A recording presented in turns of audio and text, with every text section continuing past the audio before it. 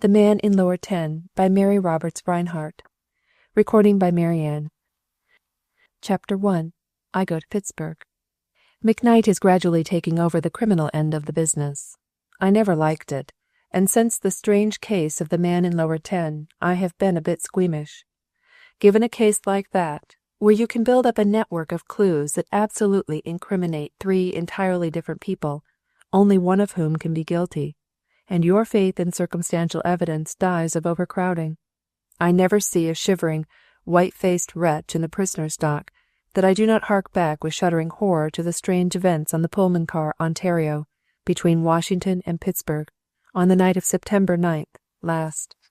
McKnight could tell the story a great deal better than I, although he cannot spell 3 consecutive words correctly. But while he has imagination and humor, he is lazy. It didn't happen to me anyhow, he protested when I put it up to him. And nobody cares for second-hand thrills. Besides, you want the unvarnished and ungarnished truth, and I'm no hand for that. I'm a lawyer. So am I, although there have been times when my assumption in that particular has been disputed. I am unmarried and just old enough to dance with the grown-up little sisters of the girls I used to know. I am fond of outdoors, prefer horses to the aforesaid grown-up little sisters, am without sentiment. Note: am crossed out and was substituted. Editor. End of note. And completely ruled and frequently routed by my housekeeper, an elderly widow. In fact, of all the men of my acquaintance, I was probably the most prosaic, the least adventurous, the one man in 100 who would be likely to go without a deviation from the normal through the orderly procession of the seasons, summer suits to winter flannels, golf to bridge. So it was a queer freak of the demons of chance to perch on my unsusceptible 30-year-old chest, tie me up with a crime, ticket me with a love affair, and start me on that sensational and not always respectable journey that ended so surprisingly less than 3 weeks later in the firm's private office. It had been the most remarkable period of my life. I would neither give it up nor live it again under any inducement. And yet, all that I lost was some 20 yards off my drive. It was really McKnight's turn to make the next journey. I had a tournament at Chevy Chase for Saturday, and a short yacht cruise planned for Sunday, and when a man has been grinding at statute law for a week, he needs relaxation. But McKnight begged off. It was not the first time he had shirked that summer in order to run down to Richmond, and I was surly about it. But this time he had a new excuse. I wouldn't be able to look after the business if I did go, he said. He had a sort of wide-eyed frankness that makes one ashamed to doubt him. I'm always car-sick crossing the mountains. It's a fact, Lolly. Seesawing over the peaks does it. Why, crossing the Allegheny Mountains has the Gulf Stream to Bermuda beaten to a frazzle. So I gave him up finally and went home to pack. He came later in the evening with his machine, the Cannonball, to take me to the station, and he brought the forged notes in the Bronson case. Guard them with your life, he warned me. They are more precious than honor. Sew them in your chest protector, or wherever people keep valuables. I never keep any. I'll not be happy until I see Gentleman Andy doing the lockstep. He sat down on my clean collars, found my cigarettes, and struck a match on the mahogany bedpost with one movement. Where's the pirate? He demanded. The pirate is my housekeeper, Mrs. Clopton, a very worthy woman, so labelled and libelled because of a ferocious pair of eyes and what McKnight calls a buccaneering nose. I quietly closed the door to the hall. Keep your voice down, Richie, I said. She is looking for the evening paper to see if it is going to rain. She has my raincoat and umbrella waiting in the hall. The collars being damaged beyond repair, he left them and went to the window. He stood there for some time, staring at the blackness that represented the wall of the house next door. It's raining now, he said over his shoulder, and closed the window and the shutters. Something in his voice made me glance up, but he was watching me, his hands idly in his pockets. Who lives next door? He inquired in a perfunctory tone, after a pause. I was packing my razor. House is empty, I returned absently. If the landlord would put it in some sort of shape. Did you put those notes in your pocket? He broke in. Yes. I was impatient. "Along with my certificates of registration, baptism, and vaccination. Whoever wants them will have to steal my coat to get them." "Well, I would move them if I were you. Somebody in the next house was confoundedly anxious to see where you put them. Somebody right at that window opposite." I scoffed at the idea, but nevertheless I moved the papers, putting them in my travelling bag, well down at the bottom. McKnight watched me uneasily. "I have a hunch that you are going to have trouble," he said, as I locked the alligator bag. "Darned if I like starting anything important on Friday." "You have a congenital dislike to start anything on any old day," I retorted, still sore from my lost Saturday. "And if you knew the owner of that house as I do, you would know that if there was anyone at that window he is paying rent for the privilege." Mrs. Clopton rapped at the door and spoke discreetly from the hall. "Did Mr. McKnight bring the evening paper?" she inquired. "Sorry, but I didn't, Mrs. Clopton," McKnight called. "The Cubs won, 3-0. He listened, grinning as she moved away, with little irritated rustles of her black silk gown. I finished my packing, changed my collar, and was ready to go. Then very cautiously we put out the light and opened the shutters. The window across was merely a deeper black in the darkness. It was closed and dirty, and yet, probably owing to Richie's suggestion, I had an uneasy sensation of eyes staring across at me. The next moment we were at the door, poised for flight. "We'll have to run for it," I said in a whisper. "She's down there with a package of some sort, sandwiches probably, and she's threatened me with overshoes for a month. Ready now." I had a kaleidoscope view of Mrs. Clopton in the lower hall, holding out an armful of such travelling impedimenta as she deemed essential, while beside her, Euphemia, the coloured housemaid, was grinning over a white-wrapped box. "Awful sorry. No time. Back Sunday," I panted over my shoulder. Then the door closed and the car was moving away. McKnight bent forward and stared at the facade of the empty house next door as we passed. It was black, staring, mysterious, as empty buildings are apt to be. "I'd like to hold a post-mortem on that corpse of a house," he said thoughtfully. "By George, I've a notion to get out and take a look." "Somebody after the brass pipes," I scoffed. "House has been empty for a year." With one hand on the steering wheel, McKnight held out the other for my cigarette case. "Perhaps," he said, "but I don't see what she would want with brass pipe." "A woman?" I laughed outright. "You have been looking too hard at the picture in the back of your watch, that's all. There's an experiment like that. If you stare long enough—" But McKnight was growing sulky. He sat looking rigidly ahead, and he did not speak again until he brought the Cannonball to a stop at the station. Even then it was only a perfunctory remark. He went through the gate with me, and with 5 minutes to spare, we lounged and smoked in the train shed. My mind had slid away from my surroundings and had wandered to a polo pony that I couldn't afford and intended to buy anyhow. Then McKnight shook off his taciturnity. "For heaven's sake, don't look so martyred," he burst out. "I know you've done all the traveling this summer. I know you're missing a game tomorrow. But don't be a patient mother. Confound it, I have to go to Richmond on Sunday. I want to see a girl." "Oh, don't mind me," I observed politely. "Personally, I wouldn't change places with you. What's her name? North? South?" "West," he snapped. "Don't try to be funny. And all I have to say, Blakely, is that if you ever fall in love, I hope you make an egregious ass of yourself." In view of what followed, this came rather close to prophecy.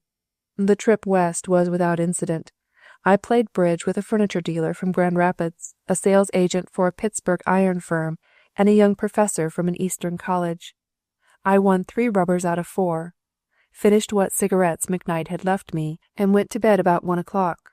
It was growing cooler, and the rain had ceased. Once, toward morning, I wakened with a start, for no apparent reason, and sat bolt upright. I had an uneasy feeling that someone had been looking at me, the same sensation I had experienced earlier in the evening at the window. But I could feel the bag with the notes between me and the window, and with my arm thrown over it for security, I lapsed again into slumber. Later, when I tried to piece together the fragments of that journey, I remembered that my coat, which had been folded and placed beyond my restless tossing, had been rescued in the morning from a heterogeneous jumble of blankets, evening papers, and cravat, had been shaken out with profanity and donned with wrath. At the time, nothing occurred to me but the necessity of writing to the Pullman Company and asking them if they ever traveled in their own cars. I even formulated some of the letter. "If they are built to scale, why not take a man of ordinary stature as your unit?" I wrote mentally. "I cannot fold together like the travelling cup with which I drink your abominable water." I was more cheerful after I had had a cup of coffee in the Union Station. It was too early to attend to business, and I lounged in the restaurant and hid behind the morning papers. As I had expected, they had got hold of my visit and its object. On the first page was a staring announcement that the forged papers in the Bronson case had been brought to Pittsburg. Underneath, a telegram from Washington stated that Lawrence Blakely, of Blakely and McKnight, had left for Pittsburg the night before, and that, owing to the approaching trial of the Bronson case and the illness of John Gilmore, the Pittsburg millionaire, who was the chief witness for the prosecution, it was supposed that the visit was intimately concerned with the trial. I looked around apprehensively. There were no reporters yet in sight, and thankful to have escaped notice, I paid for my breakfast and left. At the cab stand I chose the least dilapidated hansom I could find, and giving the driver the address of the Gilmore residence in the East End, I got in. I was just in time. As the cab turned and rolled off, a slim young man in a straw hat separated himself from a little group of men and hurried toward us.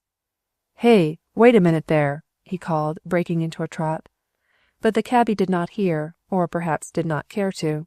We jogged comfortably along, to my relief, leaving the young man far behind.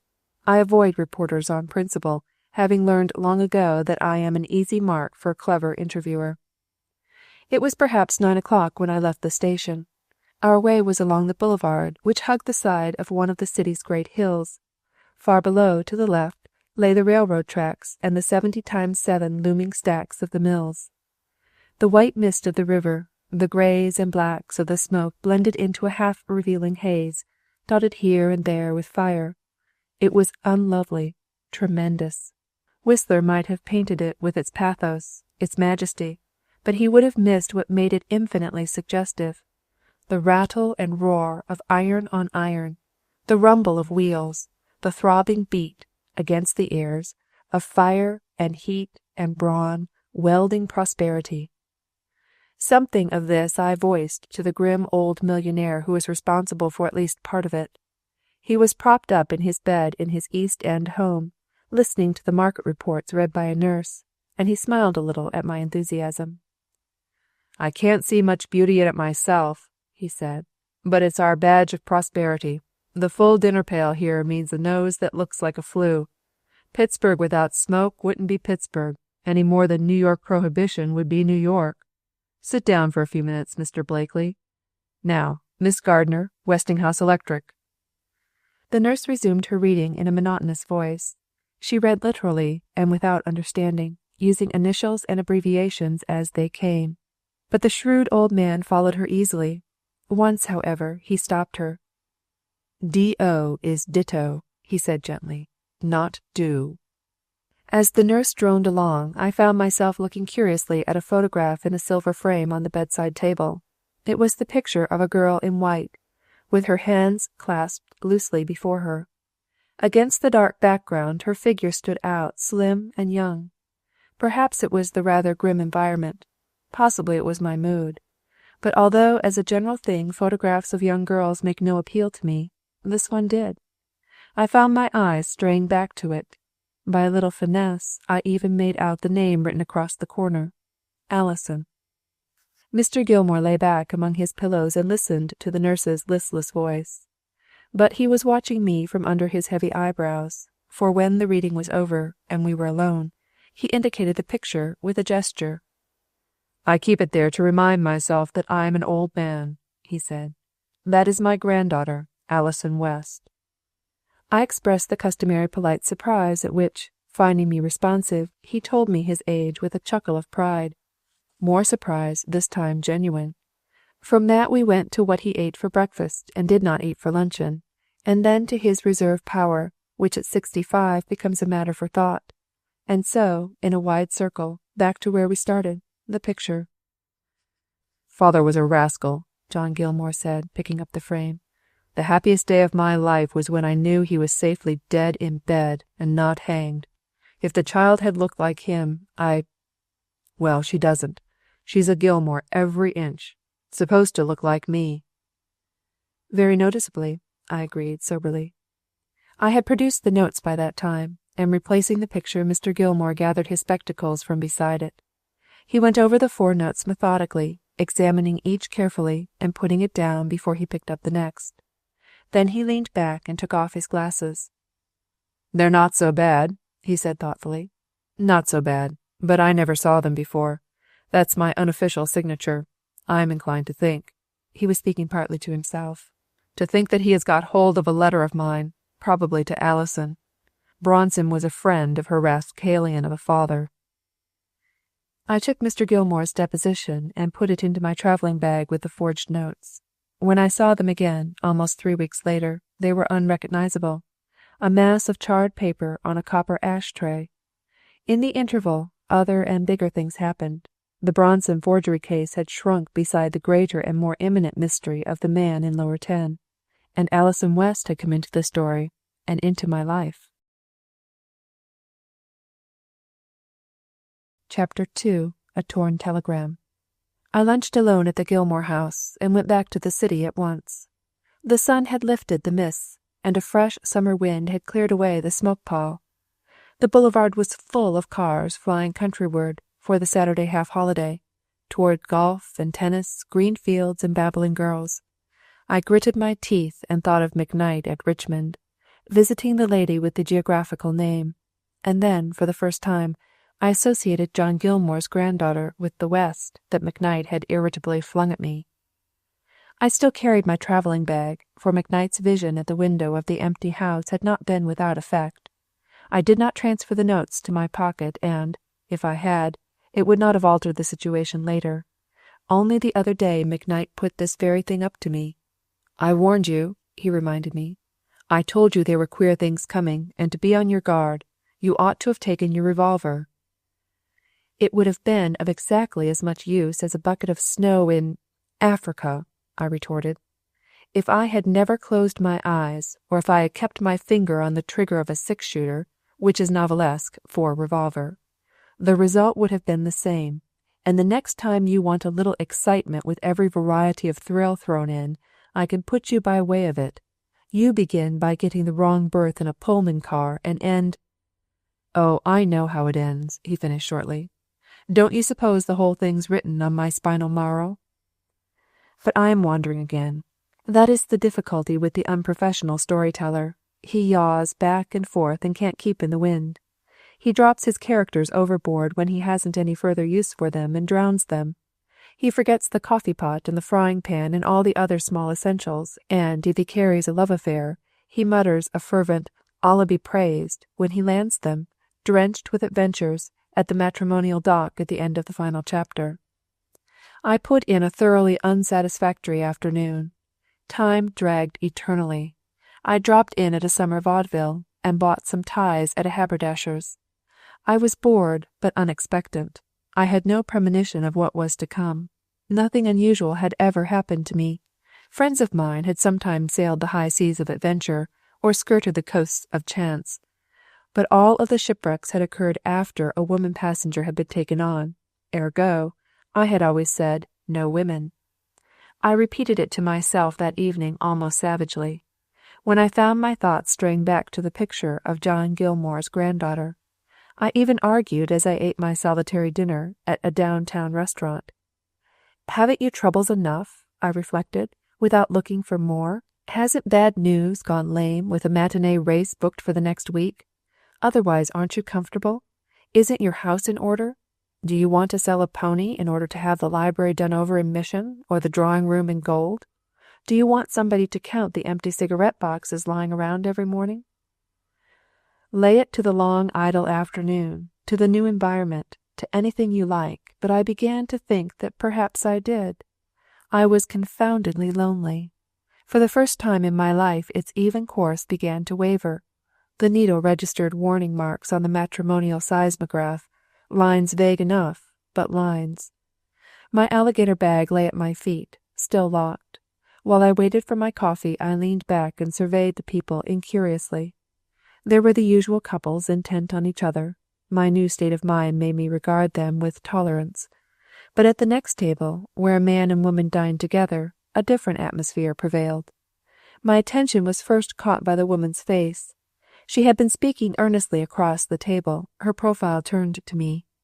I had noticed casually her earnest manner, her sombre clothes, and the great mass of odd, bronze-colored hair on her neck. But suddenly she glanced toward me, and the utter hopelessness, almost tragedy, of her expression struck me with a shock. She half closed her eyes and drew a long breath, and then she turned again to the man across the table. Neither one was eating. He sat low in his chair, his chin on his chest, ugly folds of thick flesh protruding over his collar. He was probably 50, bald, grotesque, sullen, and yet not without a suggestion of power. But he had been drinking.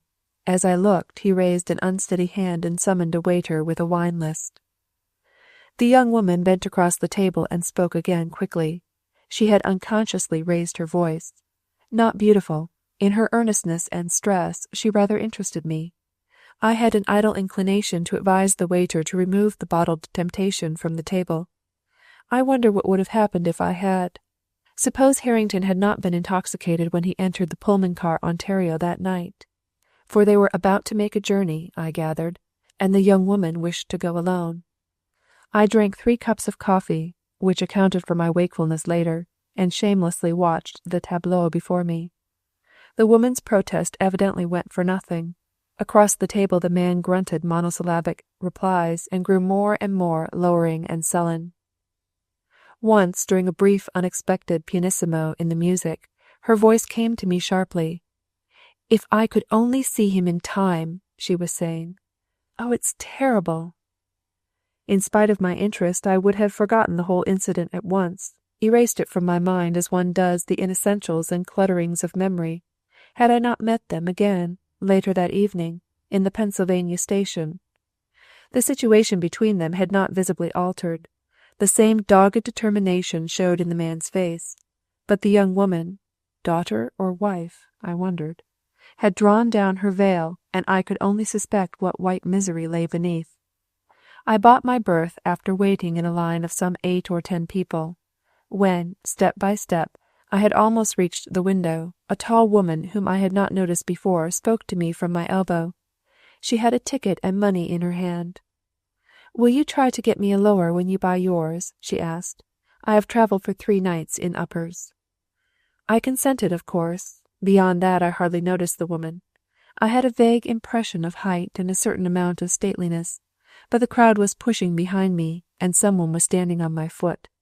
I got 2 lowers easily, and, turning with change and burrs, held out the tickets. "Which will you have?" I asked. "Lower 11 or lower 10? "It makes no difference," she said. "Thank you very much indeed." At random I gave her lower 11, and called a porter to help her with her luggage. I followed them leisurely to the train shed, and 10 minutes more saw us under way. I looked into my car, but it presented the peculiarly unattractive appearance common to sleepers. The burrs were made up. The centre aisle was a path between walls of dingy, breeze-repelling curtains, while the 2 seats at each end of the car were piled high with suitcases and umbrellas. The perspiring porter was trying to be 6 places at once. Somebody had said that Pullman porters are black so they won't show the dirt, but they certainly show the heat. 9:15 was an outrageous hour to go to bed, especially since I sleep little or not at all on the train. So I made my way to the smoker and passed the time until nearly 11 with cigarettes and a magazine. The car was very close. It was a warm night, and before turning in I stood a short time in the vestibule. The train had been stopping at frequent intervals, and, finding the brakeman there, I asked the trouble. It seemed that there was a hot box on the next car, and that not only were we late, but we were delaying the second section just behind. I was beginning to feel pleasantly drowsy, and the air was growing cooler as we got into the mountains. I said good night to the brakeman and went back to my berth. To my surprise, lower 10 was already occupied. A suitcase projected from beneath, and a pair of shoes stood on the floor, and from behind the curtains came the heavy, unmistakable breathing of deep sleep. I hunted out the porter and together we investigated. "Are you asleep, sir?" asked the porter, leaning over deferentially. No answer forthcoming, he opened the curtains and looked in. Yes, the intruder was asleep, very much asleep, and an overwhelming odor of whiskey proclaimed that he would probably remain asleep until morning. I was irritated. The car was full, and I was not disposed to take an upper in order to allow this drunken interloper to sleep comfortably in my berth. "You'll have to get out of this," I said, shaking him angrily. But he merely grunted and turned over. As he did so, I saw his features for the first time. It was the quarrelsome man of the restaurant. I was less disposed than ever to relinquish my claim, but the porter, after a little quiet investigation, offered a solution of the difficulty. "There's no one in lower 9, he suggested, pulling open the curtains just across. "It's likely 9's his berth, and he's made a mistake owing to his condition. You'd better take 9, sir." I did, with a firm resolution that if 9's rightful owner turned up later, I should be just as unwakeable as the man opposite. I undressed leisurely, making sure of the safety of the forged notes, and placing my grip, as before, between myself and the window. Being a man of systematic habits, I arranged my clothes carefully, putting my shoes out for the porter to polish, and stowing my collar and scarf in the little hammock swung for the purpose. At last, with my pillows so arranged that I could see out comfortably, and with the unhygienic-looking blanket turned back, I have always a distrust of these much-used affairs, I prepared to wait gradually for sleep. But sleep did not visit me. The train came to frequent grating stops, and I surmised the hot box again. I am not a nervous man, but there was something chilling in the thought of the second section pounding along behind us. Once, as I was dozing, our locomotive whistled a shrill warning. "You keep back where you belong," it screamed to my drowsy ears, and from somewhere behind came a chastened, "All right, I will." I grew more and more wide awake. At Cresson, I got up on my elbow and blinked out at the station lights. Some passengers boarded the train there, and I heard a woman's low tones, a southern voice, rich and full, then quiet again. Every nerve was tense. Time passed, perhaps 10 minutes, possibly half an hour. Then, without the slightest warning, as the train rounded a curve, a heavy body was thrown into my berth. The incident, trivial as it seemed, was startling in its suddenness, for although my ears were painfully strained and awake, I had heard no step outside. The next instant the curtain hung limp again, still without a sound. My disturber had slipped away into the gloom and darkness. In a frenzy of wakefulness, I sat up, drew on a pair of slippers, and fumbled for my bathrobe. From a berth across, probably lower 10, came that particularly aggravating snore which begins lightly, delicately, faintly soprano, goes down the scale a note with every breath, and after keeping the listener tense with expectation, ends with an explosion that tears the very air. I was more and more irritable. I sat on the edge of the berth and hoped the snorer would choke to death. He had considerable vitality, however. He withstood one shock after another and survived to start over again with new vigor. In desperation, I found some cigarettes and one match, piled my blankets over my grip, and drawing the curtains together as though the berth were still occupied, I made my way to the vestibule of the car. I was not clad for dress parade. Is it because the male is so restricted to gloom in his everyday attire that he blossoms into gaudy colors in his pajamas and dressing gowns? It would take a Turk to feel at home before an audience in my red and yellow bathrobe, a Christmas remembrance from Mrs. Clopton, with slippers to match. So, naturally, when I saw a feminine figure on the platform, my first instinct was to dodge. The woman, however, was quicker than I. She gave me a startled glance, wheeled, and disappeared, with a flash of 2 bronze-colored braids, into the next car. Cigarette box in one hand, match in the other, I leaned against the uncertain frame of the door and gazed after her vanishing figure.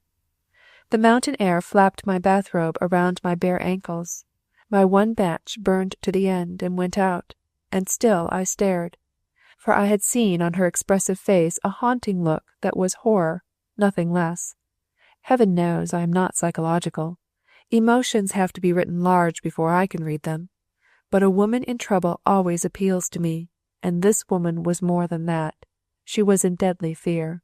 If I had not been afraid of being ridiculous, I would have followed her, but I fancied that the apparition of a man in a red and yellow bathrobe, with an unkempt thatch of hair, walking up to her and assuring her that he would protect her would probably put her into hysterics.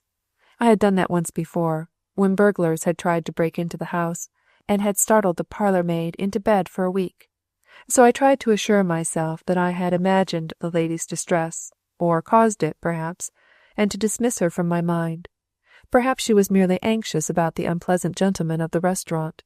I thought smugly that I could have told her all about him, that he was sleeping the sleep of the just and the intoxicated in a berth that ought, by all that was fair and right, to have been mine, and that if I were tied to a man who snored like that I should have him anesthetized and his soft palate put where it would never again flap like a loose sail in the wind.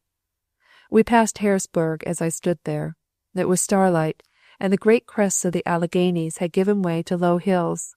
At intervals we passed smudges of grey-white, no doubt in daytime comfortable farms, which McKnight says is a good way of putting it, the farms being a lot more comfortable than the people on them. I was growing drowsy. The woman with the bronze hair and the horrified face was fading in retrospect. It was colder, too, and I turned with a shiver to go in. As I did so, a bit of paper fluttered into the air and settled on my sleeve, like a butterfly on a gorgeous red and yellow blossom. I picked it up curiously and glanced at it. It was part of a telegram that had been torn into bits. There were only parts of 4 words on the scrap, but it left me puzzled and thoughtful. It read, Lower 10, car 7. Lower 10, car 7 was my berth, the one I had bought and found preempted. Chapter 3. Across the Aisle. No solution offering itself, I went back to my berth. The snore across had apparently strangled or turned over, and so after a time I dropped asleep, to be awakened by the morning sunlight across my face. I felt for my watch, yawning prodigiously. I reached under the pillow and failed to find it, but something scratched the back of my hand. I sat up irritably and nursed the wound, which was bleeding a little. Still drowsy, I felt more cautiously for what I supposed had been my scarf-pin, but there was nothing there. Wide awake now, I reached for my travelling bag, on the chance that I had put my watch in there. I had drawn the satchel to me, and had my hand on the lock before I realized that it was not my own. Mine was of alligator hide. I had killed the beast in Florida, after the expenditure of enough money to have bought a house and enough energy to have built one. The bag I held in my hand was a black one, sealskin, I think. The staggering thought of what the loss of my bag meant to me put my finger on the bell and kept it there until the porter came. "Did you ring, sir?" he asked, poking his head through the curtains obsequiously.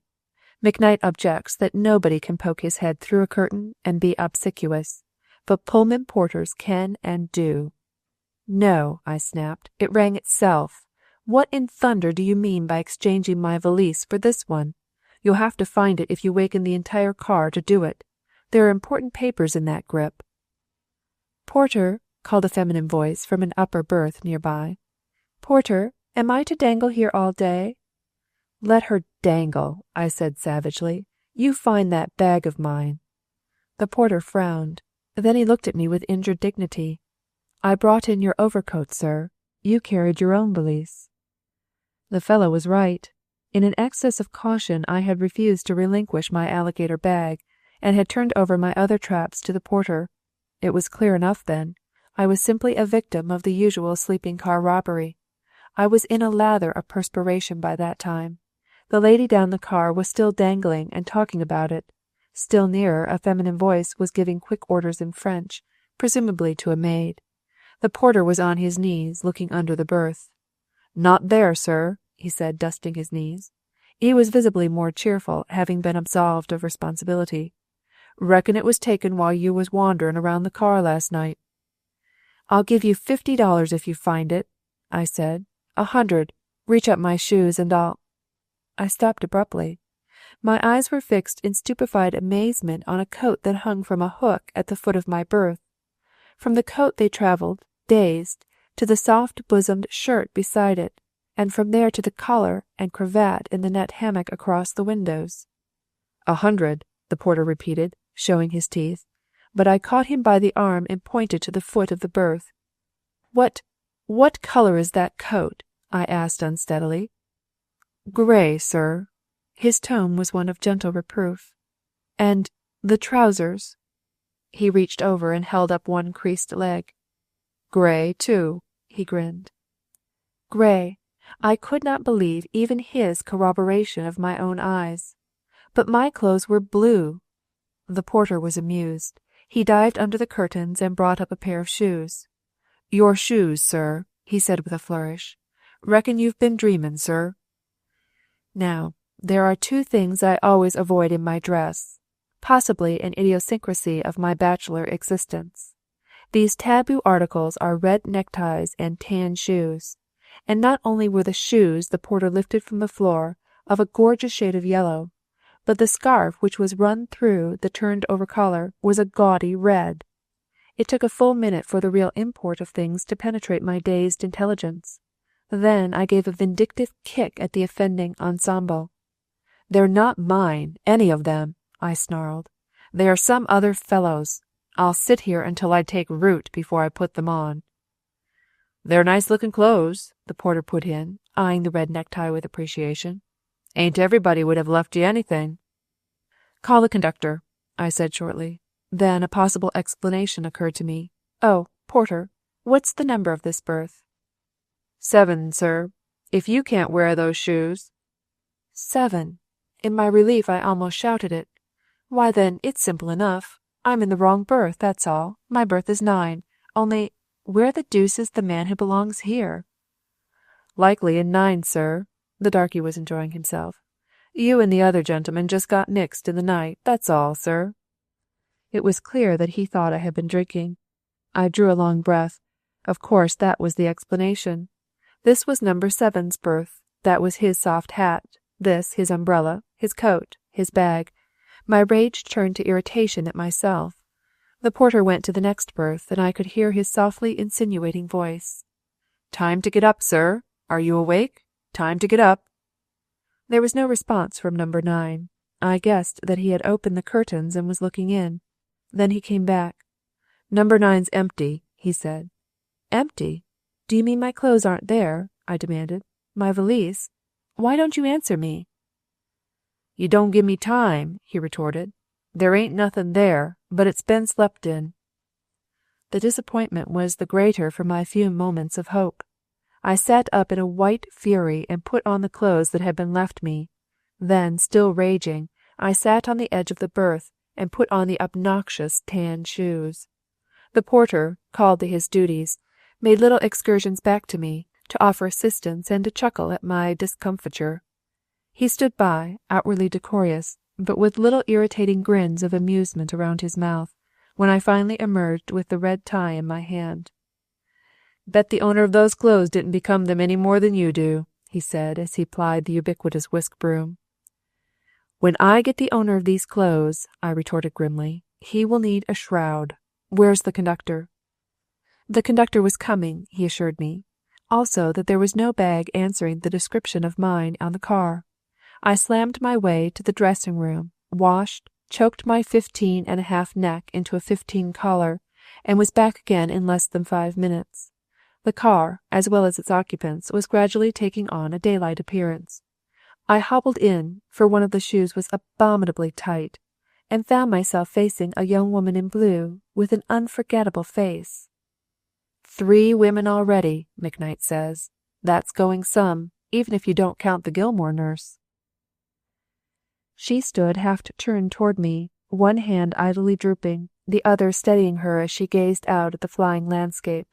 I had an instant impression that I had met her somewhere, under different circumstances, more cheerful ones, I thought, for the girl's dejection now was evident.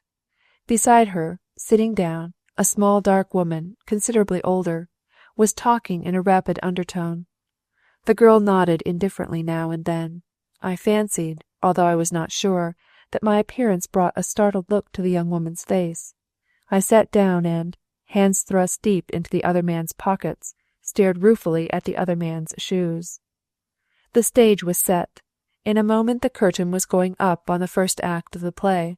and for a while we would all say our little speeches and sing our little songs, and I, the villain, would hold center stage while the gallery hissed. The porter was standing beside Lower 10. He had reached in and was knocking valiantly, but his efforts met with no response. He winked at me over his shoulder. Then he unfastened the curtains and bent forward. Behind him, I saw him stiffen, heard his muttered exclamation, saw the bluish pallor that spread over his face and neck. As he retreated a step, the interior of Lower 10 lay open to the day. The man in it was on his back, the early morning sun striking full on his upturned face. But the light did not disturb him. A small stain of red dyed the front of his nightclothes and trailed across the sheet. His half-opened eyes were fixed, without seeing, on the shining wood above. I grasped the porter's shaking shoulders and stared down to where the train imparted to the body a grisly suggestion of motion. "Good Lord," I gasped. "The man's been murdered." Chapter 4, Numbers 7 and 9.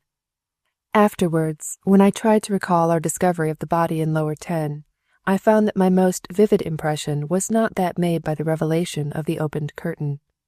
I had an instantaneous picture of a slender, blue-gowned girl who seemed to sense my words rather than hear them, of two small hands that clutched desperately at the seat beside them. The girl in the aisle stood, bent toward us, perplexity and alarm fighting in her face. With twitching hands the porter attempted to draw the curtains together. Then, in a paralysis of shock, he collapsed on the edge of my berth and sat there swaying. In my excitement I shook him. "For heaven's sake, keep your nerve, man," I said brusquely. "You'll have every woman in the car in hysterics, and if you do, you'll wish you could change places with that man in there." He rolled his eyes. A man near, who had been reading last night's paper, dropped it quickly and tiptoed toward us. He peered between the partly opened curtains, closed them quietly, and went back, ostentatiously solemn, to his seat. The very crackle with which he opened his paper added to the bursting curiosity of the car, for the passengers knew that something was amiss. I was conscious of a sudden tension. With the curtains closed, the porter was more himself. He wiped his lips with a handkerchief and stood erect. "It's my last trip in this car," he remarked heavily. "There's something wrong with that berth. Last trip the woman in it took an overdose of some sleeping stuff, and we found her, just like that, dead. And it ain't more'n 3 months now since there was twins born in that very spot. No, sir, it ain't natural." At that moment a thin man with prominent eyes and a spare, grayish goatee creaked up the aisle and paused beside me. "Porter sick?" he inquired, taking in with a professional eye the porter's horror-struck face, my own excitement, and the slightly gaping curtains of Lower 10. He reached for the darkey's pulse and pulled out an old-fashioned gold watch. Only 50. What's the matter? Had a shock?" he asked shrewdly. "Yes," I answered for the porter. "We've both had one. If you are a doctor, I wish you would look at the man in the berth across, Lower 10. I'm afraid it's too late, but I'm not experienced in such matters."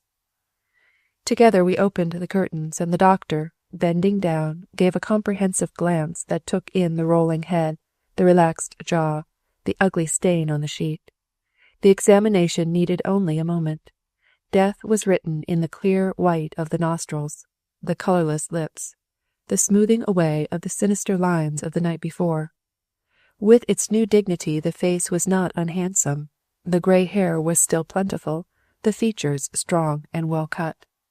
The doctor straightened himself and turned to me. "Dead for some time," he said, running a professional finger over the stains. "These are dry and darkened, you see, and rigor mortis is well established. A friend of yours?" "I don't know him at all," I replied. "Never saw him but once before." "Then you don't know if he is traveling alone?" "No, he was not. That is, I don't know anything about him," I corrected myself. It was my first blunder. The doctor glanced up at me quickly and then turned his attention again to the body. Like a flash there had come to me the vision of the woman with the bronze hair and the tragic face, whom I had surprised in the vestibule between the cars, somewhere in the small hours of the morning. I had acted on my first impulse. the masculine one of shielding a woman. The doctor had unfastened the coat of the striped pajamas and exposed the dead man's chest. On the left side was a small punctured wound of insignificant size. "Very neatly done," the doctor said with appreciation. "Couldn't have done it better myself. Right through the intercostal space, no time even to grunt." "Isn't the heart around there somewhere?" I asked. The medical man turned toward me and smiled austerely. "That's where it belongs, just under the puncture, when it isn't gadding about in a man's throat or his boots." I had a new respect for the doctor, for anyone indeed who could crack even a feeble joke under such circumstances, or who could run an impersonal finger over that wound and those stains. Odd how a healthy, normal man holds the medical profession in half contemptuous regard until he gets sick, or an emergency like this arises, and then turns meekly to the man who knows the ins and outs of his mortal tenement, takes his pills or his patronage, ties to him like a rudderless ship in a gale. "Suicide, is it, doctor?" I asked. He stood erect, after drawing the bed-clothing over the face and taking off his glasses. He wiped them slowly. "No, it is not suicide," he announced decisively. "It is murder." Of course, I had expected that, but the word itself brought a shiver. I was just a bit dizzy. Curious faces through the car were turning toward us, and I could hear the porter behind me breathing audibly. A stout woman in negligee came down the aisle and querulously confronted the porter. She wore a pink dressing jacket and carried portions of her clothing. "Porter," she began, in the voice of the lady who had dangled, "is there a rule of this company that will allow a woman to occupy the dressing-room for 1 hour and curl her hair with an alcohol lamp, while respectable people haven't a place where they can hook their—" She stopped suddenly and stared into lower 10. Her shining pink cheeks grew pasty. Her jaw fell. I remembered trying to think of something to say, and of saying nothing at all. Then she had buried her eyes in the nondescript garments that hung from her arm and tottered back the way she had come. Slowly a little knot of men gathered around us, silent for the most part. The doctor was making a search of the berth when the conductor elbowed his way through, followed by the inquisitive man, who had evidently summoned him. I had lost sight, for a time, of the girl in blue. "Do it himself?" the conductor queried, after a businesslike glance at the body. "No, he didn't," the doctor asserted. "There's no weapon here, and the window is closed. He couldn't have thrown it out, and he didn't swallow it. What on earth are you looking for, man?" Someone was on the floor at our feet, face down, head peering under the berth. Now he got up without apology, revealing the man who had summoned the conductor. He was dusty, alert, cheerful, and he dragged up with him the dead man's suitcase. The sight of it brought back to me at once my own predicament. "I don't know whether there's any connection or not, conductor," I said, "but I'm a victim too, in less degree. I've been robbed of everything I possess except a red and yellow bathrobe. I happened to be wearing the bathrobe, which was probably the reason the thief overlooked it." There was a fresh murmur in the crowd. Somebody laughed nervously. The conductor was irritated. "I can't bother with that now," he snarled. "The railroad company is responsible for transportation, not for clothes, jewelry, and morals. If people want to be stabbed and robbed in the company's cars, it's their affair. Why didn't you sleep in your clothes? I do." I took an angry step forward. Then somebody touched my arm, and I unclenched my fist. I could understand the conductor's position, and beside, in the law, I had been guilty myself of contributory negligence. "I'm not trying to make you responsible," I protested, as amiably as I could, "and I believe the clothes the thief left are as good as my own. They are certainly newer. But my valise contained valuable papers, and it is to your interest as well as mine to find the man who stole it." "Why, of course," the doctor said shrewdly. "Find the man who skipped out with this gentleman's clothes, and you've probably got the murderer." "I went to bed in lower 9, I said, my mind full again of my lost papers, "and I wakened in number 7. I was up in the night prowling around, as I was unable to sleep, and I must have gone back to the wrong berth. Anyhow, until the porter wakened me this morning, I knew nothing of my mistake. In the interval the thief, murderer too, perhaps, must have come back, discovered my error, and taken advantage of it to further his escape." The inquisitive man looked at me from between narrowed eyelids, ferret-like. "Did anyone on the train suspect you of having valuable papers?" he inquired. The crowd was listening intently. "No one," I answered promptly and positively. The doctor was investigating the murdered man's effects. The pockets of his trousers contained the usual miscellany of keys and small change, while in his hip pocket was found a small pearl-handled revolver of the type women usually keep around. A gold watch with a Masonic charm had slid down between the mattress and the window, while a showy diamond stud was still fastened in the bosom of his shirt. Taken as a whole, the personal belongings were those of a man of some means, but without any particular degree of breeding.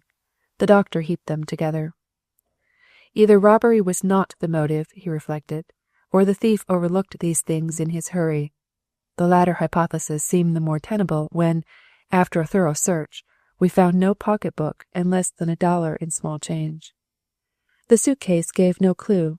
It contained one empty leather-colored flask and a pint bottle, also empty, a change of linen, and some collars with the laundry mark S.H. In the leather tag on the handle was a card with the name Simon Harrington, Pittsburg. The conductor sat down on my unmade berth across and made an entry of the name and address. Then, on an old envelope, he wrote a few words and gave it to the porter, who disappeared. "I guess that's all I can do," he said. "I've had enough trouble this trip to last for a year. They don't need a conductor on these trains any more. What they ought to have is a sheriff and a posse." The porter from the next car came in and whispered to him. The conductor rose unhappily. "Next car's caught the disease," he grumbled. "Doctor, a woman back there has got mumps or bubonic plague or something. Will you come back?" The strange porter stood aside. "Lady about the middle of the car," he said. "In black, sir, with queer-looking hair, sort of copper color, I think, sir." Chapter 5. The Woman in the Next Car. With the departure of the conductor and the doctor, the group around Lower 10 broke up, to reform in smaller knots through the car. The porter remained on guard. With something of relief, I sank into a seat. I wanted to think, to try to remember the details of the previous night, but my inquisitive acquaintance had other intentions. He came up and sat down beside me.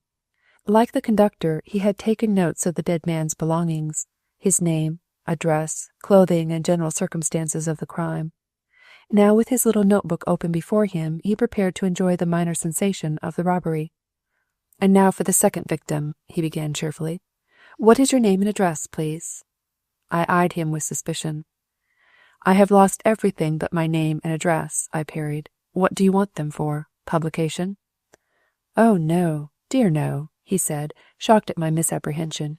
"Merely for my own enlightenment. I like to gather data of this kind and draw my own conclusions. Most interesting and engrossing. Once or twice I have forestalled the results of police investigation, but entirely for my own amusement." I nodded tolerantly. Most of us have hobbies. I knew a man once who carried his handkerchief up his sleeve and had a mania for old colored prints cut out of Goody's Lady's Book. I used that inductive method originated by Poe and followed since with such great success by Conan Doyle. Have you ever read Gaboriau? Ah, you have missed a treat indeed.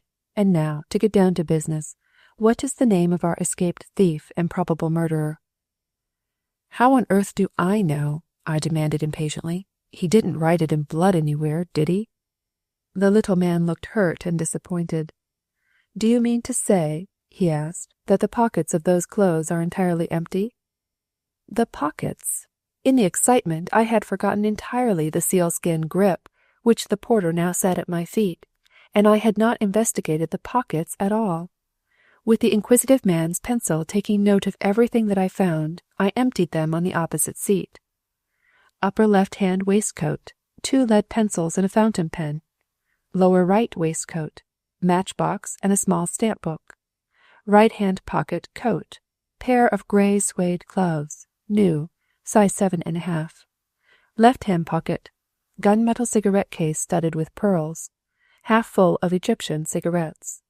The trouser pockets contained a gold penknife, a small amount of money in bills and change, and a handkerchief with the initial S on it. Further search through the coat discovered a card case with cards bearing the name Henry Pinckney Sullivan, and a leather flask with gold mountings, filled with what seemed to be very fair whiskey and monogrammed H.P.S. "His name, evidently, is Henry Pickney Sullivan," said the cheerful follower of Poe, as he wrote it down. "Address yet unknown. Blonde, probably. Have you noticed that it is almost always the blonde men who affect a very light grey, with a touch of red in the scarf? Fact, I assure you. I kept a record once of the summer attire of men, and 90% followed my rule. Dark men like you affect navy, blue, or brown." In spite of myself, I was amused at the man's shrewdness. "Yes, the suit he took was dark, a blue," I said. He rubbed his hands and smiled at me delightedly. "Then you wore black shoes, not tan," he said, with a glance at the aggressively yellow ones I wore. "Bright again," I acknowledged. "Black low shoes and black embroidered hose. If you keep on, you'll have a motive for the crime, and the murder's present place of hiding. And if you come back to the smoker with me, I'll give you an opportunity to judge if he knew good whiskey from bad." I put the articles from the pockets back again and got up. "I wonder if there is a diner on," I said. "I need something sustaining after all this." I was conscious then of someone at my elbow. I turned to see the young woman whose face was so vaguely familiar. In the very act of speaking, she drew back suddenly and colored. "Oh, I beg your pardon," she said hurriedly. "I thought you were someone else." She was looking in a puzzled fashion at my coat. I felt all the cringing guilt of a man who has accidentally picked up the wrong umbrella. My borrowed collar sat tight on my neck.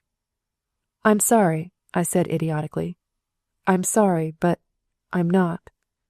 I have learned since that she has bright brown hair, with a loose wave in it that drops over her ears, and dark blue eyes with black lashes, and...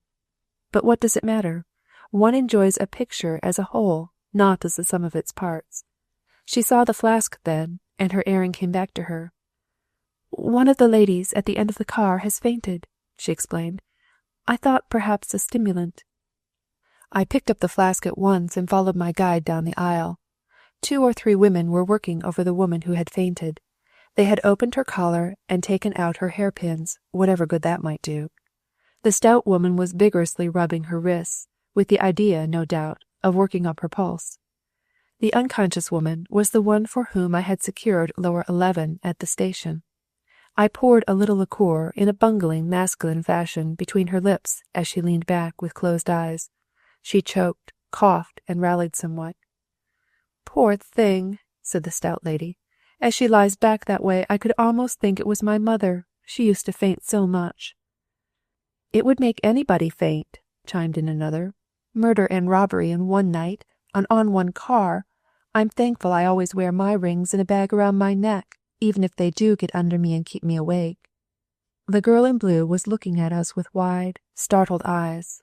I saw her pale a little, saw the quick, apprehensive glance which she threw at her travelling companion, the small woman I had noticed before. There was an exchange, almost a clash, of glances. The small woman frowned, that was all. I turned my attention again to my patient. She had revived somewhat, and now she asked to have the window open. The train had stopped again, and the car was oppressively hot. People around were looking at their watches and grumbling over the delay. The doctor bustled in with a remark about its being his busy day.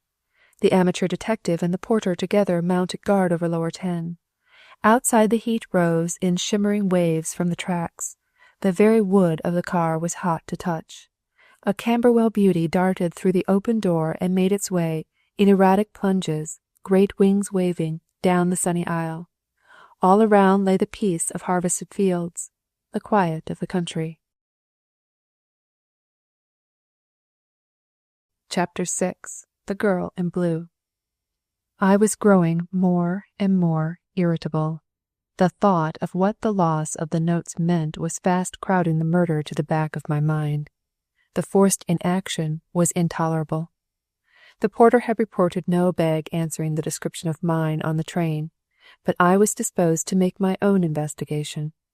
I made a tour of the cars, scrutinizing every variety of hand luggage, ranging from luxurious English bags with gold mountings to the wicker nondescripts of the day coach at the rear. I was not alone in my quest, for the girl in blue was just ahead of me. Car by car she preceded me through the train, unconscious that I was behind her, looking at each passenger as she passed. I fancied the proceeding was distasteful, but that she had determined on a course and was carrying it through. We reached the end of the train almost together, empty-handed, both of us. The girl went out to the platform. When she saw me, she moved aside, and I stepped out beside her. Behind us, the track curved sharply. The early sunshine threw the train in long black shadow over the hot earth. Forward, somewhere, they were hammering. The girl said nothing, but her profile was strained and anxious. If you have lost anything, I began, I wish you would let me try to help, not that my own success is anything to boast of. She hardly glanced at me. It was not flattering. I have not been robbed, if that is what you mean, she replied quietly. I am perplexed, that is all. There was nothing to say to that. I lifted my hat, the other fellow's hat, and turned to go back to my car. 2 or 3 members of the train crew, including the conductor, were standing in the shadow talking, and at that moment, from a farmhouse near came the swift clang of the breakfast bell, calling in the hands from barn and pasture. I turned back to the girl. We may be here for an hour, I said, and there is no buffet car on. If I remember my youth, that bell means ham and eggs and country butter and coffee. If you care to run the risk— I am not hungry, she said, but perhaps a cup of coffee. Dear me, I believe I am hungry, she finished. Only— she glanced back of her. I can bring your companion, I suggested without enthusiasm, but the young woman shook her head. She is not hungry, she objected, and she is very— well, I know she wouldn't come. Do you suppose we could make it if we run? I haven't any idea, I said cheerfully. Any old train would be better than this one, if it does leave us behind. Yes, any train would be better than this one, she repeated gravely. I found myself watching her changing expression. I had spoken 24 words to her, and already I felt that I knew the lights and shades in her voice. I, who had always known how a woman rode to hounds, and who never could have told the color of her hair. I stepped down on the ties and turned to assist her, and together we walked back to where the conductor and the porter from our car were in close conversation. Instinctively my hand went to my cigarette pocket and came out empty. She saw the gesture. If you want to smoke, you may, she said. I have a big cousin who smokes all the time. He says I'm kibbered. I drew out the gunmetal cigarette case and opened it, but this most commonplace action had an extraordinary result. The girl beside me stopped dead still and stood staring at it with fascinated eyes. Where did you get that? She demanded with a catch in her voice, her gaze still fixed on the cigarette case. Then you haven't heard the rest of the tragedy? I asked, holding out the case. It's frightfully bad luck for me, but it makes a good story. You see— At that moment the conductor and porter ceased their colloquy. The conductor came directly toward me, tugging as he came at his bristling grey moustache. I would like to talk to you in the car, he said to me, with a curious glance at the young lady. Can't it wait? I objected. We are on our way to a cup of coffee and a slice of bacon. Be merciful, as you are powerful. I'm afraid the breakfast will have to wait, he replied. I won't keep you long. There was a note of authority in his voice which I resented, but, after all, the circumstances were unusual. We'll have to defer that cup of coffee for a while, I said to the girl, but don't despair. There's breakfast somewhere. As we entered the car, she stood aside, but I felt, rather than saw, that she followed us. I was surprised to see 6 men gathered around the berth in which I had wakened, number 7. It had not yet been made up.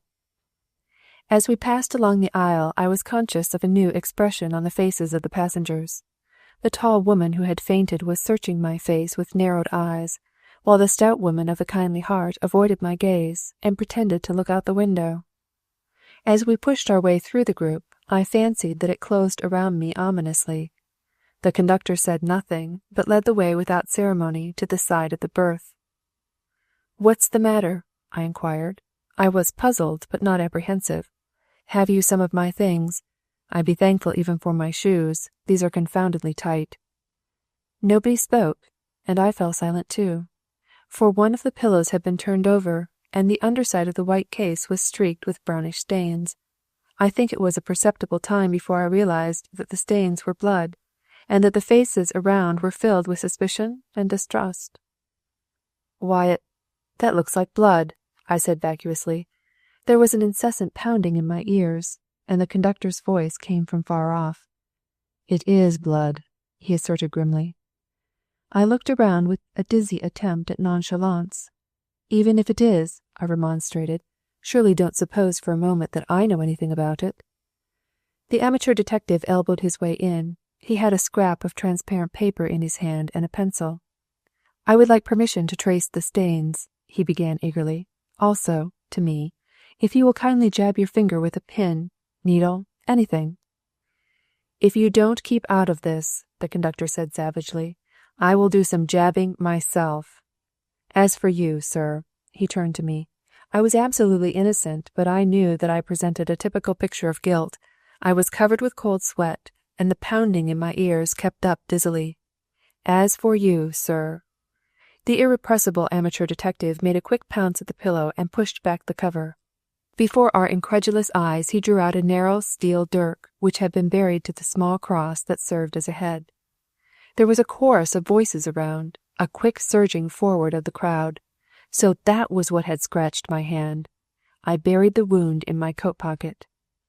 "Well," I said, trying to speak naturally, "doesn't that prove what I have been telling you? The man who committed the murder belonged to this berth and made an exchange in some way after the crime.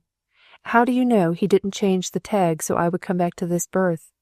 This was an inspiration. I was pleased with it. "That's what he did. He changed the tags," I reiterated. There was a murmur of assent around. The doctor, who was standing beside me, put his hand on my arm. "If this gentleman committed this crime, and I for one feel sure he did not, then who is the fellow who got away, and why did he go?" "We have only one man's word for that," the conductor snarled. "I've travelled some in these cars myself, and no one ever changed berths with me." Somebody on the edge of the group asserted that hereafter he would travel by daylight. I glanced up and caught the eye of the girl in blue. "They are all mad," she said. Her tone was low, but I heard her distinctly. "Don't take them seriously enough to defend yourself." "I'm glad you think I didn't do it," I observed meekly, over the crowd. "Nothing else is of any importance." The conductor had pulled out his notebook again. "Your name, please," he said gruffly. "Lawrence Blakely, Washington." "Your occupation?" "Attorney, a member of the firm of Blakely and McKnight."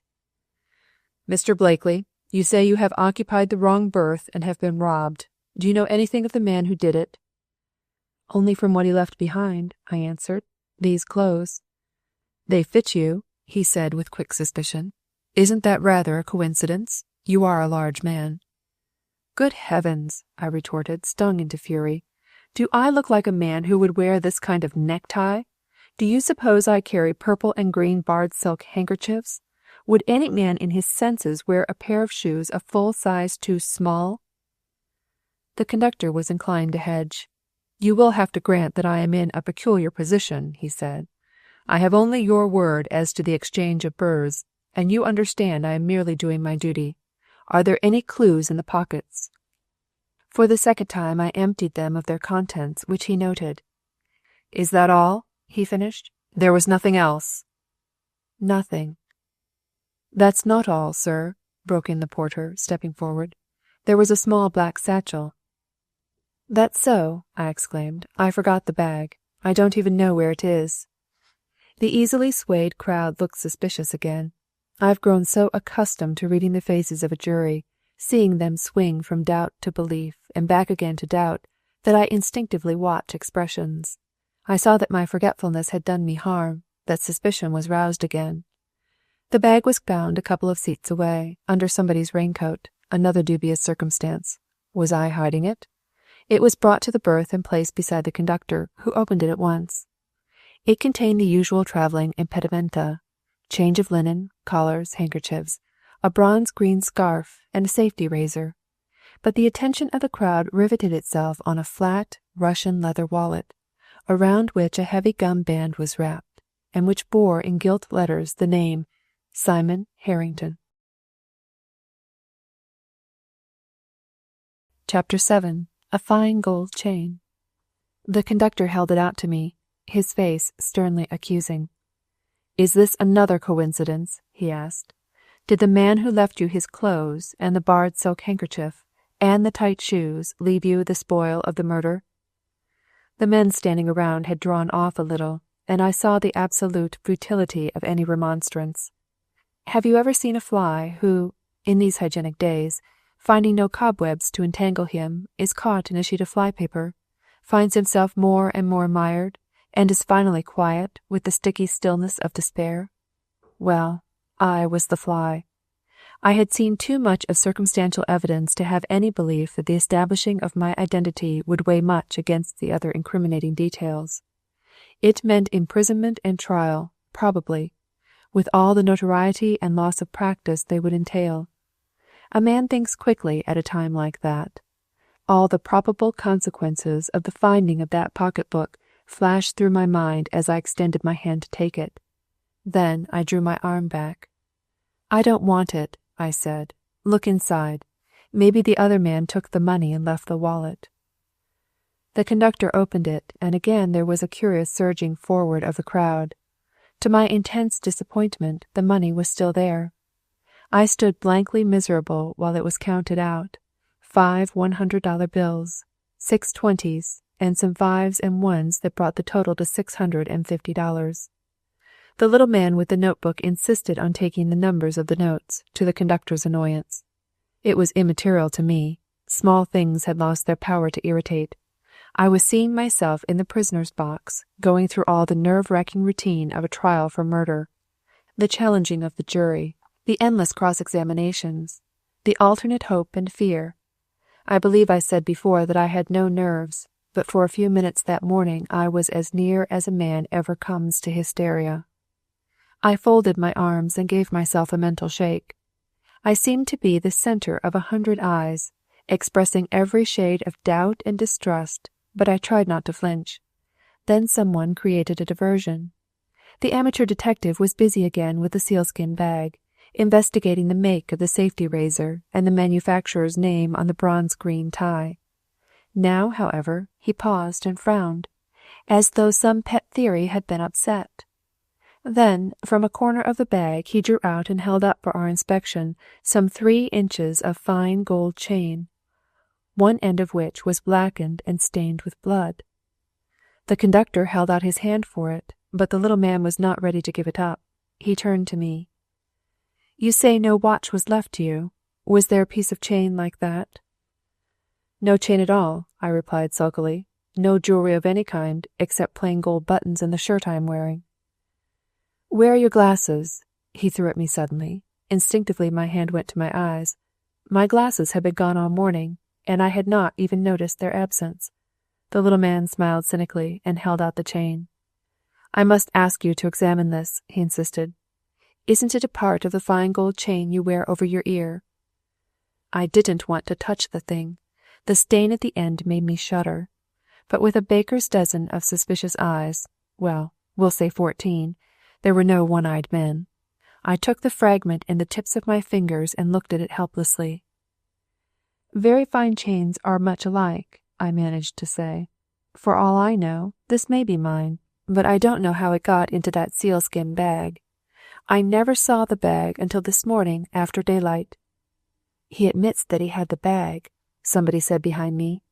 "How did you guess that he wore glasses anyhow?" to the amateur sleuth. That gentleman cleared his throat. "There were 2 reasons," he said, "for suspecting it. When you see a man with the lines of his face drooping, a healthy individual with a pensive eye, suspect astigmatism. Besides, this gentleman has a pronounced line across the bridge of his nose and a mark on his ear from the chain." After this remarkable exhibition of the theoretical as combined with the practical, he sank into a seat near by, and, still holding the chain, sat with closed eyes and pursed lips. It was evident to all the car that the solution of the mystery was a question of moments. Once he bent forward eagerly, and putting the chain on the window-sill, proceeded to go over it with a pocket magnifying glass, only to shake his head in disappointment. All the people around shook their heads too, although they had not the slightest idea what it was about. The pounding in my ears began again. The group around me seemed to be suddenly motionless, in the very act of moving, as if a hypnotist had called rigid. The girl in blue was looking at me, and above the din I thought she said she must speak to me, something vital. The pounding grew louder and merged into a scream. With a grinding and splintering, the car rose under my feet. Then it fell away into darkness. Chapter 8. The Second Section. Have you ever been picked up out of your 3-meals-a-day life, whirled around in a tornado of events, and landed in a situation so grotesque and yet so horrible that you laugh even while you are groaning and straining at its hopelessness? McKnight says that is hysteria, and that no man worthy of the name ever admits to it. Also, as McKnight says, it sounds like a tank drama. Just as the revolving saw is about to cut the hero into stove lengths, the second villain blows up the sawmill. The hero goes up through the roof and alights on the bank of a stream at the feet of his lady-love, who is making daisy chains. Nevertheless, when I was safely home again, with Mrs. Clopton brewing strange drinks that came in paper packets from the pharmacy and that smelled to heaven, I remember staggering to the door and closing it, and then going back to bed and howling with the absurdity and the madness of the whole thing. And while I laughed, my very soul was sick, for the girl was gone by that time, and I knew by all the loyalty that answers between men for honor that I would have to put her out of my mind. And yet, all the night that followed, filled as it was with the shrieking demons of pain, I saw her as I had seen her last, in the queer hat with green ribbons. I told the doctor this, guardedly, the next morning, and he said it was the morphia, and that I was lucky not to have seen a row of devils with green tails. I don't know anything about the wreck of September 9th last. You who swallowed the details with your coffee and digested the horrors with your chop probably know a great deal more than I do. I remember very distinctly that the jumping and throbbing in my arm brought me back to a world that at first was nothing but sky, a heap of clouds that I thought hazily were the meringue on a blue charlotte russe. As the sense of hearing was slowly added to vision, I heard a woman near me sobbing that she had lost her hat-pin and she couldn't keep her hat on. I think I dropped into unconsciousness again, for the next thing I remember was of my blue patch of sky clouded with smoke, of a strange roaring and crackling, of a rain of fiery sparks on my face, and of somebody beating at me with feeble hands. I opened my eyes and closed them again. The girl in blue was bending over me. With that imperviousness to big things and keenness to small that is the first effect of shock, I tried to be facetious when a spark stung my cheek. "You will have to rouse yourself," the girl was repeating desperately. "You've been on fire twice already." A piece of striped ticking floated slowly over my head. As the wind caught it, its charring edges leaped into flame. "Looks like a kite, doesn't it?" I remarked cheerfully. And then, as my arm gave an excruciating throb, "Jove, how my arm hurts!" The girl bent over and spoke slowly, distinctly, as one might speak to a deaf person or a child. "Listen, Mr. Blakely," she said earnestly. "You must rouse yourself.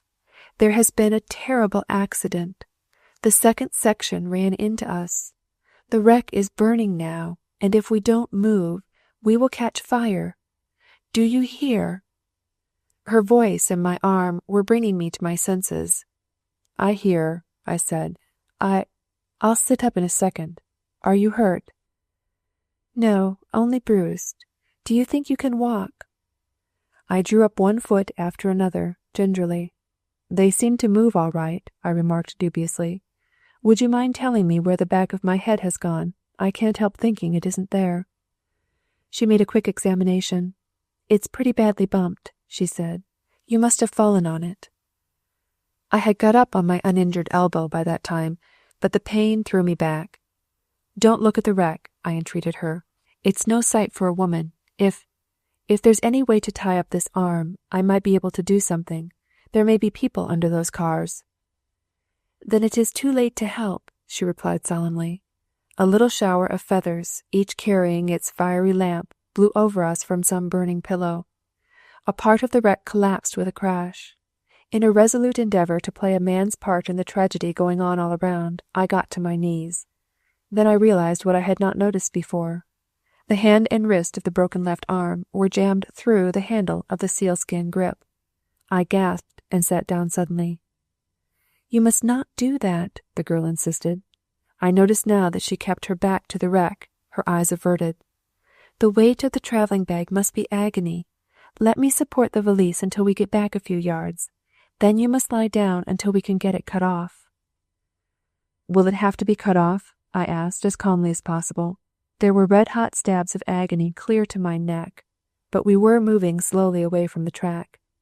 "Yes," she replied, with dumbfounding coolness. "If I had a knife, I could do it myself. You might sit here and lean against this fence."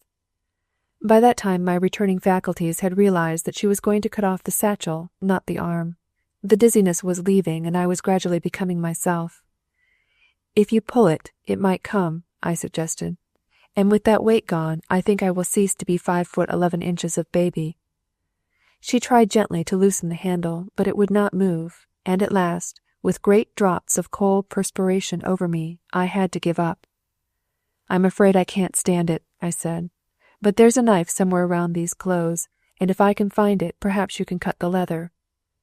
As I gave her the knife, she turned it over, examining it with a peculiar expression, bewilderment rather than surprise, but she said nothing. She set to work deftly, and in a few minutes the bag dropped free. "That's better," I declared, sitting up. "Now, if you can pin my sleeve to my coat, it will support the arm so we can get away from here." "The pin might give," she objected, "and the jerk would be terrible." She looked around, puzzled. Then she got up, coming back in a minute with a draggled, partly scorched sheet. This she tore into a large square, and after she had folded it, she slipped it under the broken arm and tied it securely at the back of my neck. The relief was immediate, and picking up the sealskin bag, I walked slowly beside her, away from the track. The first act was over, the curtain fallen. The scene was struck. Chapter 9. The Halcyon Breakfast. We were still dazed, I think, for we wandered like two troubled children, our one idea at first, to get as far away as we could from the horror behind us. We were both bareheaded, grimy, pallid through the grit. Now and then we met little groups of country folk hurrying to the track. They stared at us curiously, and some wished to question us. But we hurried past them. We had put the wreck behind us. That way lay madness. Only once the girl turned and looked behind her. The wreck was hidden, but the smoke cloud hung heavy and dense. For the first time I remembered that my companion had not been alone on the train. "It is quiet here," I suggested. "If you will sit down on the bank, I will go back and make some inquiries. I've been criminally thoughtless. Your traveling companion." She interrupted me, and something of her splendid poise was gone.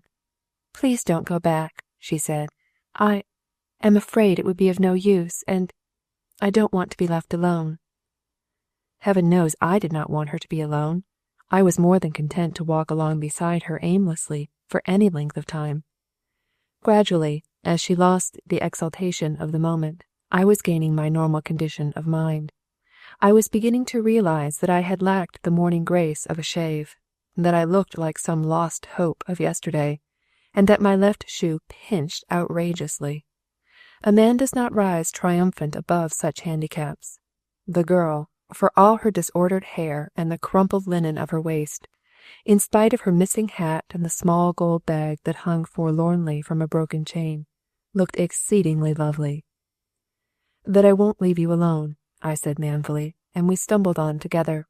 Thus far, we had seen nobody from the wreck, but well up the lane we came across the tall dark woman who had occupied lower 11. She was half crouching beside the road, her black hair about her shoulders, an ugly bruise over her eye. She did not seem to know us, and refused to accompany us. We left her there at last, babbling incoherently and rolling in her hands a dozen pebbles she had gathered in the road. The girl shuddered as we went on. Once she turned and glanced at my bandage. "Does it hurt very much?" she asked. It's growing rather numb, but it might be worse, I answered mendaciously. If anything in the world could be worse, I had never experienced it. And so we trudged on bareheaded under the summer sun, growing parched and dusty and weary, doggedly leaving behind us the pillar of smoke.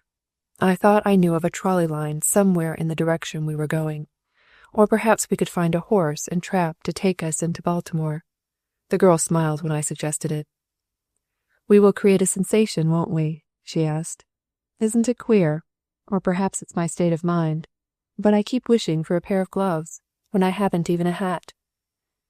When we reached the main road, we sat down for a moment, and her hair, which had been coming loose for some time, fell over her shoulders in little waves that were most alluring. It seemed a pity to twist it up again, but when I suggested this, cautiously, she said it was troublesome and got in her eyes when it was loose. So she gathered it up, while I held a row of little shell combs and pins, and when it was done, it was vastly becoming, too. Funny about hair. A man never knows he has it until he begins to lose it.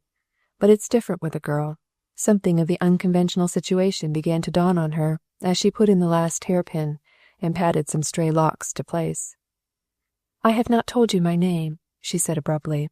"I forgot that because I know who you are. You know nothing about me. I'm Alison West, and my home is in Richmond." So that was it. This was the girl of the photograph on John Gilmore's bedside table. The girl McKnight expected to see in Richmond the next day, Sunday. She was on her way back to meet him. Well, what difference did it make anyhow? We had been thrown together by the merest chance. In an hour or two at the most, we would be back in civilization, and she would recall me, if she remembered me at all, as an unshaven creature in a red cravat and tan shoes, with a soiled Pullman sheet tied round my neck. I drew a deep breath. "Just a twinge," I said when she glanced up quickly. "It's very good of you to let me know, Miss West. I have been hearing delightful things about you for 3 months." "From Richie McKnight?" She was frankly curious. "Yes, from Richie McKnight," I assented. Was it any wonder McKnight was crazy about her? I dug my heels into the dust. "I have been visiting near Cresson, in the mountains," Miss West was saying. "The person you mentioned, Mrs. Curtis, was my hostess. We were on our way to Washington together." She spoke slowly, as if she wished to give the minimum explanation. Across her face had come again the baffling expression of perplexity and trouble I had seen before. "You were on your way home, I suppose? Richie spoke about seeing you." I floundered, finding it necessary to say something. She looked at me with level, direct eyes. "No," she returned quietly. "I did not intend to go home. Well, it doesn't matter. I am going home now."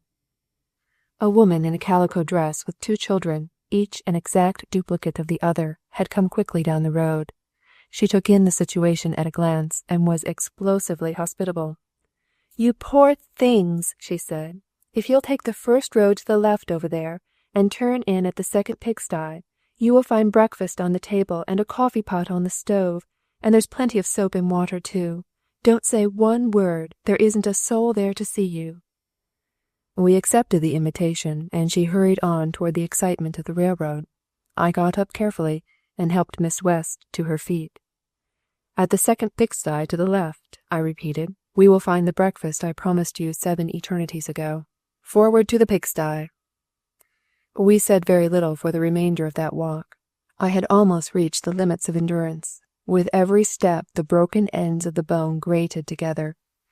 We found the farmhouse without difficulty, and I remember wondering if I could hold out to the end of the old stone walk that led between hedges to the door.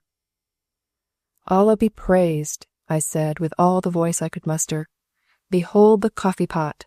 And then I put down the grip and folded up like a jackknife on the porch floor. When I came around, something hot was trickling down my neck, and a despairing voice was saying, "Oh, I don't seem to be able to pour it into your mouth. Please open your eyes."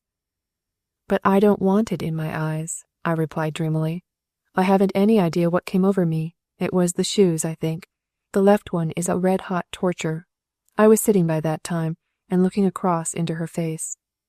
Never before or since have I fainted, but I would do it joyfully, a dozen times a day, If I could waken again to the blissful touch of soft fingers on my face, the hot ecstasy of coffee spilled by those fingers down my neck. There was a thrill in every tone of her voice that morning. Before long my loyalty to McKnight would step between me and the girl he loved. Life would develop new complexities. In those early hours after the wreck, full of pain as they were, there was nothing of the suspicion and distrust that came later. Shorn of our gauds and baubles, we were primitive man and woman, together. Our world for the hour was the deserted farmhouse, the slope of wheat field that led to the road, the woodland lot, the pasture. We breakfasted together across the homey table. Our cheerfulness, at first sheer reaction, became less forced as we ate great slices of bread from the granny oven back of the house, and drank hot fluid that smelled like coffee and tasted like nothing that I have ever swallowed. We found cream in stone jars, sunk deep in the chill water of the spring house, and there were eggs, great yellow-brown ones, a basket of them. So, like two children awakened from a nightmare, we chattered over our food, we hunted mutual friends, we laughed together at my feeble witticisms, and we put the horror behind us resolutely. After all, it was the hat with the green ribbons that brought back the strangeness of the situation. All along I had the impression that Alison West was deliberately putting out of her mind something that obtruded now and then. It brought with it a return of the puzzled expression that I had surprised early in the day, before the wreck. I caught it once, when, breakfast over, she was tightening the sling that held the broken arm. I had prolonged the morning meal as much as I could, but when the wooden clock with the pink roses on the dial pointed to 10:30, and the mother with the duplicate youngsters had not come back, Miss West made the move I had dreaded. "If we are to get into Baltimore at all, we must start," she said, rising. "You ought to see a doctor as soon as possible." "Hush," I said warningly. "Don't mention the arm, please. It is asleep now. You may rouse it." "If I only had a hat," she reflected, "it wouldn't need to be much of one, but—" She gave a little cry and darted to the corner. "Look," she said triumphantly, "the very thing, with the green streamers tied up in a bow, like this. Do you suppose the child would mind? I can put $5 or so here. That would buy a dozen of them." It was a queer affair of straw, that hat, with a round crown and a rim that flopped dismally. With a single movement she had turned it up at one side and fitted it to her head. Grotesque by itself, when she wore it, it was a thing of joy. Evidently, the lack of head covering had troubled her, for she was elated at her find. She left me, scrawling a note of thanks and pinning it with a bill to the tablecloth, and ran upstairs to the mirror and the promised soap and water.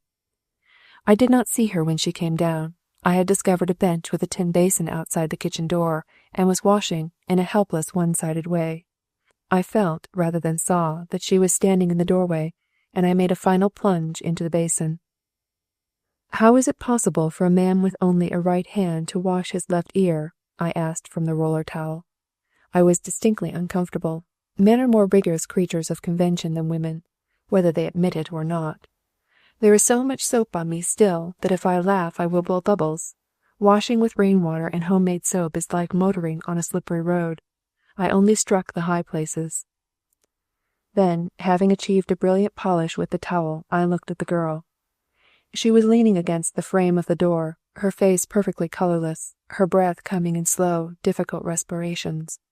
The erratic hat was pinned in place, but it had slid rakishly to one side. When I realized that she was staring, not at me, but past me to the road along which we had come, I turned and followed her gaze. There was no one in sight. The lane stretched dust white in the sun. No moving figure on it, no sign of life. Chapter 10. Miss West's Request. The surprising change in her held me speechless. All the animation of the breakfast table was gone. There was no hint of the response with which, before, she had met my nonsensical sallies. She stood there, white-lipped, unsmiling, staring down the dusty road. One hand was clenched tight over some small object. Her eyes dropped to it from the distant road, and then closed with a quick, indrawn breath. Her color came back slowly. Whatever had caused the change, she said nothing.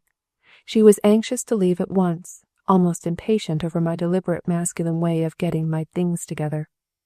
Afterward I recalled that I had wanted to explore the barn for a horse and some sort of vehicle to take us to the trolley, and that she had refused to allow me to look.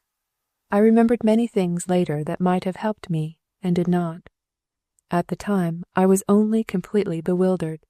Save the wreck, the responsibility for which lay between Providence and the engineer of the second section, all the events of that strange morning were logically connected. They came from one cause and tended unerringly to one end. But the cause was buried, the end not yet in view. Not until we had left the house well behind did the girl's face relax its tense lines. I was watching her more closely than I had realized, for when we had gone a little way along the road, she turned to me almost petulantly. "Please don't stare so at me," she said, to my sudden confusion. "I know the hat is dreadful. Green always makes me look ghastly." Perhaps it was the green. I was unaccountably relieved. "Do you know, a few minutes ago you looked almost pallid to me." She glanced at me quickly, but I was gazing ahead. We were out of sight of the house now, and with every step away from it the girl was obviously relieved. Whatever she held in her hand, she never glanced at it, but she was conscious of it every second. She seemed to come to a decision about it while we were still in sight of the gate, for she murmured something and turned back alone, going swiftly, her feet stirring up small puffs of dust at every step. She fastened something to the gate-post. I could see the nervous haste with which she worked. When she joined me again it was without explanation, but the clenched fingers were free now, and while she looked tired and worn, the strain had visibly relaxed. We walked along slowly in the general direction of the suburban trolley line. Once a man with an empty wagon offered us a lift, but after a glance at the springless vehicle, I declined.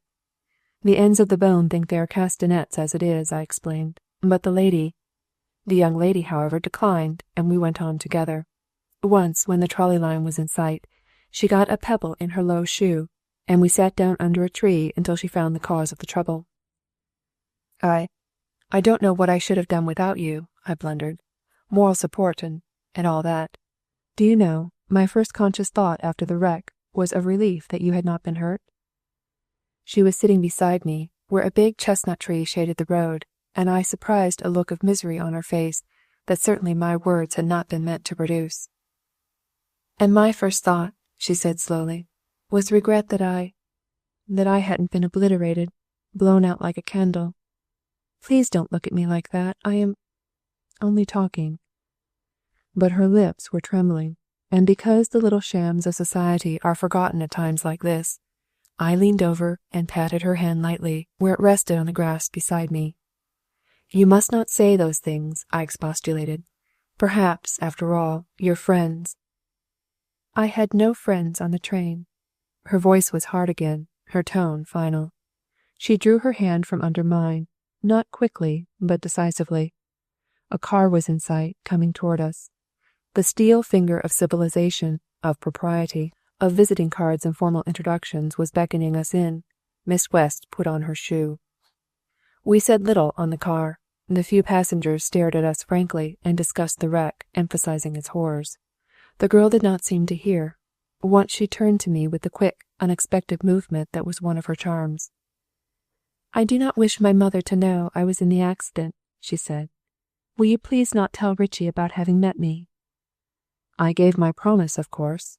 Again, when we were almost into Baltimore, she asked to examine the gunmetal cigarette case, and sat silent with it in her hands, while I told of the early morning's events on the Ontario. "So you see," I finished, "this grip, everything I have on, belongs to a fellow named Sullivan. He probably left the train before the wreck, perhaps just after the murder." "And so, you think he committed the crime?" Her eyes were on the cigarette case. "Naturally," I said. "A man doesn't jump off a Pullman car in the middle of the night in another man's clothes unless he's trying to get away from something. Besides the dirk, there were the stains that you saw. Why, I have the murdered man's pocketbook in this valise at my feet. What does that look like?" I colored when I saw the ghost of a smile hovering about the corners of her mouth. "That is," I finished, "if you care to believe that I am innocent." The sustaining chain of her small gold bag gave way just then. She did not notice it. I picked it up and slid the trinket into my pocket for safekeeping, where I promptly forgot it. Afterwards, I wished I had let it lie unnoticed on the floor of that dirty little suburban car, and even now, when I see a woman carelessly dangling a similar feminine trinket, I shudder involuntarily.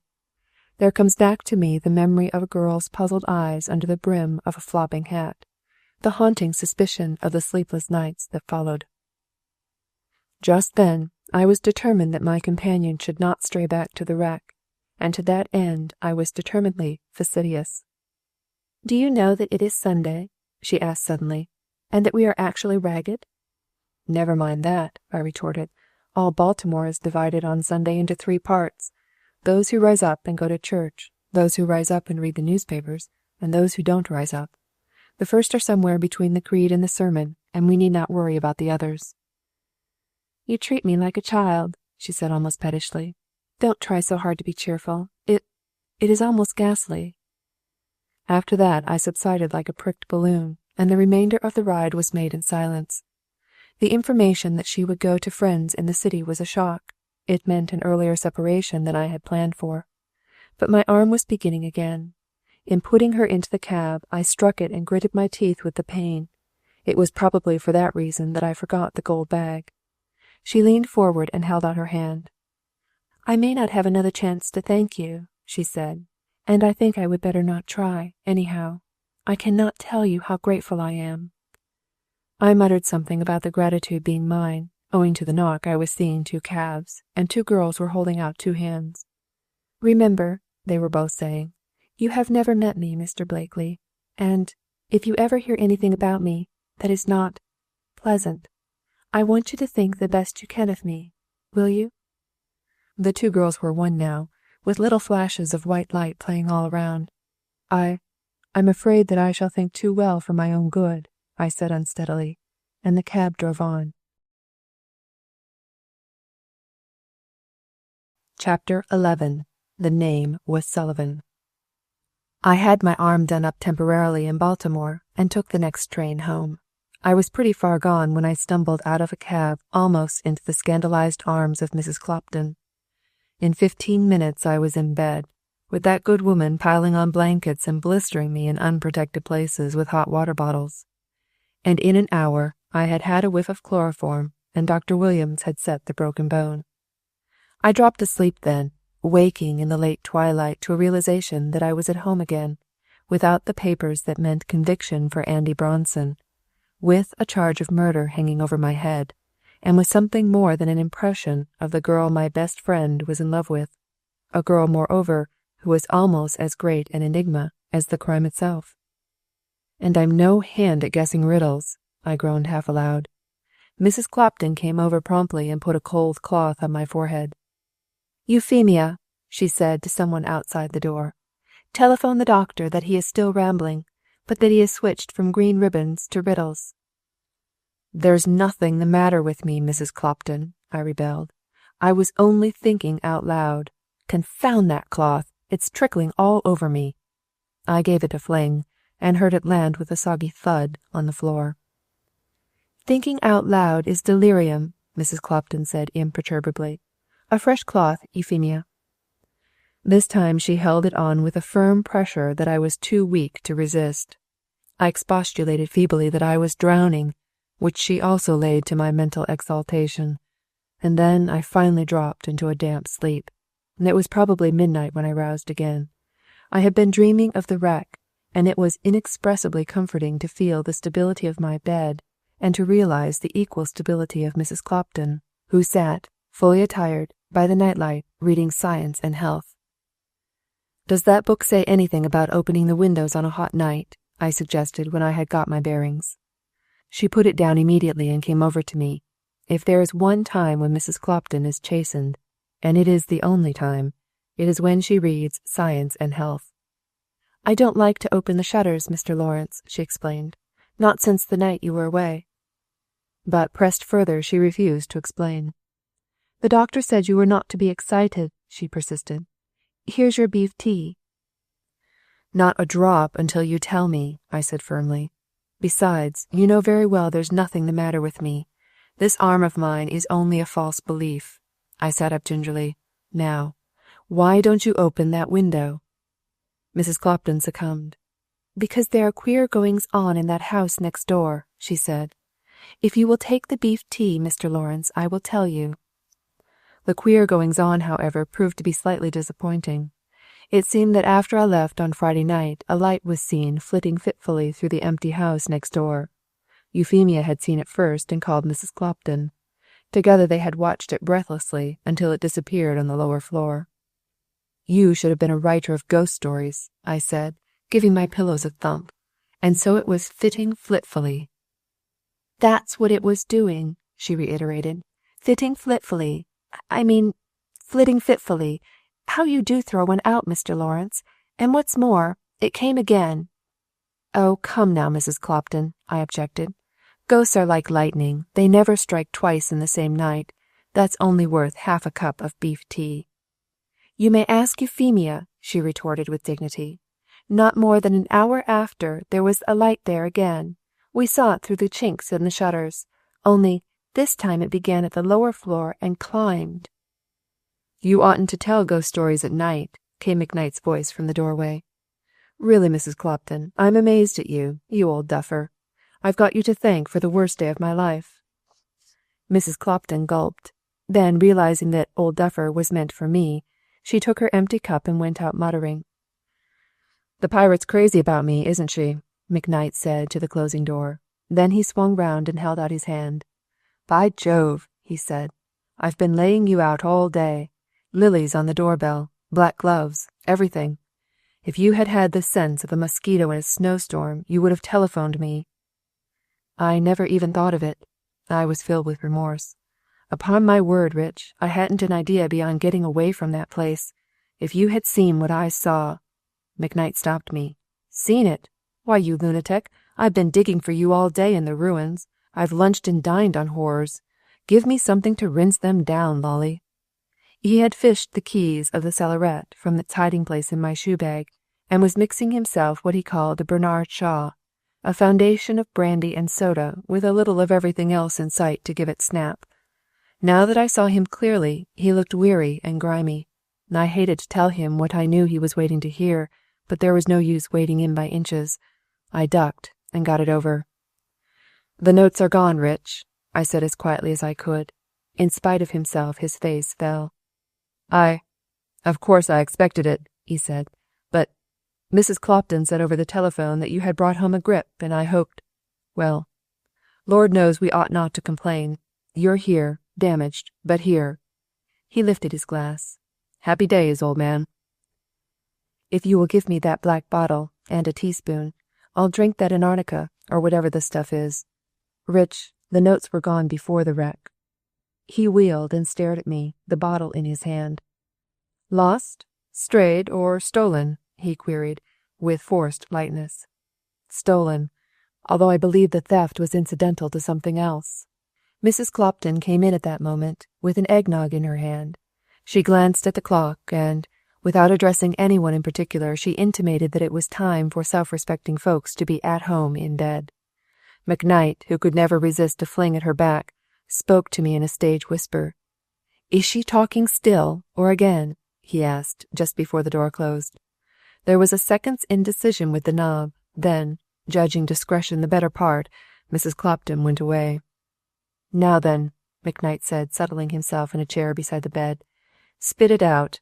Not the wreck, I know all I want about that, but the theft. I can tell you beforehand that it was a woman." I had crawled painfully out of bed and was in the act of pouring the eggnog down the pipe of the washstand. I paused, with the glass in the air. "A woman?" I repeated, startled. "What makes you think that?" "You don't know the first principles of a good detective yarn," he said scornfully. "Of course, it was the woman in the empty house next door. You said it was brass pipes, you will remember. Well, on with the dance. Let joy be unconfined." So, I told the story. I had told it so many times that day that I did it automatically, and I told about the girl with the bronze hair and my suspicions, but I did not mention Alison West. McKnight listened to the end without interruption. When I had finished, he drew a long breath. "Well," he said, "that's something of a mess, isn't it? If you can only prove your mild and childlike disposition, they couldn't hold you for the murder, which is a regular 10, 20, 30 crime anyway. But the notes, that's different. They're not burned anyhow. Your man wasn't on the train, therefore he wasn't in the wreck. If he didn't know what he was taking, as you seem to think, he probably reads the papers, and unless he's a fathead, he's awake by this time to what he's got. He'll try to sell them to Bronson, probably." "Or to us," I put in. We said nothing for a few minutes. McKnight smoked a cigarette and stared at a photograph of Candida over the mantel. Candida is the best pony for a heavy mount in 7 states. "I didn't go to Richmond," he observed finally. The remark followed my own thoughts so closely that I started. "Miss West is not home yet from Seal Harbor." Receiving no response, he lapsed again into thoughtful silence. Mrs. Clopton came in just as the clock struck 1, and made preparation for the night by putting a large, gaudy comfortable into an armchair in the dressing-room, with a smaller, stiff-backed chair for her feet. She was wonderfully attired in a dressing-gown that was reminiscent, in parts, of all the ones she had given me for 6 Christmases, and she had a purple veil wrapped around her head, to hide heaven knows what deficiency. She examined the empty eggnog glass, inquired what the evening paper had said about the weather, and then stalked into the dressing-room and prepared, with much ostentatious creaking, to sit up all night. We fell silent again, while McKnight traced a rough outline of the burrs on the white table cover, and puzzled it out slowly. It was something like this. Reader's note. And here you see a rectangle divided into 3 sections longwise to represent a train car. The middle section is labeled aisle. The top section is labeled with the burrs 12, 10, and 8. The bottom section is labeled with the burrs 11, 9, and 7. End of reader's note. You think you changed the tags on 7 and 9, so that when you went back to bed you thought you were crawling into 9 when it was really 7, eh? Probably, yes. Then, toward morning, when everybody was asleep, your theory is that he changed the numbers again and left the train. I can't think of anything else, I replied wearily. Jove, what a game of bridge that fellow would play. It was like finessing an 8 spot and winning out. They would scarcely have doubted your story had the tags been reversed in the morning. He certainly left you in a bad way. Not a jury in the country would stand out against the stains, the stiletto, and the murdered man's pocketbook in your possession. Then you think Sullivan did it? I asked. Of course, said McKnight confidently, unless you did it in your sleep. Look at the stains on his pillow, and the dirk stuck into it. And didn't he have the man Harrington's pocketbook? But why did he go off without the money? I persisted. And where does the bronze-haired girl come in? Search me, McKnight retorted flippantly. Inflammation of the imagination on your part. Then there's the piece of telegram. It said lower 10, car 7. It's extremely likely that she had it. That telegram was about me, Richie. I'm getting a headache, he said, putting out his cigarette against the sole of his shoe. All I'm certain of just now is if there hadn't been a wreck, by this time you'd be sitting in an 8x10 cell and feeling like the rhyme for it. But listen to this, I continued as he picked up his hat.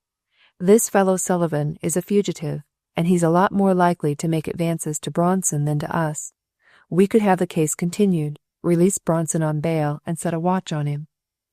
Not my watch, McKnight protested. It's a family heirloom. You'd better go home, I said firmly. Go home and go to bed. You're sleepy. You can have Sullivan's red necktie to dream over, if you think it will help any. Mrs. Clopton's voice came drowsily from the next room, punctuated by a yawn. Oh, I forgot to tell you, she called, with the suspicious lisp which characterizes her at night. Somebody else called up about noon, Mr. Laurels. It was a long distance, and he said he would call again. The name was, she yawned, Sullivan. Chapter 12. The Gold Bag. I have always smiled at those cases of spontaneous combustion which, like fusing the component parts of Zeitlitz powder, unite 2 people in a bubbling and ephemeral ecstasy. But surely there is possible, but with a single meeting, an attraction so great, a community of mind and interest so strong, that between the first meeting and the next the bond may grow into something stronger. This is especially true, I fancy, of people with temperament, the modern substitute for imagination. It is a nice question whether lovers begin to love when they are together or when they are apart. Not that I followed any such line of reasoning at the time. I would not even admit my folly to myself.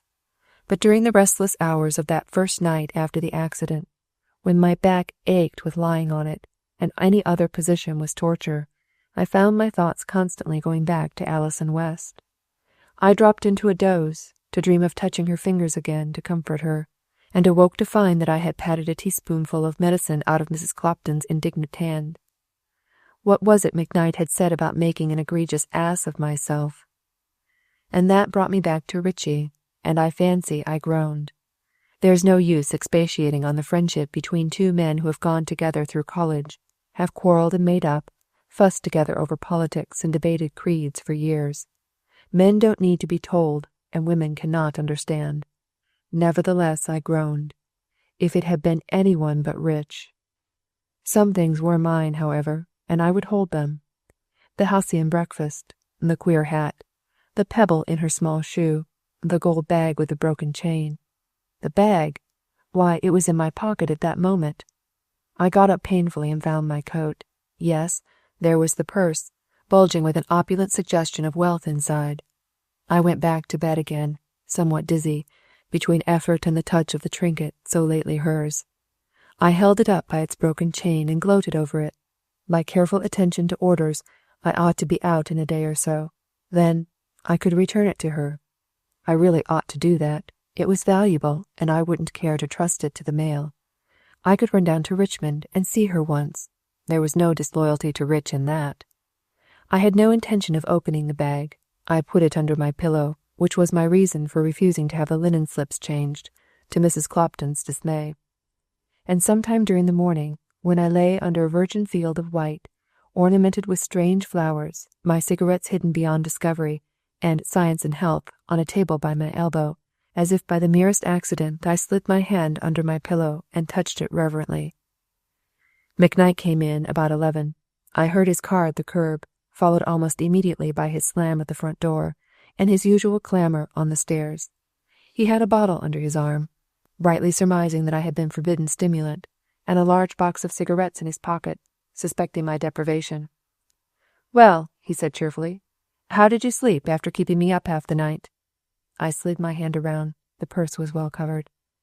"Have it now, or wait till I get the cork out?" he rattled on.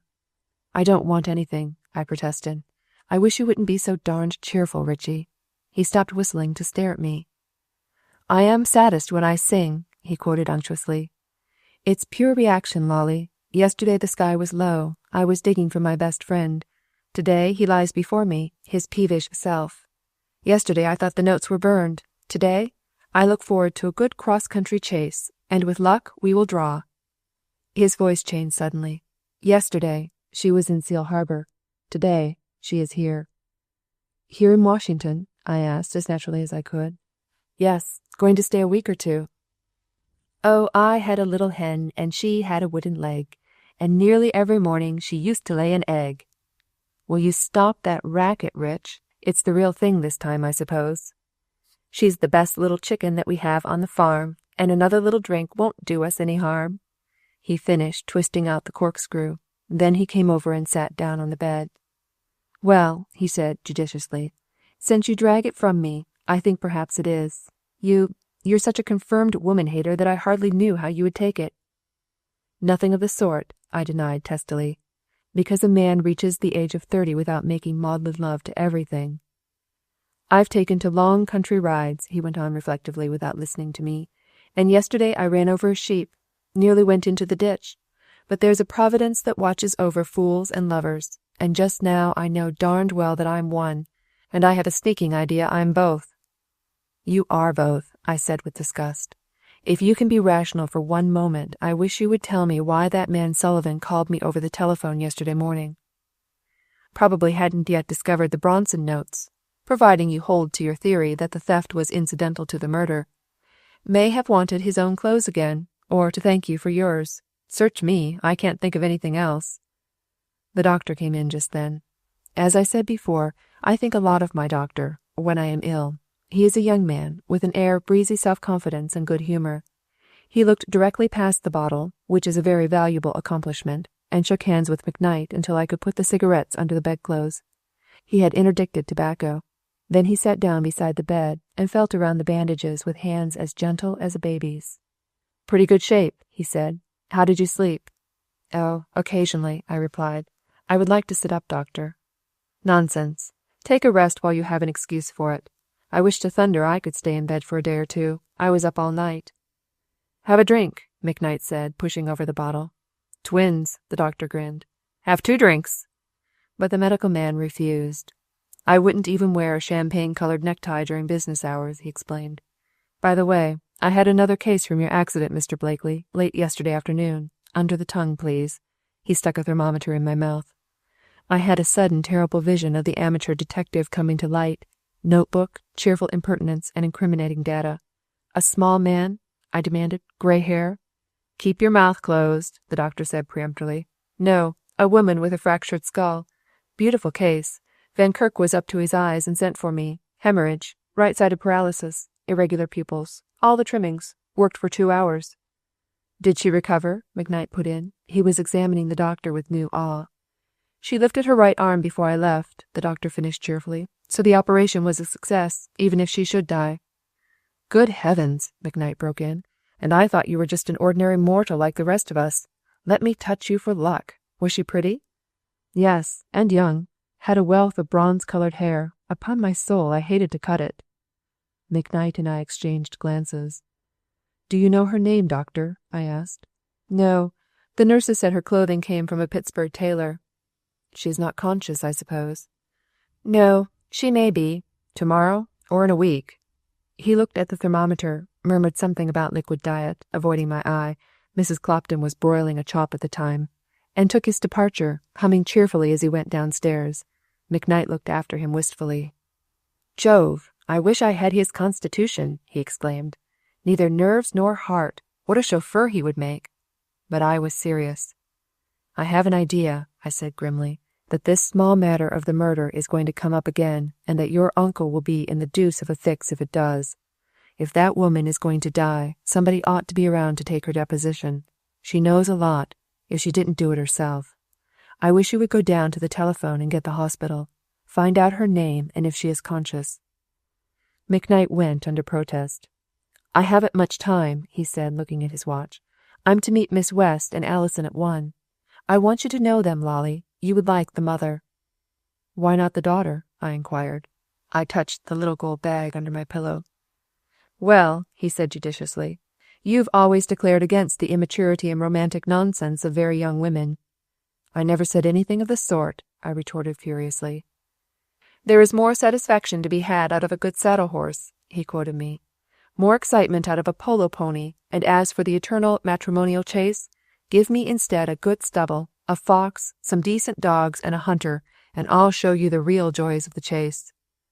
"For heaven's sake, go down to the telephone. You make my head ache," I said savagely. I hardly know what prompted me to take out the gold purse and look at it. It was an imbecile thing to do. Call it impure, sentimental, what you wish. I brought it out, one eye on the door, for Mrs. Clopton had a ready eye and a noiseless shoe. But the house was quiet. Downstairs McKnight was flirting with the telephone central, and there was an odor of bone-set tea in the air. I think Mrs. Clopton was fascinated out of her theories by the bone-set in connection with the fractured arm. Anyhow, I held up the bag and looked at it. It must have unfastened, for the next instant there was an avalanche on the snowfield of the counterpane. Some money, a wisp of handkerchief, a tiny booklet with thin leaves, covered with a powdery substance, and a necklace. I drew myself up slowly and stared at the necklace. It was one of the semi-barbaric affairs that women are wearing now. A heavy pendant of gold chains and carved cameos, swung from a thin chain of the same metal. The necklace was broken. In 3 places the links were pulled apart and the cameos swung loose and partly detached. But it was the supporting chain that held my eye and fascinated with its sinister suggestion.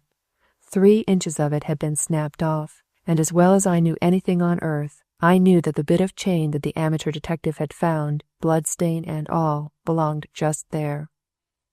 And there was no one I could talk to about it, no one to tell me how hideously absurd it was, no one to give me a slap and tell me there are tons of fine gold chains made every year, or to point out the long arm of coincidence. With my one useful hand I fumbled the things back into the bag and thrust it deep out of sight under the pillows. Then I lay back in a cold perspiration. What connection had Alison West with this crime? Why had she stared so at the gunmetal cigarette case that morning on the train? What had alarmed her so at the farmhouse? What had she taken back to the gate? Why did she wish she had not escaped from the wreck? And last, in heaven's name, how did a part of her necklace become torn off and covered with blood? Downstairs, McKnight was still at the telephone and amusing himself with Mrs. Clopton in the interval of waiting. "Why did he come home in a grey suit when he went away in a blue?" he repeated. "Well, wrecks are queer things, Mrs. Clopton. The suit may have turned grey with fright, or perhaps wrecks do as queer stunts as lightning. Friend of mine once was struck by lightning. He and the caddy had taken refuge under a tree. After the flash, when they recovered consciousness, there was my friend in the caddy's clothes, and the caddy in his. And as my friend was a large man and the caddy a very small boy—" McKnight's story was interrupted by the indignant slam of the dining-room door. He was obliged to wait some time, and even his eternal cheerfulness was ebbing when he finally got the hospital.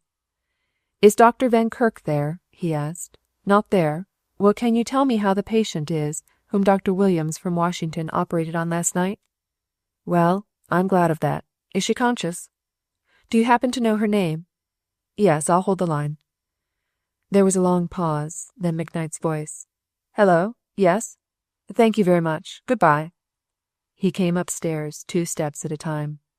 "Look here," he said, bursting into the room. "There may be something in your theory, after all. The woman's name, it may be a coincidence, but it's curious. Her name is Sullivan." "What did I tell you?" I said, sitting up suddenly in bed. "She's probably a sister of that scoundrel in lower 7, and she was afraid of what he might do." "Well, I'll go there some day soon. She's not conscious yet. In the meantime, the only thing I can do is keep an eye, through a detective, on the people who try to approach Bronson. We'll have the case continued, anyhow, in the hope that the stolen notes will sooner or later turn up." "Confound this arm," I said, paying for my energy with some excruciating throbs. "There's so much to be looked after, and here I am, bandaged, splinted, and generally useless. It's a beastly shame." "Don't forget that I am here," said McKnight pompously. "And another thing, when you feel that way, just remember there are 2 less desirable places where you might be. One is jail, and the other is—" He strummed on an imaginary harp, with devotional eyes. But McKnight's light-heartedness jarred on me that morning. I lay and frowned under my helplessness. When by chance I touched the little gold bag, it seemed to scorch my fingers. Richie, finding me unresponsive, left to keep his luncheon engagement with Alison West. As he clattered down the stairs, I turned my back to the morning sunshine and abandoned myself to misery. By what strain on her frayed nerves was Alison West keeping up, I wondered. Under the circumstances, would I dare to return the bag? Knowing that I had it, would she hate me for my knowledge? Or had I exaggerated the importance of the necklace, and in that case she had forgotten me already? But McKnight had not gone after all, and I heard him coming back, his voice preceding him, and I groaned with irritation. "Wake up," he called. "Somebody's sent you a lot of flowers. Please hold the box, Mrs. Clopton. I'm going to be run down by an automobile." I roused my feeble interest. My brother's wife is punctilious about such things. All the new babies in the family have silver rattles, and all the sick people flowers. McKnight pulled up an armful of roses and held them out to me. "Wonder who they're from," he said, fumbling in the box for a card. "There's no name. Yes, here's one." He held it up and read it with exasperating slowness. "Best wishes for an early recovery. A companion in misfortune."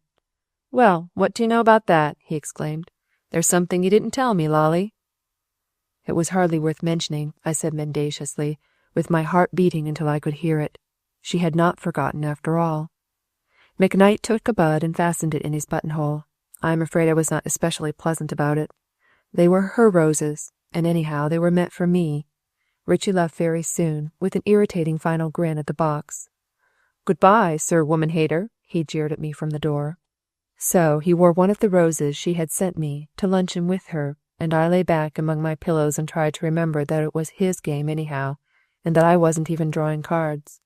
To remember that, and to forget the broken necklace under my head.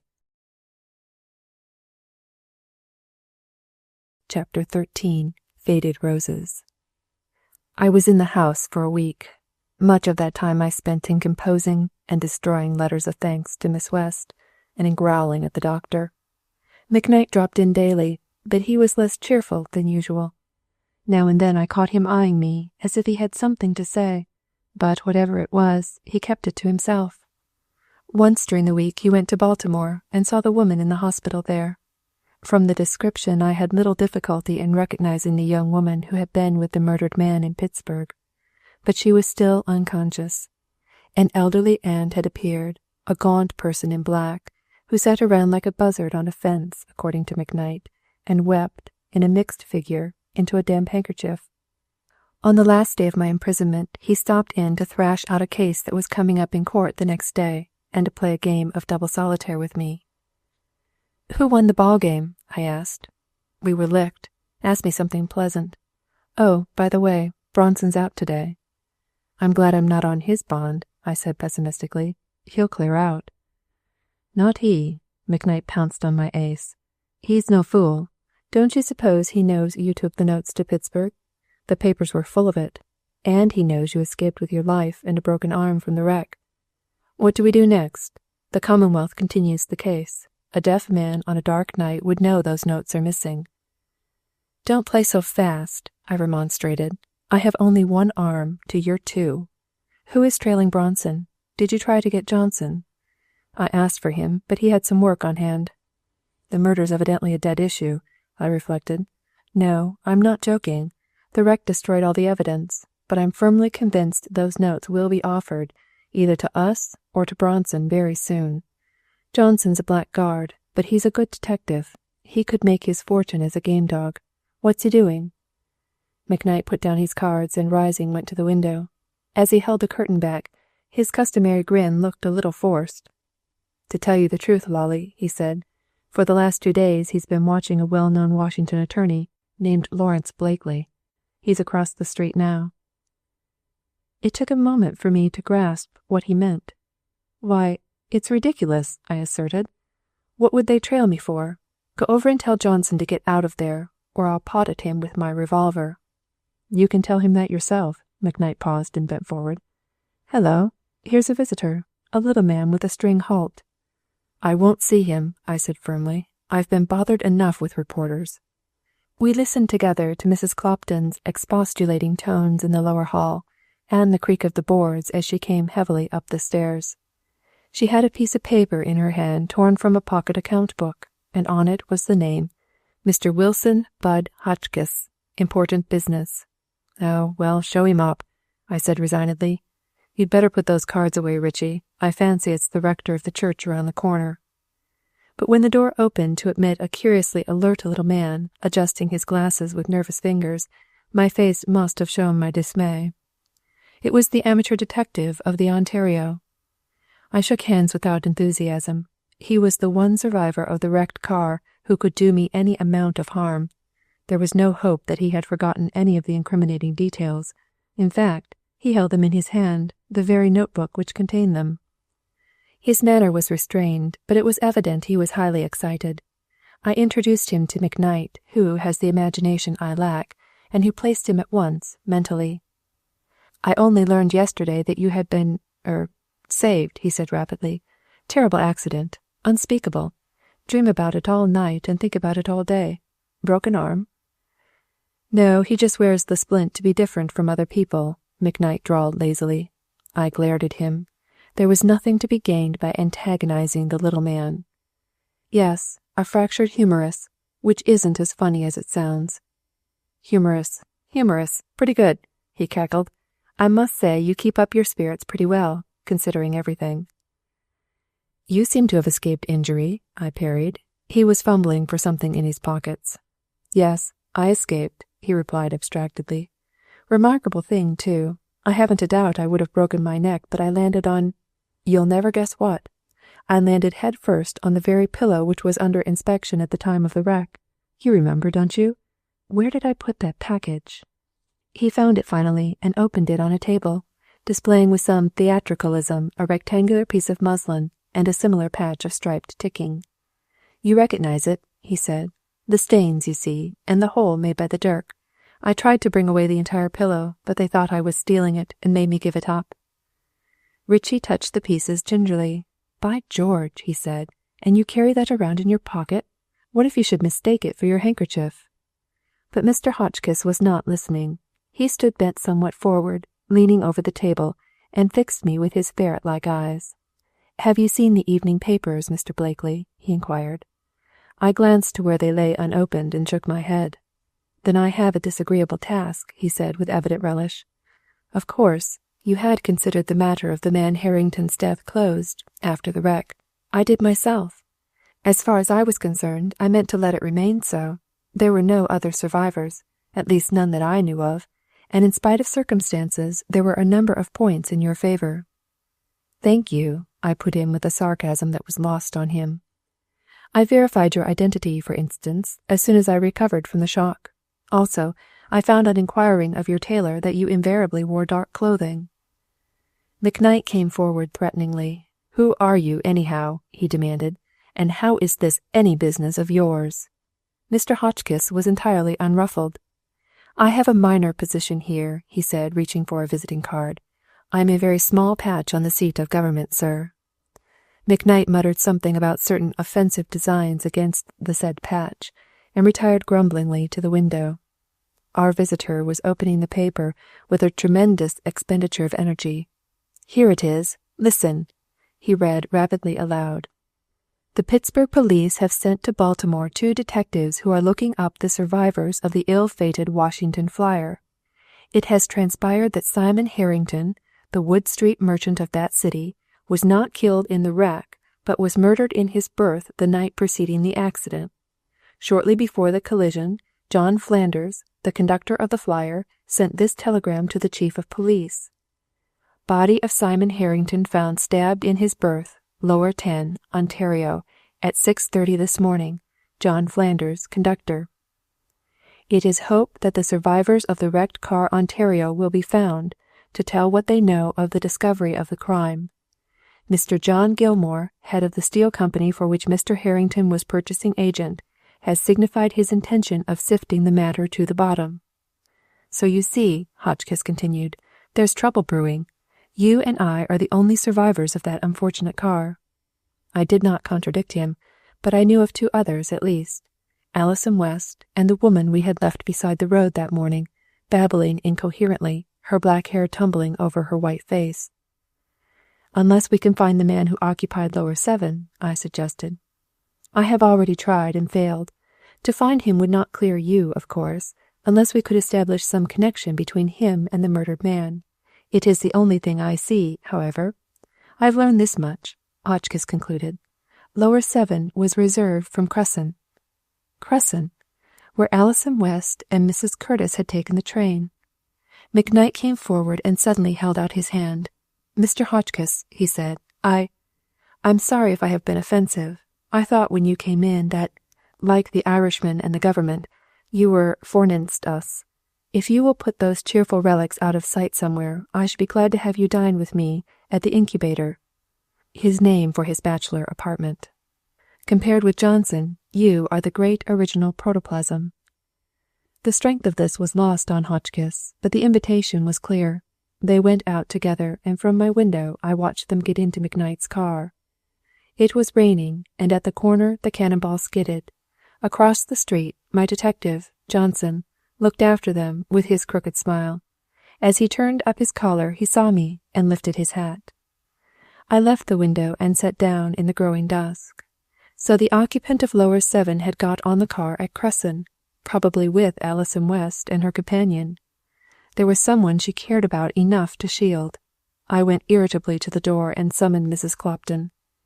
"You may throw out those roses," I said without looking at her. "They are quite dead." "They have been quite dead for 3 days," she retorted spitefully. "Euphemia said you threatened to dismiss her if she touched them." Chapter 14. The Trap Door.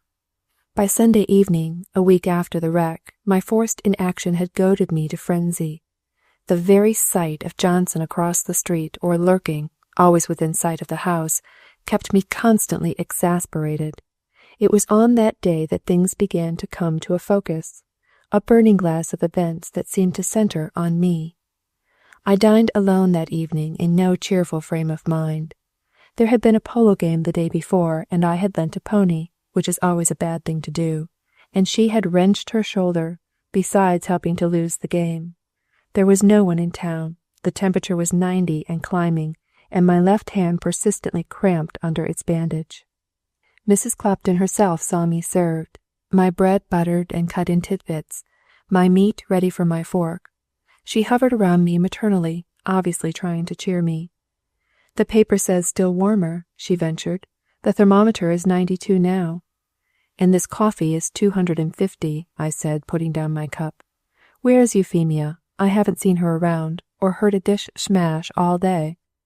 "Euphemia is in bed," Mrs. Clopton said gravely. "Is your meat cut small enough, Mr. Laurels?" Mrs. Clopton can throw more mystery into an ordinary sentence than anyone I know. She can say, "Are your sheets damp, sir?" and I can tell from her tone that the house across the street has been robbed, or that my left-hand neighbor has appendicitis. So now I looked up and asked the question she was waiting for. "What's the matter with Euphemia?" I inquired idly. "Frightened into her bed," Mrs. Clopton said in a stage whisper. "She's had 3 hot water bottles, and she hasn't done a thing all day but moan." "She oughtn't to take hot water bottles," I said in my severest tone. "One would make me moan. You need not wait. I'll ring if I need anything." Mrs. Clopton sailed to the door, where she stopped and wheeled indignantly. "I only hope you won't laugh on the wrong side of your face some morning, Mr. Laurels," she declared with Christian fortitude. "But I warn you, I am going to have the police watch that house next door." I was half inclined to tell her that both it and we were under police surveillance at that moment. But I like Mrs. Clopton, in spite of the fact that I make her life a torment for her, so I refrained. Last night, when the paper said it was going to storm, I sent Euphemia to the roof to bring the rugs in. Eliza had slipped out, although it was her evening in. Euphemia went up to the roof. It was 11 o'clock, and soon I heard her running downstairs crying. When she got to my room, she just folded up on the floor. She said there was a black figure sitting on the parapet of the house next door, the empty house, and that when she appeared it rose and waved long black arms at her and spit like a cat. I had finished my dinner and was lighting a cigarette. "If there was anyone up there, which I doubt, they probably sneezed," I suggested. "But if you feel uneasy, I'll take a look around the roof tonight before I turn in. As far as Euphemia goes, I wouldn't be uneasy about her. Doesn't she always have an attack of some sort when Eliza rings in an extra evening on her?" So I made a superficial examination of the window locks that night, visiting parts of the house that I had not seen since I bought it. Then I went to the roof. Evidently it had not been intended for any purpose save to cover the house, for unlike the houses around, there was no staircase. A ladder and a trapdoor led to it, and it required some nice balancing on my part to get up with my useless arm. I made it, however, and found this unexplored part of my domain rather attractive. It was cooler than downstairs, and I sat on the brick parapet and smoked my final cigarette. The roof of the empty house adjoined mine along the back wing, but investigation showed that the trapdoor across the low dividing wall was bolted underneath. There was nothing out of the ordinary anywhere, and so I assured Mrs. Clopton. Needless to say, I did not tell her that I had left the trapdoor open to see if it would improve the temperature of the house. I went to bed at midnight, merely because there was nothing else to do. I turned on the lamp at the head of my bed, and picked up a volume of Shaw at random. It was Arms and the Man, and I remember thinking grimly that I was a good bit of a chocolate cream soldier myself, and prepared to go to sleep. Shaw always puts me to sleep. I have no apologies to make for what occurred that night, and not even an explanation that I am sure of. I did a foolish thing under impulse, and I have not been sorry. It was something after 2 when the doorbell rang. It rang quickly, twice. I got up drowsily, for the maids and Mrs. Clopton always locked themselves beyond reach of the bell at night, and put on a dressing gown. The bell rang again on my way downstairs. I lit the hall light and opened the door. I was wide awake now, and I saw that it was Johnson. His bald head shone in the light. His crooked mouth was twisted in a smile. "Good heavens, man," I said irritably. "Don't you ever go home and go to bed?" He closed the vestibule door behind him and cavalierly turned out the light. Our dialogue was sharp, staccato. "Have you got a key to the empty house next door?" he demanded. "Somebody's in there, and the latch is caught." "The houses are alike. The key to this door may fit. Did you see them go in?" "No. There's a light moving up from room to room. I saw something like it last night, and I have been watching. The patrolman reported queer doings there a week or so ago." "A light!" I exclaimed. "Do you mean that you—" "Very likely," he said grimly. "Have you a revolver?" "All kinds in the gun rack," I replied, and going to the den, I came back with a Smith & Wesson. "I'm not much use," I explained, "but I'll do what I can. There may be somebody there. The servants here have been uneasy." Johnson planned the campaign. He suggested, on account of my familiarity with the roof, that I go there and cut off escape in that direction. "I have Robinson out there now, the patrolman on the beat," he said. "He'll watch below and you above while I search the house. Be as quiet as possible." I was rather amused. I put on some clothes and felt my way carefully up the stairs, the revolver swinging free in my pocket, my hand on the rail. At the foot of the ladder I stopped and looked up. Above me was a grey rectangle of sky dotted with stars. It occurred to me that with my one serviceable hand holding the ladder, I was hardly in a position to defend myself, that I was about to hoist a body that I am rather careful of into a danger I couldn't see and wasn't particularly keen about anyhow. I don't mind saying that the seconds it took me to scramble up the ladder were among the most unpleasant that I recall. I got to the top, however, without incident. I could see fairly well after the darkness of the house beneath, but there was nothing suspicious in sight. The roofs, separated by 2 feet of brick wall, stretched about me, unbroken save by an occasional chimney. I went very softly over to the other trap, the one belonging to the suspected house. It was closed, but I imagined I could hear Johnson's footsteps ascending heavily. Then even that was gone. A nearby clock struck 3 as I stood waiting. I examined my revolver, then, for the first time, and found it was empty. I had been rather skeptical until now. I had the usual tolerant attitude of the man who is summoned from his bed to search for burglars, combined with the artificial courage of firearms. With the discovery of my empty gun, I felt like a man on the top of a volcano in lively eruption. Suddenly I found myself staring incredulously at the trap door at my feet. I had examined it early in the evening and found it bolted. Did I imagine it, or had it raised about an inch? Wasn't it moving slowly as I looked? No, I am not a hero. I was startled almost into a panic. I had one arm, and whoever was raising that trapdoor had 2. My knees had a queer inclination to bend the wrong way. Johnson's footsteps were distinct enough, but he was evidently far below. The trap, raised perhaps 2 inches now, remained stationary. There was no sound from beneath it. Once I thought I heard 2 or 3 gasping respirations, but I am not sure they were not my own. I wanted desperately to stand on one leg at a time and hold the other up out of focus of a possible revolver. I did not see the hand appear. There was nothing there, and then it was there, clutching the frame of the trap. I did the only thing I could think of. I put my foot on it. There was not a sound from beneath. The next moment I was kneeling and had clutched the wrist just above the hand. After a second's struggle the arm was still. With something real to face, I was myself again. "Don't move, or I'll stand on the trap and break your arm," I panted. What else could I threaten? I couldn't shoot, and I couldn't even fight. "Johnson," I called. And then I realized the thing that stayed with me for a month, the thing I can now think of even without a shudder. The hand lay ice cold, strangely quiescent. Under my fingers an artery was beating feebly. The wrist was as slender as— I held it to the light. Then I let it drop. "Good Lord," I muttered, and remained on my knees, standing at the spot where the hand had been. It was gone now. There was a faint rustle in the darkness below, and then silence. I held up my own hand in the starlight and stared at a long scratch in the palm. "A woman," I said to myself stupidly. "By all that's ridiculous, a woman." Johnson was striking matches below and swearing softly to himself.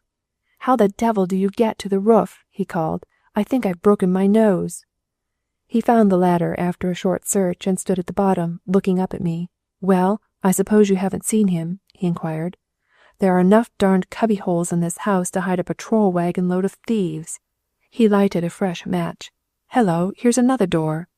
By the sound of his diminishing footsteps, I supposed it was a real staircase. He came up again in 10 minutes or so, this time with the policeman. "He's gone all right," he said ruefully. "If you had been attending to your business, Robinson, you would have watched the back door." "I'm not twins," Robinson was surly. "Well," I broke in as cheerfully as I could, "if you are through with this jolly little affair and can get down the ladder without having my housekeeper ring the burglar alarm, I have some good Monongahela whiskey, eh?" They came without a second invitation across the roof, and with them safely away from the house I breathed more freely. Down in the den I fulfilled my promise, which Johnson drank to the toast, coming through the rye. He examined my gun rack with the eye of a connoisseur, and even when he was about to go, he cast a loving eye back at the weapons. "Ever been in the army?" he inquired. "No," I said with a bitterness that he noticed but failed to comprehend. "I'm a chocolate cream soldier. You don't read Shaw, I suppose, Johnson?" "Never heard of him," the detective said indifferently. "Well, good night, Mr. Blakely. Much obliged." At the door he hesitated and coughed. "I suppose you understand, Mr. Blakely," he said awkwardly, "that this, surveillance is all in a day's work? I don't like it, but it's duty. Every man to his duty, sir." "Sometime, when you are in an open mind, Johnson," I returned, "you can explain why I am being watched at all." Chapter 15. The Cinematograph. On Monday, I went out for the first time. I did not go to the office. I wanted to walk. I thought fresh air and exercise would drive away the blue devils that had me by the throat. McKnight insisted on a long day in his car, but I refused. "I don't know why not," he said sulkily. "I can't walk. I haven't walked 2 consecutive blocks in 3 years. Automobiles have made legs mere ornaments, and some not even that. We could have Johnson out there chasing us over the country at $5 an hour." "He can chase us just as well at 5 miles an hour," I said. "But what gets me, McKnight, is why I am under surveillance at all. How did the police know I was accused of that thing?" "The young lady who sent the flowers. She isn't likely to talk, is she?" "No. That is, I didn't say it was a lady." I groaned as I tried to get my splinted arm into a coat. "Anyhow, she didn't tell," I finished with conviction, and McKnight laughed. It had rained in the early morning, and Mrs. Clopton predicted more showers. In fact, so firm was her belief, and so determined her eye, that I took the umbrella she proffered me. "Never mind," I said. "We can leave it next door. I have a story to tell you, Richie, and it requires proper setting." McKnight was puzzled, but he followed me obediently around to the kitchen entrance of the empty house. It was unlocked, as I had expected. While we climbed to the upper floor, I retailed the events of the previous night. "It's the finest thing I ever heard of," McKnight said, staring up at the ladder and the trap. "What a vaudeville skit it would make! Only, you ought not to have put your foot on her hand. They don't do that in the best circles." I wheeled on him impatiently. "You don't understand the situation at all, Richie," I exclaimed. "What would you say if I tell you it was the hand of a lady? It was covered with rings." "A lady?" he repeated. "Why, I'd say it was a darned compromising situation, and that the less you say of it, the better. Look here, Lawrence, I think you dreamed it. You've been in the house too much. I'll take it all back. You do need exercise." "She escaped through this door, I suppose," I said as patiently as I could, "evidently down the back staircase. We might as well go down that way." "According to the best precedents in these affairs, we should find a glove about here," he said as we started down. But he was more impressed than he cared to own. He examined the dusty steps carefully, and once, when a bit of loose plaster fell just behind him, he started like a nervous woman. "What I don't understand is why you let her go," he said, stopping once, puzzled. "You're not usually quixotic."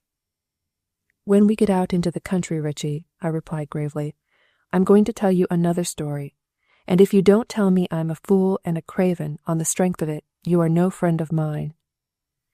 We stumbled through the twilight of the staircase into the blackness of the shuttered kitchen.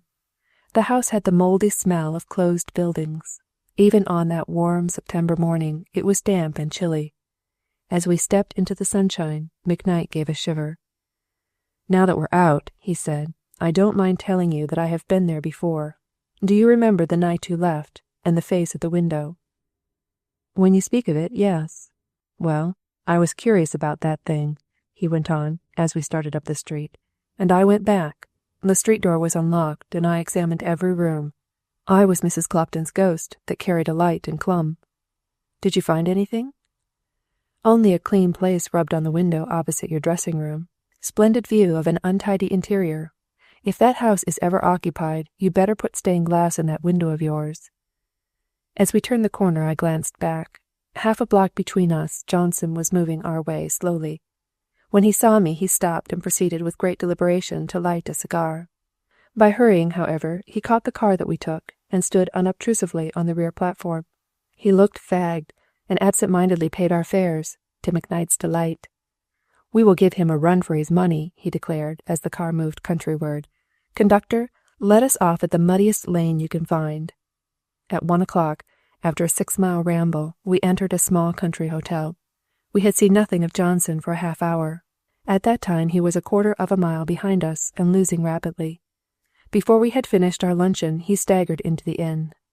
One of his boots was under his arm, and his whole appearance was deplorable. He was coated with mud, streaked with perspiration, and he limped as he walked. He chose a table not far from us and ordered Scotch. Beyond touching his hat, he paid no attention to us. "I'm just getting my second wind," McKnight declared. "How do you feel, Mr. Johnson? 6 or 8 miles more, and we'll all enjoy our dinners." Johnson put down the glass he raised to his lips without replying. The fact was, however, that I was like Johnson. I was soft from my week's inaction, and I was pretty well done up. McKnight, who was a wellspring of vitality and high spirits, ordered a strange concoction made of nearly everything in the bar and sent it over to the detective, but Johnson refused it. "I hate that kind of person," McKnight said pettishly. "Kind of fellow that thinks you're going to poison his dog if you offer him a bone." When we got back to the car line, with Johnson a draggled and drooping tail to the kite, I was in better spirits.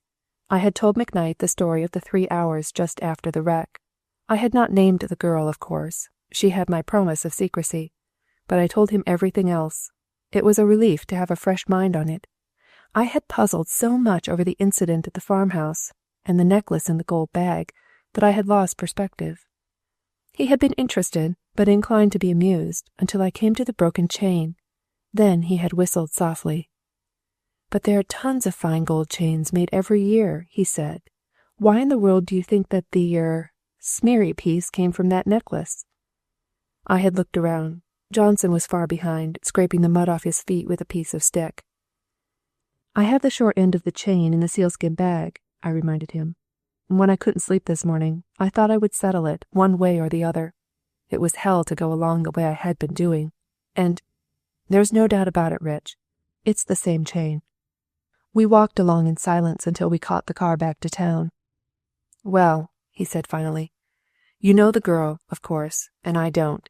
But if you like her, and I think myself you're rather hard hit, old man, I wouldn't give a whoop about the chain and the gold purse. It's just one of the little coincidences that hang people now and then. And as for last night, if she's the kind of girl you say she is, and you think she had anything to do with that, you're addled, that's all. You can depend on it. The lady of the empty house last week is the lady of last night. And yet your train acquaintance was in Altoona at that time." Just before we got off the car, I reverted to the subject again. It was never far back in my mind. "About the young lady of the train, Rich," I said, with what I suppose was elaborate carefulness. "I do not want you to get the wrong impression. I'm rather unlikely to see her again, but even if I do, I believe she is already bespoke, or the next thing to it." He made no reply, but as I opened the door with my latchkey, he stood looking up at me from the pavement with his quizzical smile. "Love is like the measles," he orated. "The older you get, the worse the attack." Johnson did not appear again that day. A small man in a raincoat took his place. The next morning I made my initial trip to the office. the raincoat still in hand. I had a short conference with Miller, the district attorney, at 11. Bronson was under surveillance, he said, and any attempt to sell the notes to him would probably result in their recovery.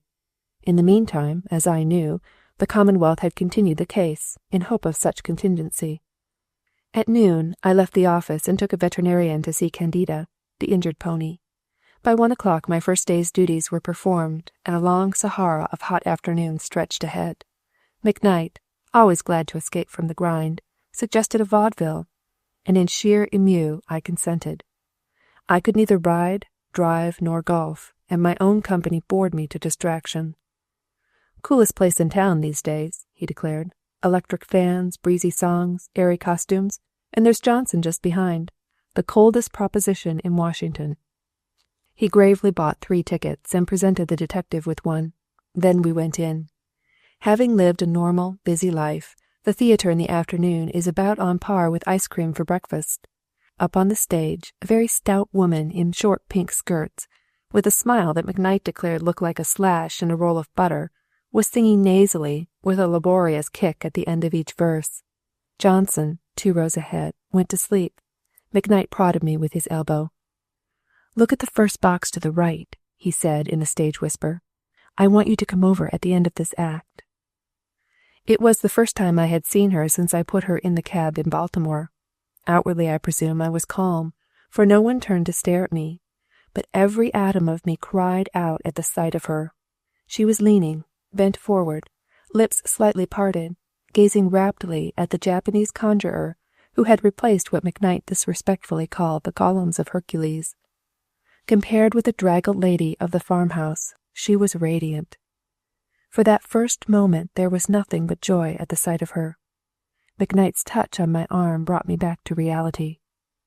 "Come over and meet them," he said. "That's the cousin Miss West is visiting, Mrs. Dallas." But I would not go. After he went, I sat there alone, painfully conscious that I was being pointed out and stared at from the box.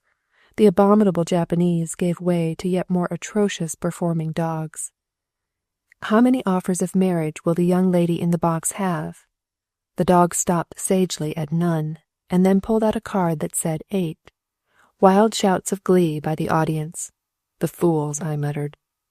After a little I glanced over. Mrs. Dallas was talking to McKnight, but she was looking straight at me. She was flushed, but more calm than I, and she did not bow. I fumbled for my hat, but the next moment I saw that they were going, and I sat still. When McKnight came back, he was triumphant. "I've made an engagement for you," he said. "Mrs. Dallas asked me to bring you to dinner tonight, and I said I knew you would fall all over yourself to go. You are requested to bring along the broken arm and any other souvenirs of the wreck that you may possess." "I'll do nothing of the sort," I declared, struggling against my inclination. "I can't even tie my necktie, and I have to have my food cut for me." "Oh, that's all right," he said easily. "I'll send Stogie over to fix you up, and Mrs. Dahl knows all about the arm. I told her." Stogie is his Japanese factotum, so called because he is lean, a yellowish-brown in color, and because he claims to have been shipped into this country in a box. The Cinematograph was finishing the program. The house was dark, and the music had stopped, as it does in the circus just before somebody risks his neck at so much a neck in the dip of death or the 100-foot dive. Then, with a sort of shock, I saw on the white curtain the announcement: "The next picture is the doomed Washington flyer taken a short distance from the scene of the wreck on the fatal morning of September 10th. 2 miles farther on it met with almost complete annihilation." I confessed to a return of some of the sickening sensations of the wreck. People around me were leaning forward with tense faces. Then the letters were gone, and I saw a long, level stretch of track, even the broken stone between the ties standing out distinctly. Far off under a cloud of smoke a small object was rushing toward us and growing larger as it came. Now it was on us, a mammoth in size, with huge drivers and a colossal tender. The engines leaped aside, as if just in time to save us from destruction, with a glimpse of a stooping fireman and a grimy engineer. The long train of sleepers followed. From a forward vestibule, a porter in a white coat waved his hand. The rest of the cars seemed still wrapped in slumber. With mixed sensations, I saw my own car, Ontario, fly past, and then I rose to my feet and gripped McKnight's shoulder. On the lowest step of the last car, 1 foot hanging free, was a man. His black derby hat was pulled well down to keep it from blowing away, and his coat was flying open in the wind. He was swung well out from the car, his free hand gripping a small valise, every muscle tense for a jump. "Good God! That's my man!" I said hoarsely as the audience broke into applause. McKnight half rose. In his seat ahead, Johnson stifled a yawn and turned to eye me. I dropped into my chair limply and tried to control my excitement. "The man on the last platform of the train," I said. "He was just about to leave. I swear that was my bag." "Could you see his face?" McKnight asked in an undertone. "Would you know him again?" "No, his hat was pulled down and his head was bent. I'm going back to find out where that picture was taken. They say 2 miles, but it may have been 40. The audience, busy with its wraps, had not noticed. Mrs. Dallas and Alison West had gone. In front of us, Johnson had dropped his hat and was stooping for it. "This way," I motioned to McKnight, and we wheeled into the narrow passage beside us, back of the boxes. At the end there was a door leading into the wings, and as we went boldly through, I turned the key. The final set was being struck, and no one paid any attention to us. Luckily, they were similarly indifferent to a banging at the door I had locked, a banging which, I judged, signified Johnson. "I guess we've broken up his interference," McKnight chuckled. Stagehands were hurrying in every direction. Pieces of the side wall of the last drawing-room menaced us. A switchboard behind us was singing like a tea kettle. Everywhere we stepped, we were in somebody's way. At last we were across, confronting a man in his shirt-sleeves, who by dots and dashes of profanity seemed to be directing the chaos. "Well," he said, wheeling on us, "what can I do for you?" "I would like to ask," I replied, "if you have any idea just where the last Cinematograph picture was taken." "Broken boards? Picnickers? Lake?" "No, the Washington Flyer." He glanced at my bandaged arm. "The announcement says 2 miles, McKnight put in, but we should like to know whether it was railroad miles, automobile miles, or policeman miles." "I'm sorry I can't tell you," he replied more civilly. "We get those pictures by contract. We don't take them ourselves." "Where are the company's offices?" "New York." He stepped forward and grasped a super by the shoulder. "What in blazes are you doing with that gold chair and a kitchen set? Take that piece of pink plush there and throw it over a soapbox if you haven't got a kitchen chair." I had not realized the extent of the shock, but now I dropped into a chair and wiped my forehead. The unexpected glimpse of Alison West, followed almost immediately by the revelation of the picture, had left me limp and unnerved. McKnight was looking at his watch. "He says the moving picture people have an office downtown. We can make it if we go now." So he called a cab, and we started at a gallop. There was no sign of the detective. "Upon my word," Richie said, "I feel lonely without him." The people at the downtown office of the Cinematograph Company were very obliging. The picture had been taken, they said, at M, just 2 miles beyond the scene of the wreck. It was not much, but it was something to work on. I decided not to go home, but to send McKnight's Jap for my clothes and to dress at the incubator. I was determined, if possible, to make my next day's investigations without Johnson. In the meantime, even if it was for the last time, I would see her that night. I gave Stogie a note for Mrs. Clopton, and with my dinner clothes there came back the gold bag, wrapped in tissue paper. Chapter 16. The Shadow of a Girl. Certain things about the dinner at the Dallas house will always be obscure to me. Dallas was something in the fish commission, and I remember his reeling off fish eggs in billions while we ate our caviar.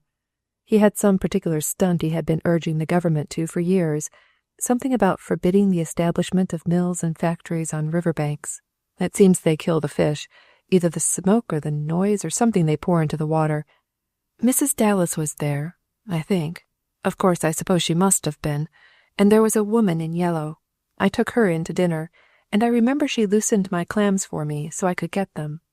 But the only real person at the table was a girl across in white, a sublimated young woman who was as brilliant as I was stupid, who never by any chance looked directly at me, and who appeared and disappeared across the candles and orchids in a sort of halo of radiance. When the dinner had progressed from salmon to roast, the conversation had done the same thing, from fish to scandal. The yellow gown turned to me. "We have been awfully good, haven't we, Mr. Blakely?" she asked. "Although I am crazy to hear, I have not said wreck once. I'm sure you must feel like the survivor of Waterloo, or something of the sort." "If you want me to tell you about the wreck," I said, glancing across the table, "I'm sorry to be disappointing, but I don't remember anything."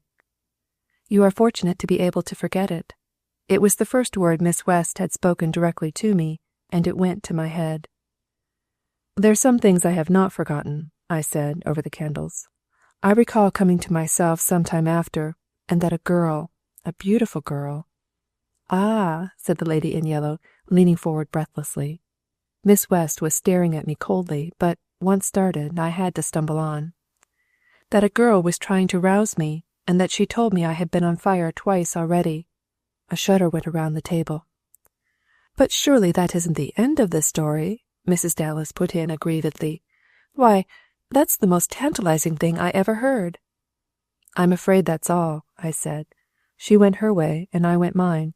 If she recalls me at all, she probably thinks of me as a weak-kneed individual who faints like a woman when everything is over."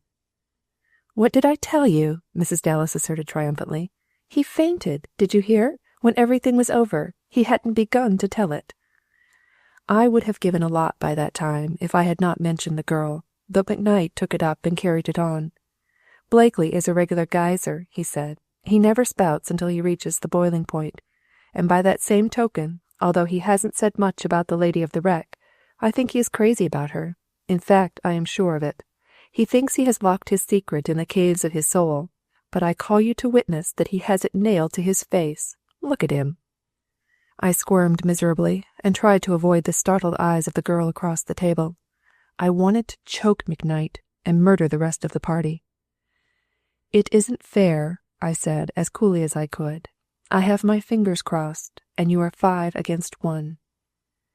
"And to think that there was a murder on that very train," broke in the lady in yellow. "It was a perfect crescendo of horrors, wasn't it? And what became of the murdered man, Mr. Blakely?" McKnight had the sense to jump into the conversation and save my reply. "They say good Pittsburgers go to Atlantic City when they die," he said. "So, we are reasonably certain the gentleman did not go to the seashore." The meal was over at last, and once in the drawing-room it was clear we hung heavy on the hostess's hands. "It is so hard to get people for bridge in September," she wailed. "There's absolutely nobody in town. 6 is a dreadful number." "It's a good poker number," her husband suggested. The matter settled itself, however. I was hopeless, save as a dummy. Miss West said that it was too hot for cards, and went out on a balcony that overlooked the mall. With obvious relief, Mrs. Dallas had the card table brought, and I was face to face with the minute I had dreaded and hoped for a week. Now it had come, it was more difficult than I had anticipated. I did not know if there was a moon, but there was the urban substitute for it, the arc light. It threw the shadow of the balcony railing in long black bars against her white gown, and as it swung, sometimes her face was in the light. I drew a chair close so that I could watch her. "Do you know," I said when she made no effort at speech, "that you are a much more formidable person tonight in that gown than you were the last time I saw you?" The light swung on her face. She was smiling faintly. "The hat with the green ribbons," she said. "I must take it back. I had almost forgotten." I had not forgotten anything. I pulled myself up short. This was hardly loyalty to Richie. His voice came through the window just then, and perhaps I was wrong, but I thought she raised her head to listen. "Look at this hand," he was saying. "Regular pianola. You could play it with your feet." "He's a dear, isn't he?" Alison said unexpectedly. "No matter how depressed and downhearted I am, I always cheer up when I see Richie." "He's more than that," I returned warmly. "He's the most honorable fellow I know. If he wasn't so much that way, he would have a career before him. He wanted to put on the doors of our offices, Blakely and McKnight, P.B.H., which is poor but honest." From my comparative poverty to the wealth of the girl beside me was a single mental leap. From that wealth to the grandfather who was responsible for it was another. I wonder if you know that I had been to Pittsburg to see your grandfather when I met you, I said. You? She was surprised. Yes, and you remember the alligator bag that I told you was exchanged for the one you cut off my arm? She nodded expectantly. Well, in that valise were the forged Andy Bronson notes, and Mr. Gilmore's deposition that they were forged. She was on her feet in an instant. In that bag? She cried. Oh, why didn't you tell me that before? Oh, it's so ridiculous, so hopeless. Why, I could— She stopped suddenly and sat down again. I do not know that I am sorry, after all, she said after a pause. Mr. Bronson was a friend of my father's. I suppose it was a bad thing for you, losing the papers? Well, it was not a good thing, I conceded. While we are on the subject of losing things, do you know that I still have your gold purse? She did not reply at once. The shadow of a column was over her face, but I guessed that she was staring at me. You have it? She almost whispered. I picked it up in the streetcar, I said, with a cheerfulness I did not feel. It looks like a very opulent little purse. Why didn't she speak about the necklace? For just a careless word to make me sane again. You, she repeated, horror-stricken, and then I produced the purse and held it out on my palm. I should have sent it to you before, I suppose, but, as you know, I've been laid up since the wreck. We both saw McKnight at the same moment. He had pulled the curtains aside and was standing, looking out at us. The tableau of give and take was unmistakable. The gold purse, her outstretched hand, my own attitude. It was over in a second. Then he came out and lounged on the balcony railing. They're mad at me in there, he said airily, so I came out. I suppose the reason they call it bridge is because so many people get cross over it. The heat broke up the card group soon after, and they all came out for the night breeze. I had no more words alone with Alison. I went back to the incubator for the night. We said almost nothing on the way home. There was a constraint between us for the first time that I could remember. It was too early for bed, and so we smoked in the living room and tried to talk of trivial things. After a time even those failed, and we sat silent. It was McKnight who finally broached the subject. And so she wasn't at Seal Harbor at all? No. Do you know where she was, Lolly? Somewhere near Cresson. And that was the purse, her purse, with the broken necklace in it? Yes, it was. You understand, don't you, Rich, that, having given her my word, I couldn't tell you. I understand a lot of things, he said without bitterness. We sat for some time and smoked. Then Richie got up and stretched himself. I'm off to bed, old man, he said. Need any help with that game arm of yours? No, thanks, I returned. I heard him go into his room and lock the door. It was a bad hour for me. The first shadow between us, and the shadow of a girl at that. Chapter 17. At the farmhouse again. McKnight is always a sympathizer with the early worm. It was late when he appeared. Perhaps, like myself, he had not slept well, but he was apparently cheerful enough, and he made a better breakfast than I did. It was 1 o'clock before we got to Baltimore. After a half-hour's wait, we took a local for M, the station near which the Cinematograph picture had been taken. We passed the scene of the wreck, McKnight with curiosity, I with a sickening sense of horror. Back in the fields was the little farmhouse where Alison West and I had intended getting coffee, and winding away from the track, maple trees shading it on either side, was the lane where we had stopped to rest, and where I had, it seemed presumption beyond belief now, where I had tried to comfort her by patting her hand. We got out at M, a small place with 2 or 3 houses and a general store. The station was a one-roomed affair, with a railed-off place at the end, where a scale, a telegraph instrument, and a chair constituted the entire furnishing. The station agent was a young man with a shrewd face. He stopped hammering a piece of wood over a hole in the floor to ask where we wanted to go. We're not going, said McKnight. We're coming. Have a cigar?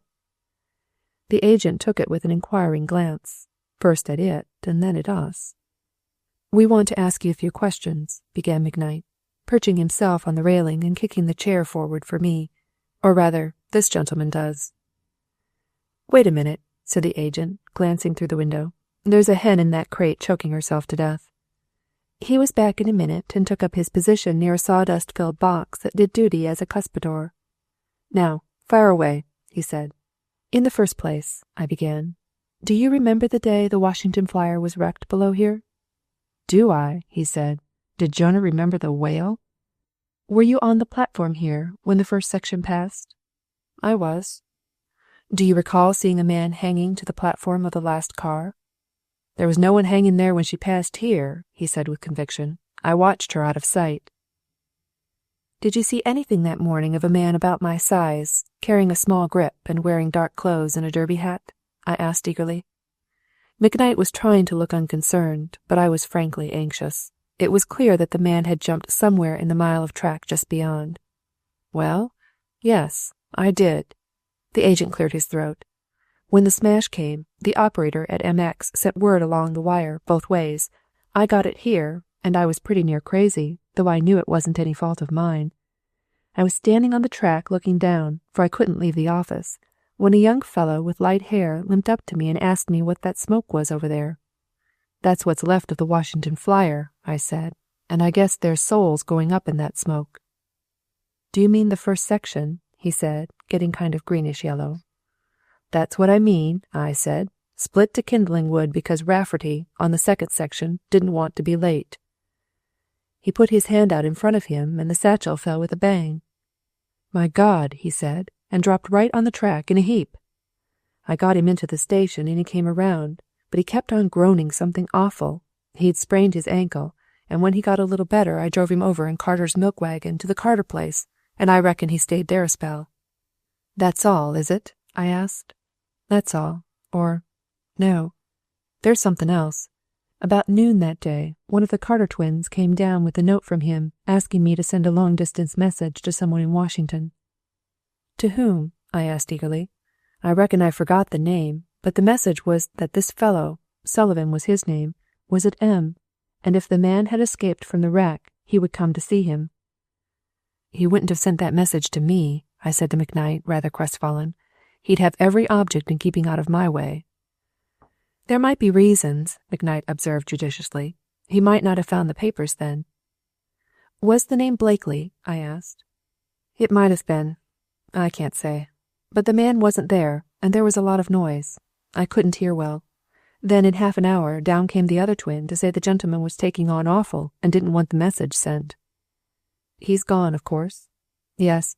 Limped down here in about 3 days and took the noon train for the city."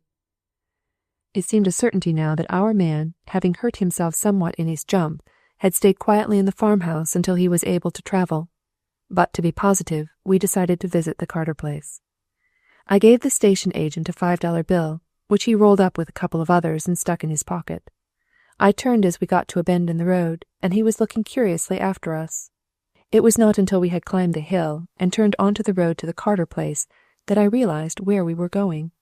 Although we approached it from the other direction, I knew the farmhouse at once. It was the one where Alison West and I had breakfast 9 days before. With the new restraint between us, I did not tell McKnight.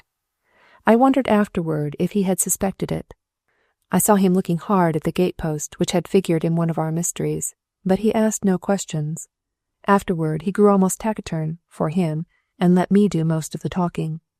We opened the front gate of the Carter place and went slowly up the walk. 2 ragged youngsters, alike even to freckles and squints, were playing in the yard. "Is your mother around?" I asked. "In the front room. Walk in," they answered in identical tones. As we got to the porch we heard voices and stopped. I knocked, but the people within, engaged in animated, rather one-sided conversation, did not answer. "In the front room, walk in," quoted McKnight, and did so. In the stuffy farm parlor 2 people were sitting. One, a pleasant-faced woman with a checked apron, rose, somewhat embarrassed, to meet us. She did not know me, and I was thankful, but our attention was riveted on a little man who was sitting before a table, writing busily. It was Hotchkiss. He got up when he saw us, and had the grace to look uncomfortable. "Such an interesting case," he said nervously. "I took the liberty—" "Look here," said McKnight suddenly. "Did you make any inquiries at the station?" "A few," he confessed. "I went to the theater last night. I felt the need of a little relaxation, and the sight of a picture there, A cinematograph affair started a new line of thought. Probably the same clue brought you gentlemen. I learned a good bit from the station agent." "The son of a gun," said McKnight. "And you paid him, I suppose?" "I gave him $5, was the apologetic answer. Mrs. Carter, hearing sounds of strife in the yard, went out, and Hotchkiss folded up his papers. "I think the identity of the man is established," he said. "What number of hat do you wear, Mr. Blakely?" 7 1/4, I replied. "Well, it's only piling up evidence," he said cheerfully. "On the night of the murder you wore light grey silk underclothing, with the second button of the shirt missing. Your hat had L.B. in gilt letters inside, and there was a very minute hole in the toe of one black sock." "Hush!" McKnight protested. "If word gets to Mrs. Clopton that Mr. Blakely was wrecked, or robbed, or whatever it was, with a button missing and a hole in one sock, she'll retire to the old ladies' home. I've heard her threaten it." Mr. Hotchkiss was without a sense of humour. He regarded McKnight gravely and went on. "I've been up in the room where the man lay while he was unable to get away, and there is nothing there. But I found what may be a possible clue in the dust heap. Mrs. Carter tells me that in unpacking his grip the other day, she shook out of the coat of the pyjamas some pieces of a telegram. As I figure it, the pyjamas were his own. He probably had them on when he effected the exchange." I nodded assent. All I had retained of my own clothing was the suit of pyjamas I was wearing and my bathrobe. "Therefore the telegram was his, not yours. I have pieces here, but some are missing. I'm not discouraged, however." He spread out some bits of yellow paper, and we bent over them curiously. It was something like this: "Man with P something. Get something. BR something." We spelled it out slowly. "Now," Hotchkiss announced, "I make it something like this. The P whatever is one of two things. Pistol, you remember the little pearl-handled affair belonging to the murdered man, or it is pocketbook. I am inclined to the latter view, as the pocketbook had been disturbed and the pistol had not." I took the piece of paper from the table and scrawled 4 words on it. "Now," I said, rearranging them, "it happens, Mr. Hotchkiss, that I found one of these pieces of the telegram on the train. I thought it had been dropped by someone else, you see, but that's immaterial. Arranged this way, it almost makes sense. Fill out that P something with the rest of the word, as I imagine it, and it makes papers. And add this scrap, and you have man with papers in lower 10, car 7, get them." McKnight slapped Hotchkiss on the back. "You're a trump," he said. "BR is Bronson, of course. It's almost too easy. You see, Mr. Blakely here engaged lower 10, but found it occupied by the man who was later murdered there. The man who did the thing was a friend of Bronson's, evidently, and in trying to get the papers we have the motive for the crime." "There are still some things to be explained." Mr. Hotchkiss wiped his glasses and put them on. "For one thing, Mr. Blakely, I am puzzled by that bit of chain." I did not glance at McKnight. I felt that the hands with which I was gathering up the bits of torn paper were shaking. It seemed to me that this astute little man was going to drag in the girl in spite of me. Chapter 18. A New World. Hotchkiss jotted down the bits of telegram and rose. "Well," he said, "we've done something. We found where the murderer left the train. We know what day he went to Baltimore, and, most important of all, we have a motive for the crime." "It seems the irony of fate," said McKnight, getting up, "that a man should kill another man for certain papers he is supposed to be carrying. Find he hasn't got them after all. Decide to throw suspicion on another man by changing berths and getting out, bag and baggage. And then, by the merest fluke of chance, take with him, in the valise he changed for his own, the very notes he was after. It was a bit of luck for him." "Then why," put in Hotchkiss doubtfully, "why did he collapse when he heard of the wreck? And what about the telephone message the station agent sent? You remember they tried to countermand it, and with some excitement." "We will ask him those questions when we get him," McKnight said. We were on the unrailed front porch by that time, and Hotchkiss had put away his notebook. The mother of the twins followed us to the steps. "Dear me!" she exclaimed volubly. "And to think I was forgetting to tell you. I put the young man to bed with a spice poultice on his ankle. My mother always was a firm believer in spice poultices. It's wonderful what they will do in croup. And then I took the children and went down to see the wreck. It was Sunday, and the mister had gone to church.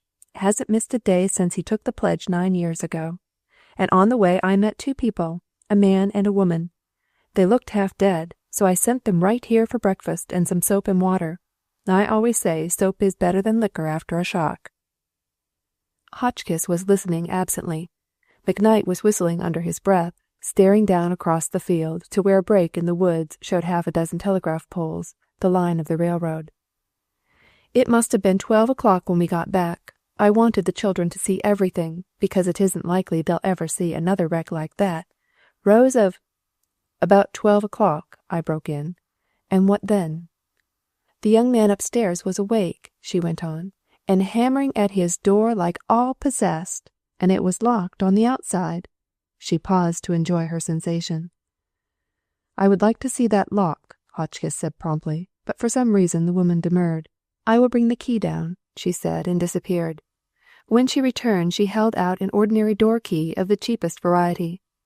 We had to break the lock, she volunteered, and the key didn't turn up for 2 days. Then one of the twins found the turkey gobbler, trying to swallow it. It has been washed since, she hastened to assure Hotchkiss, who showed an inclination to drop it. You don't think he locked the door himself and threw the key out the window? The little man asked. The windows are covered with mosquito netting, nailed on. The mister blamed it on the children, and it might have been Obadiah. He's the quiet kind, and you never know what he's about. He's about to strangle, isn't he? McKnight remarked lazily. Or is that Obadiah? Mrs. Carter picked the boy up and inverted him, talking amiably all the time. He's always doing it, she said, giving him a shake. Whenever we miss anything, we look to see if Obadiah's black in the face. She gave another shake, and the quarter I had given him shot out as if blown from a gun. Then we prepared to go back to the station. From where I stood, I could look into the cheery farm kitchen, where Alison West and I had eaten our al fresco breakfast. I looked at the table with mixed emotions, and then, gradually, the meaning of something on it penetrated my mind. Still in its papers, evidently just opened, was a hat box, and protruding over the edge of the box was a streamer of vivid green ribbon. On the plea that I wished to ask Mrs. Carter a few more questions, I let the others go on. I watched them down the flagstone walk, saw McKnight stop and examine the gateposts, and saw, too, the quick glance he threw back at the house. Then I turned to Mrs. Carter. I would like to speak to the young lady upstairs, I said. She threw up her hands, with a quick gesture of surrender.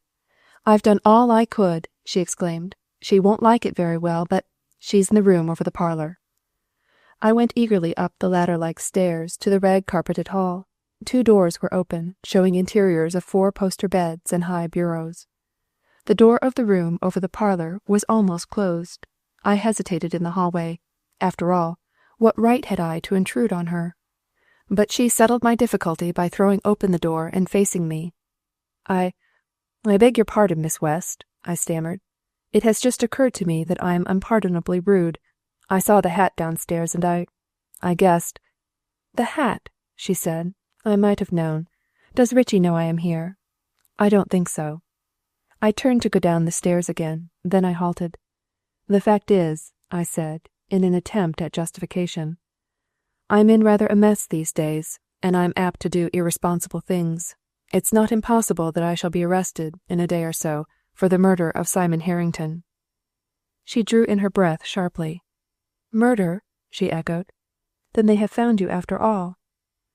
I don't regard it as anything more than, inconvenient, I lied. They can't convict me, you know. Almost all the witnesses are dead. She was not deceived for a moment. She came over to me and stood, both hands on the rail of the stair. I know just how grave it is, she said quietly. My grandfather will not leave one stone unturned, and he can be terrible, terrible. But, she looked directly into my eyes as I stood below her on the stairs. The time may come, soon, when I can help you. I'm afraid I shall not want to.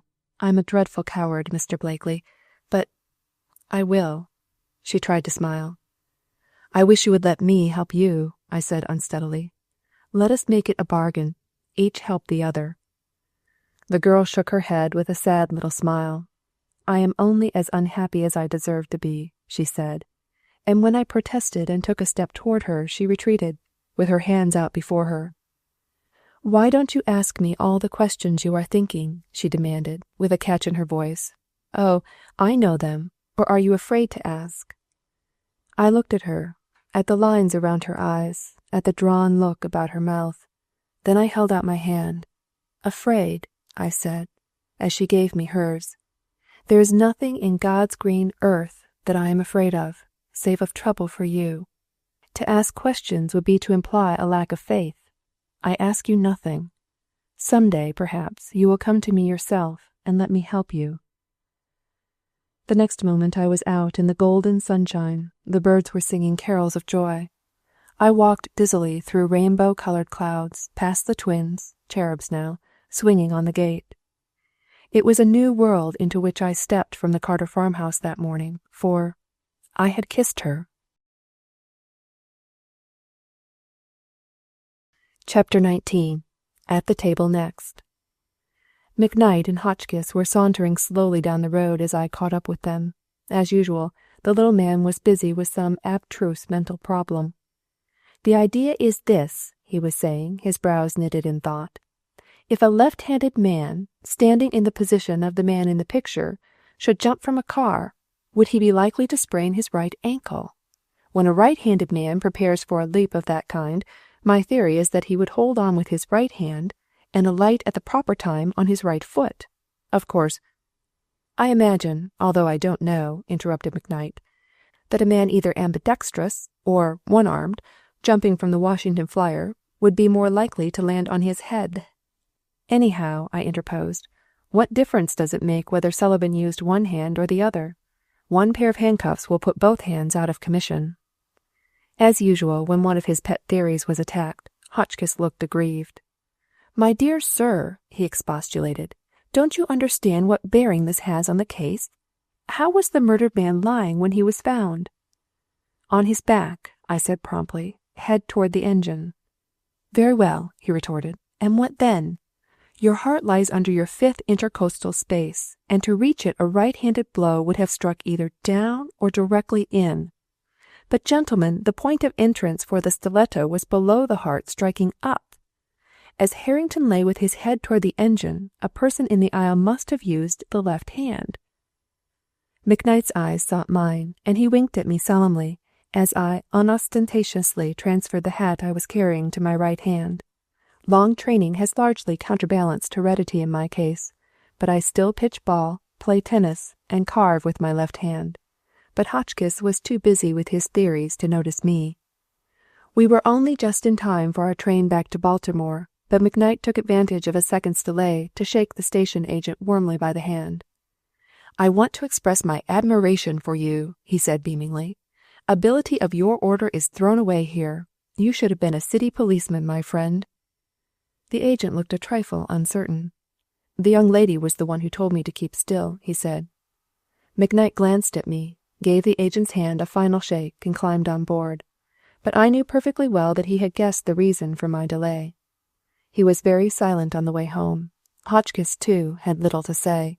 He was reading over his notes intently, stopping now and then to make a penciled addition. Just before we left the train, Richie turned on me. "I suppose it was the key to the door that she tied to the gate?" "Probably. I did not ask her." "Curious, her locking that fellow in," he reflected. "You may depend on it. There was a good reason for it all. And I wish you wouldn't be so suspicious of motives, Rich," I said warmly. "Only yesterday you were the suspicious one," he retorted, and we lapsed into strained silence. It was late when we got to Washington. One of Mrs. Clopton's small tyrannies was exacting punctuality at meals, and, like several other things, I respected it. There are always some concessions that should be made in return for faithful service. So, as my dinner hour of 7 was long past, McKnight and I went to a little restaurant downtown where they have a very decent way of fixing chicken a la king. Hotchkiss had departed, economically bent, for a small hotel where he lived on the American plan. "I want to think some things over," he said in response to my invitation to dinner, "and, anyhow, There's no use dining out when I pay the same, dinner or no dinner, where I am stopping." The day had been hot, and the first-floor dining-room was sultry in spite of the palms and fans, which attempted to simulate the verdure and breezes of the country. It was crowded, too, with a typical summer night crowd, and, after sitting for a few minutes in a sweltering corner, we got up and went to the smaller dining-room upstairs. Here it was not so warm, and we settled ourselves comfortably by the window. Over in a corner, half a dozen boys on their way back to school were ragging a perspiring waiter, a proceeding so exactly to McKnight's taste that he insisted on going over to join them. But their table was full, and somehow that kind of fun had lost its point for me. Not very far from us, a very stout, middle-aged man, apoplectic with the heat, was elephantinely jolly for the benefit of a bored-looking girl across the table from him. And at the next table a newspaper woman ate alone, the last edition propped against the water bottle before her, her hat for coolness on the corner of the table. It was a motley bohemian crowd. I looked over the room, casually, while McKnight ordered the meal. Then my attention was attracted to the table next to ours. Two people were sitting there, so deep in conversation that they did not notice us. The woman's face was hidden under her hat, as she traced the pattern of the cloth mechanically with her fork. But the man's features stood out clear in the light of the candles on the table. It was Bronson. "He shows the strain, doesn't he?" McKnight said, holding up the wine list as if he read from it. "Who's the woman?" "Search me," I replied in the same way.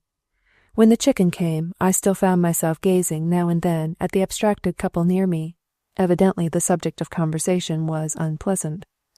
Bronson was eating little, the woman not at all.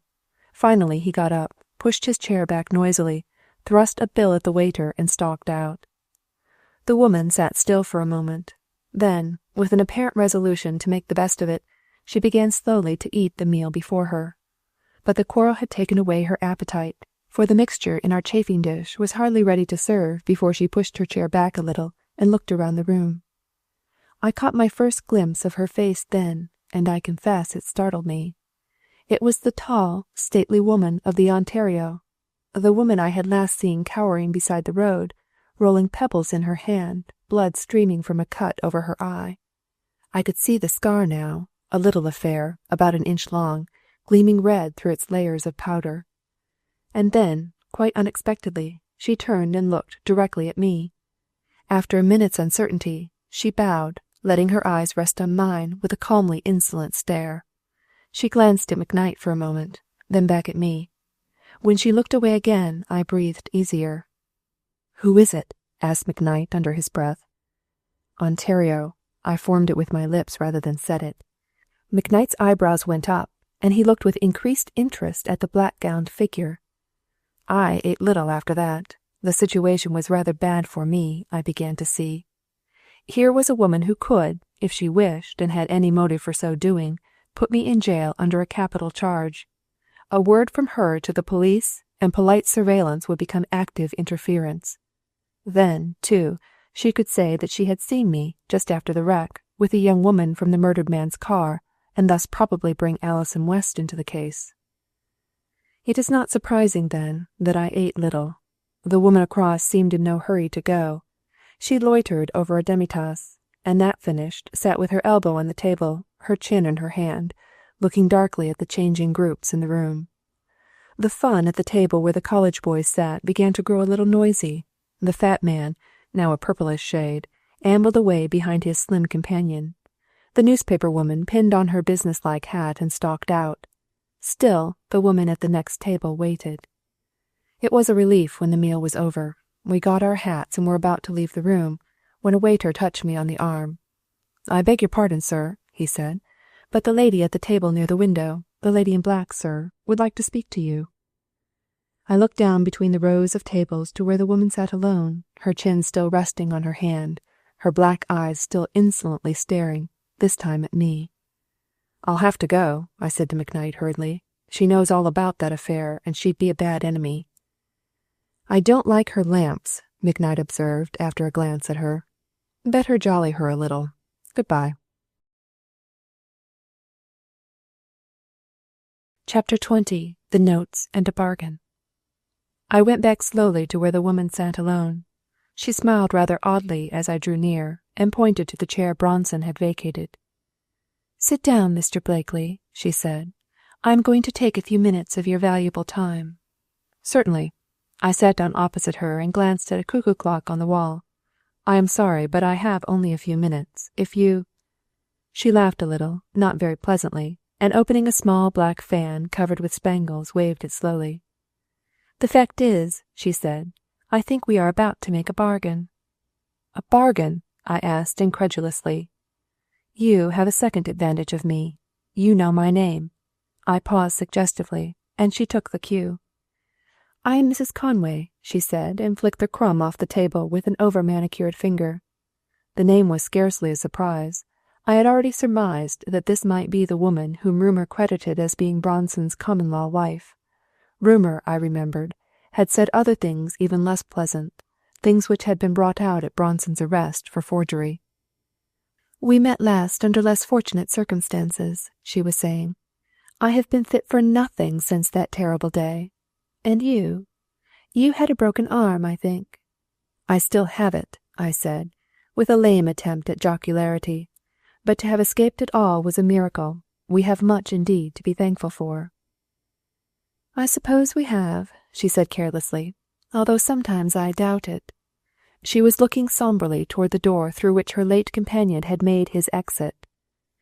"You sent for me," I said. "Yes, I sent for you." She roused herself and sat erect. "Now, Mr. Blakely, have you found those papers?" "The papers? What papers?" I parried. I needed time to think. "Mr. Blakely," she said quietly, "I think we can lay aside all subterfuge. In the first place, let me refresh your mind about a few things. The Pittsburg police are looking for the survivors of the car Ontario.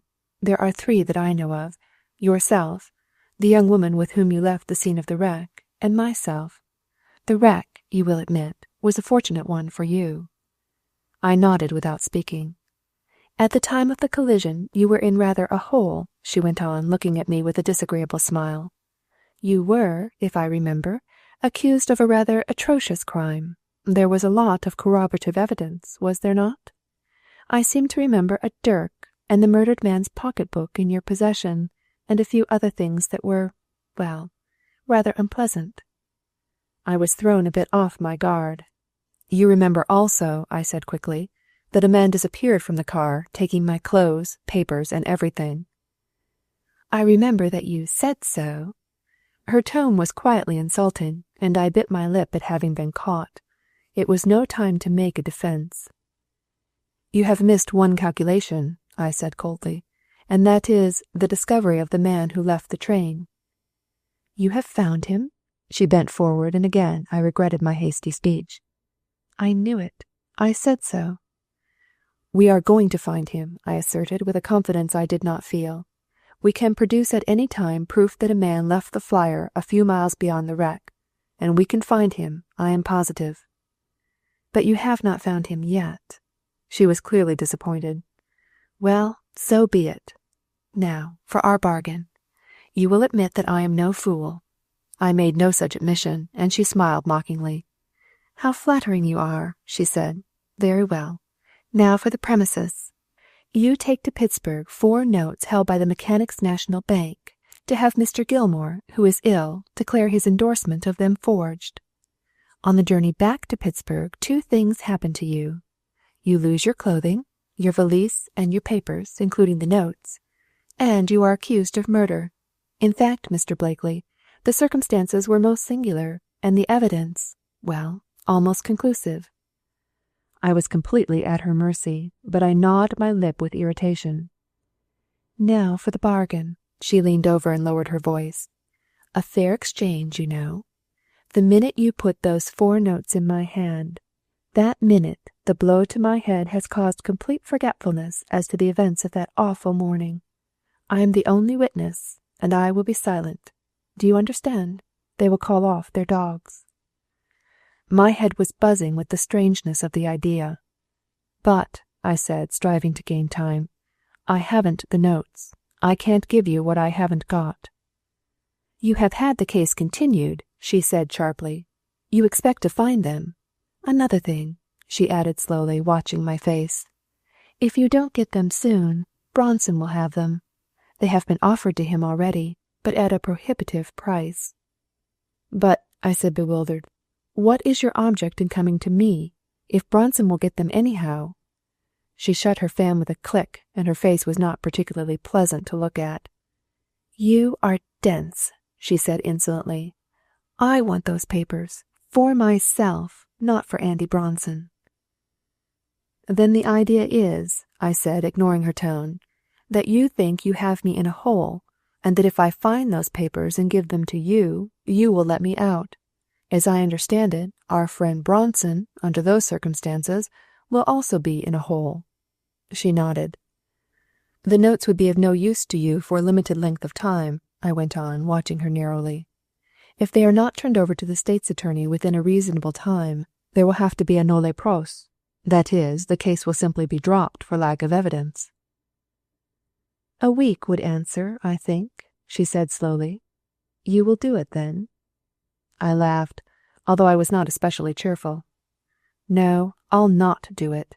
I expect to come across the notes any time now, and I expect just as certainly to turn them over to the state's attorney when I get them." She got up suddenly, pushing her chair back with a noisy grating sound that turned many eyes toward us. "You are more of a fool than I thought you," she sneered, and left me at the table. Chapter 21. McKnight's Theory. I confess I was staggered. The people at the surrounding tables, after glancing curiously in my direction, looked away again. I got my hat and went out in a very uncomfortable frame of mind. That she would inform the police at once of what she knew, I never doubted, unless possibly she would give a day or two's grace in the hope that I would change my mind. I reviewed the situation as I waited for a car. Two passed me going in the opposite direction, and on the first one I saw Bronson, his hat over his eyes, his arms folded, looking moodily ahead. Was it imagination, or was the small man huddled in the corner of the rear seat Hotchkiss? As the car rolled on, I found myself smiling. The alert little man was for all the world like a terrier, ever on the scent, and scouring about in every direction. I found McKnight at the incubator, with his coat off, working with enthusiasm and a manicure file over the horn of his auto. "It's the worst horn I ever ran across," he groaned without looking up as I came in. "The blankety-blank thing won't blow." He punched it savagely, finally eliciting a faint, throaty croak. "Sounds like the croup," I suggested. "My sister-in-law uses camphor and goose grease for it. Or how about a spice poultice?" But McKnight never sees any jokes but his own. He flung the horn clattering into a corner and collapsed sulkily into a chair. "Now," I said, "if you're through manicuring that horn, I will tell you about my talk with the lady in black." "What's wrong?" asked McKnight languidly. "Police watching her too?" "Not exactly. The fact is, Rich, there's the mischief to pay." Stogie came in, bringing a few additions to our comfort. When he went out, I told my story. "You must remember," I said, "that I had seen this woman before the morning of the wreck. She was buying her Pullman ticket when I did. Then the next morning, when the murder was discovered, she grew hysterical, and I gave her some whiskey. The third and last time I saw her, until tonight, was when she crouched beside the road after the wreck." McKnight slid down in his chair until his weight rested on the small of his back and put his feet on the big reading table. "It's rather a facer," he said. "It's really too good a situation for a commonplace lawyer. It ought to be dramatized.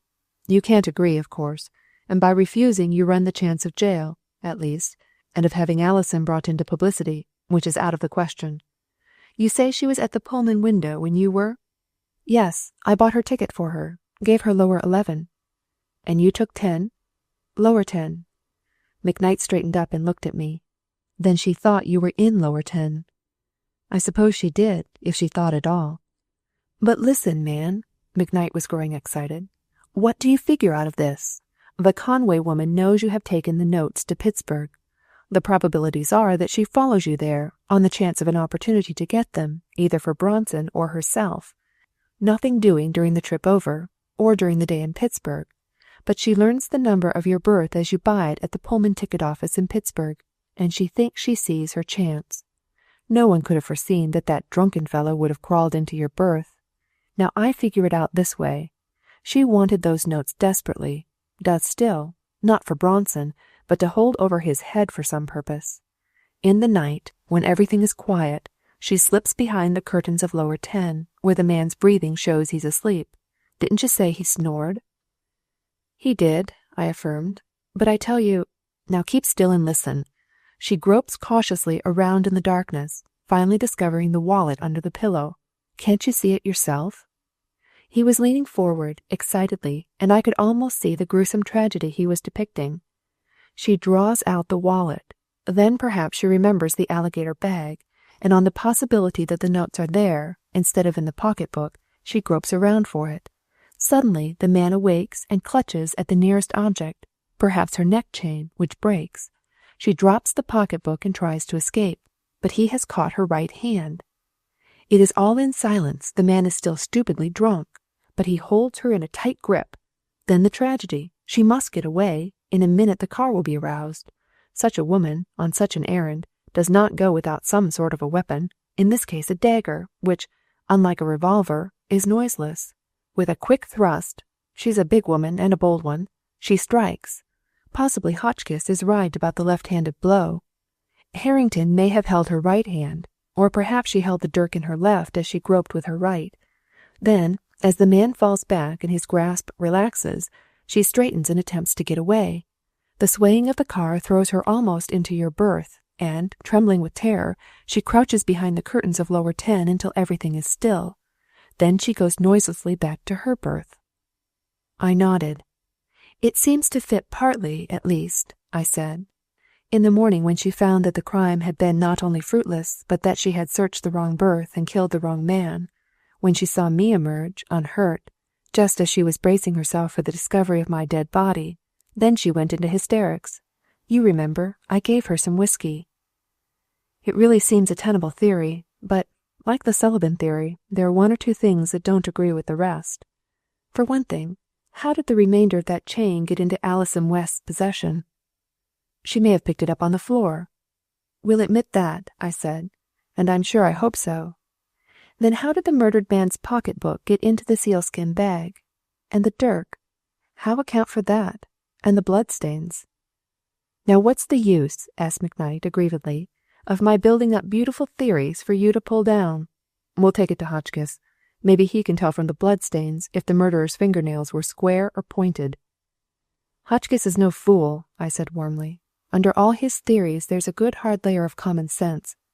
And we must remember, Rich, that neither of our theories includes the woman at Dr. Van Kirk's hospital, that the charming picture you have just drawn does not account for Alison West's connection with the case, or for the bits of telegram in the Sullivan fellow's pajama pocket.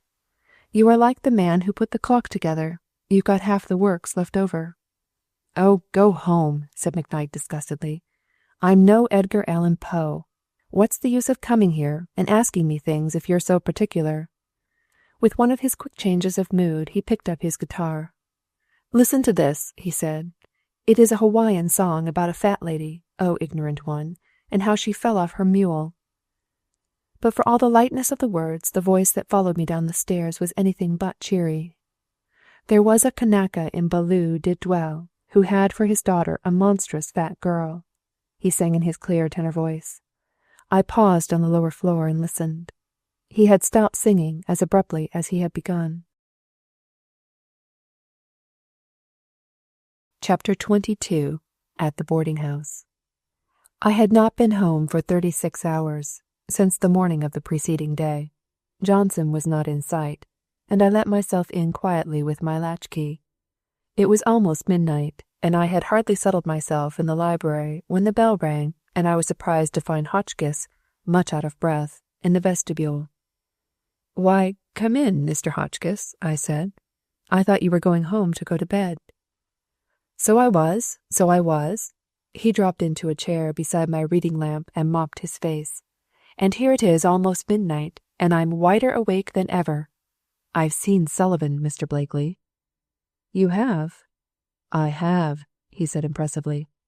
"You were following Bronson at 8 o'clock. Was that when it happened?" "Something of the sort. When I left you at the door of the restaurant, I turned and almost ran into a plainclothesman from the central office. I know him pretty well. Once or twice he has taken me with him on interesting bits of work. He knows my hobby. You know him too, probably. It was the man Arnold, the detective whom the state's attorney has had watching Bronson. Johnson being otherwise occupied, I had asked for Arnold myself. I nodded. Well, he stopped me at once, said he'd been on the fellow's track since early morning and had had no time for luncheon.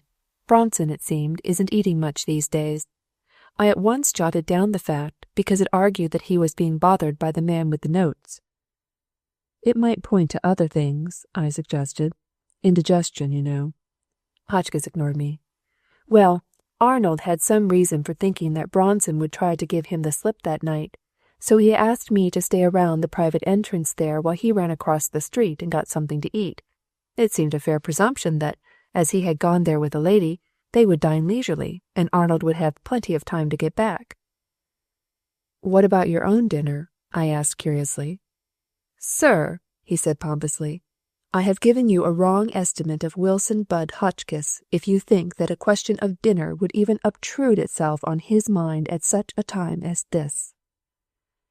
He was a frail little man, and tonight he looked pale with heat and overexertion. Did you have any luncheon? I asked. He was somewhat embarrassed at that. Really, Mr. Blakely, the events of the day were so engrossing. Well, I said, I'm not going to see you drop on the floor from exhaustion. Just wait a minute. I went back to the pantry, only to be confronted with rows of locked doors and empty dishes. Downstairs, in the basement kitchen, however, I found 2 unattractive-looking cold chops, some dry bread, and a piece of cake, wrapped in a napkin, and from its surreptitious and generally hangdog appearance, destined for the coachman in the stable at the rear. Trays there were none. Everything but the chairs and tables seemed under lock and key, and there was neither napkin, knife, nor fork to be found. The luncheon was not attractive in appearance, but Hotchkiss ate his cold chops and gnawed at his crusts as though he had been famished while he told his story. I had been there only a few minutes, he said, with a chop in one hand and the cake in the other, when Bronson rushed out and cut across the street. He's a tall man, Mr. Blakely, and I had hard work keeping close. It was a relief when he jumped on a passing car, although being well behind, it was a hard run for me to catch him. He had left the lady. Once on the car, we simply rode from one end of the line to the other and back again. I suppose he was passing the time, for he looked at his watch now and then, and when I did once get a look at his face it made me, uncomfortable. He could have crushed me like a fly, sir. I had brought Mr. Hotchkiss a glass of wine, and he was looking better. He stopped to finish it, declining with a wave of his hand to have it refilled, and continued. About 9 o'clock, or a little later, he got off somewhere near Washington Circle. He went along one of the residence streets there, turned to his left a square or two, and rang a bell. He had been admitted when I got there, but I guessed from the appearance of the place that it was a boarding-house. I waited a few minutes and rang the bell. When a maid answered it, I asked for Mr. Sullivan. Of course there was no Mr. Sullivan there. I said I was sorry, that the man I was looking for was a new boarder. She was sure there was no such boarder in the house. The only new arrival was a man on the 3rd floor. She thought his name was Stewart. My friend has a cousin by that name, I said. I'll just go up and see. She wanted to show me up, but I said it was unnecessary. So after telling me it was the bedroom and sitting room on the 3rd floor front, I went up. I met a couple of men on the stairs, but neither of them paid any attention to me. A boarding-house is the easiest place in the world to enter. They're not always so easy to leave, I put in, to his evident irritation. When I got to the 3rd story, I took out a bunch of keys and posted myself by a door near the ones the girl had indicated. I could hear voices in one of the front rooms, but could not understand what they said. There was no violent dispute, but a steady hum. Then Bronson jerked the door open. If he had stepped into the hall, he would have seen me fitting a key into the door before me, but he spoke before he came out. You're acting like a maniac, he said. You know I can get those things some way. I'm not going to threaten you. It isn't necessary. You know me. It would be no use, the other man said. I tell you, I haven't seen the notes for 10 days. But you will, Bronson said savagely. You're standing in your own way, that's all. If you're holding out expecting me to raise my figure, you're making a mistake. It's my last offer." "I couldn't take it if it was for $1,000,000, said the man inside the room. "I'd do it, I expect, if I could. The best of us have our price." Bronson slammed the door then, and flung past me down the hall. After a couple of minutes I knocked at the door, and a tall man, about your size, Mr. Blakely, opened it. He was very blond, with a smooth face and blue eyes, what I think you would call a handsome man. "I beg your pardon for disturbing you," I said. "Can you tell me which is Mr. Johnson's room, Mr. Francis Johnson?" "I cannot say," he replied civilly. "I've only been here a few days." I thanked him and left, but I had had a good look at him, and I think I'd know him readily any place. I sat for a few minutes thinking it over. But what did he mean by saying he hadn't seen the notes for 10 days? And why is Bronson making the overtures? "I think he was lying," Hotchkiss reflected. "Bronson hasn't reached his figure." "It's a big advance, Mr. Hotchkiss, and I appreciate what you have done more than I can tell you," I said. "And now, if you can locate any of my property in this fellow's room, we'll send him up for larceny, and at least we'll have him where we can get at him. I'm going to Cresson tomorrow to try and trace him a little from there, but I'll be back in a couple of days, and we'll begin to gather in these scattered threads." Hotchkiss rubbed his hands together delightedly. "That's it," he said. "That's what we want to do, Mr. Blakely. We'll gather up the threads ourselves. If we let the police in too soon, they'll tangle it up again. I'm not vindictive by nature, but when a fellow like Sullivan not only commits a murder, but goes to all sorts of trouble to put the burden of guilt on an innocent man, I say, hunt him down, sir." "You are convinced, of course, that Sullivan did it?" "Who else?" He looked over his glasses at me with the air of a man whose mental attitude is unassailable. "Well, listen to this," I said. Then I told him at length of my encounter with Bronson in the restaurant, of the bargain proposed by Mrs. Conway, and finally of McKnight's new theory. But, although he was impressed, he was far from convinced. "It's a very vivid piece of imagination," he said dryly, "but while it fits the evidence as far as it goes, it doesn't go far enough. How about the stains in lower 7, the dirk, and the wallet? Haven't we even got motive in that telegram from Bronson?" "Yes," I admitted, "but that bit of chain—" "Pah!" he said shortly. "Perhaps, like yourself, Sullivan wore glasses with a chain. Our not finding them does not prove they did not exist." And there I made an error. Half-confidences are always mistakes. I could not tell of the broken chain in Alison West's gold purse. It was 1 o'clock when Hotchkiss finally left. We had by that time arranged a definite course of action. Hotchkiss to search Sullivan's rooms and if possible find evidence to have him held for larceny, while I went to Cresson. Strangely enough, however, when I entered the train the following morning, Hotchkiss was already there. He had bought a new notebook and was sharpening a fresh pencil. "I changed my plans, you see," he said, bustling his newspaper aside for me. "It is no discredit to your intelligence, Mr. Blakely, but you lack the professional eye, the analytical mind. You legal gentlemen call a spade, although it may be a shovel." "A primrose by the river's brim, a yellow primrose was to him, and nothing more," I quoted as the train pulled out. Chapter 23. A Night at the Laurels. I slept most of the way to Cresson, to the disgust of the little detective. Finally he struck up an acquaintance with a kindly-faced old priest on his way home to his convent school, armed with a roll of dance music and surreptitious bundles that looked like boxes of candy. From scraps of conversation I gleaned that there had been mysterious occurrences at the convent, ending in the theft of what the Reverend Father called vaguely a quantity of under-Muslims. I dropped asleep at that point, and when I roused a few moments later, the conversation had progressed. Hotchkiss had a diagram on an envelope. "With this window bolted, and that one inaccessible, and if, as you say, the garments were in the tub here at X, then, as you hold the key to the other door, I think you said the convent dog did not raise any disturbance? Pardon a personal question, but do you ever walk in your sleep?" The priest looked bewildered. "I'll tell you what to do," Hotchkiss said cheerfully, leaning forward. "Look around a little yourself before you call the police. Somnambulism is a queer thing. It's a question whether we are most ourselves sleeping or waking. Ever think of that? Live a saintly life all day, prayers and matins and all that, and the subconscious mind hikes you out of bed at night to steal under muslins. Subliminal theft, so to speak. Better examine the roof." I dozed again. When I wakened, Hotchkiss sat alone, and the priest, from a corner, was staring at him dazed over his breviary.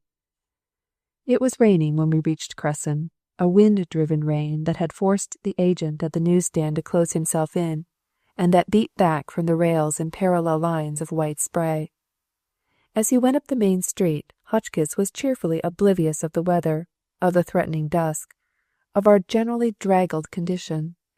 My draggled condition, I should say, for he improved every moment, his eyes brighter, his ruddy face ruddier, his collar newer and glossier. Sometime, when it does not encircle the little man's neck, I shall test that collar with a match. I was growing steadily more depressed. I loathed my errand and its necessity. I had always held that a man who played the spy on a woman was beneath contempt. Then, I admit I was afraid of what I might learn. For a time, however, this promised to be a negligible quantity.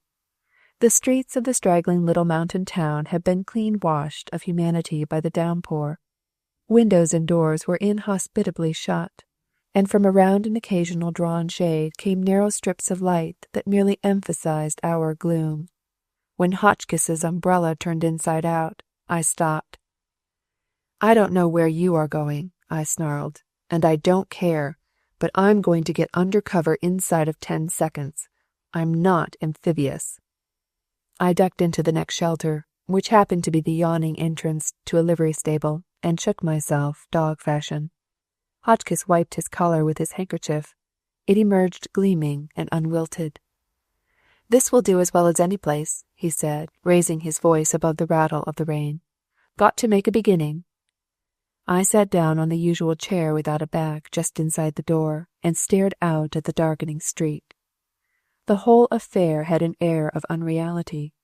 Now that I was there, I doubted the necessity or the value of the journey. I was wet and uncomfortable. Around me, with Cresson as a centre, stretched an irregular circumference of mountain, with possibly a 10-mile radius, and in it I was to find the residence of a woman whose first name I did not know, and a man who, so far, had been a purely chimerical person.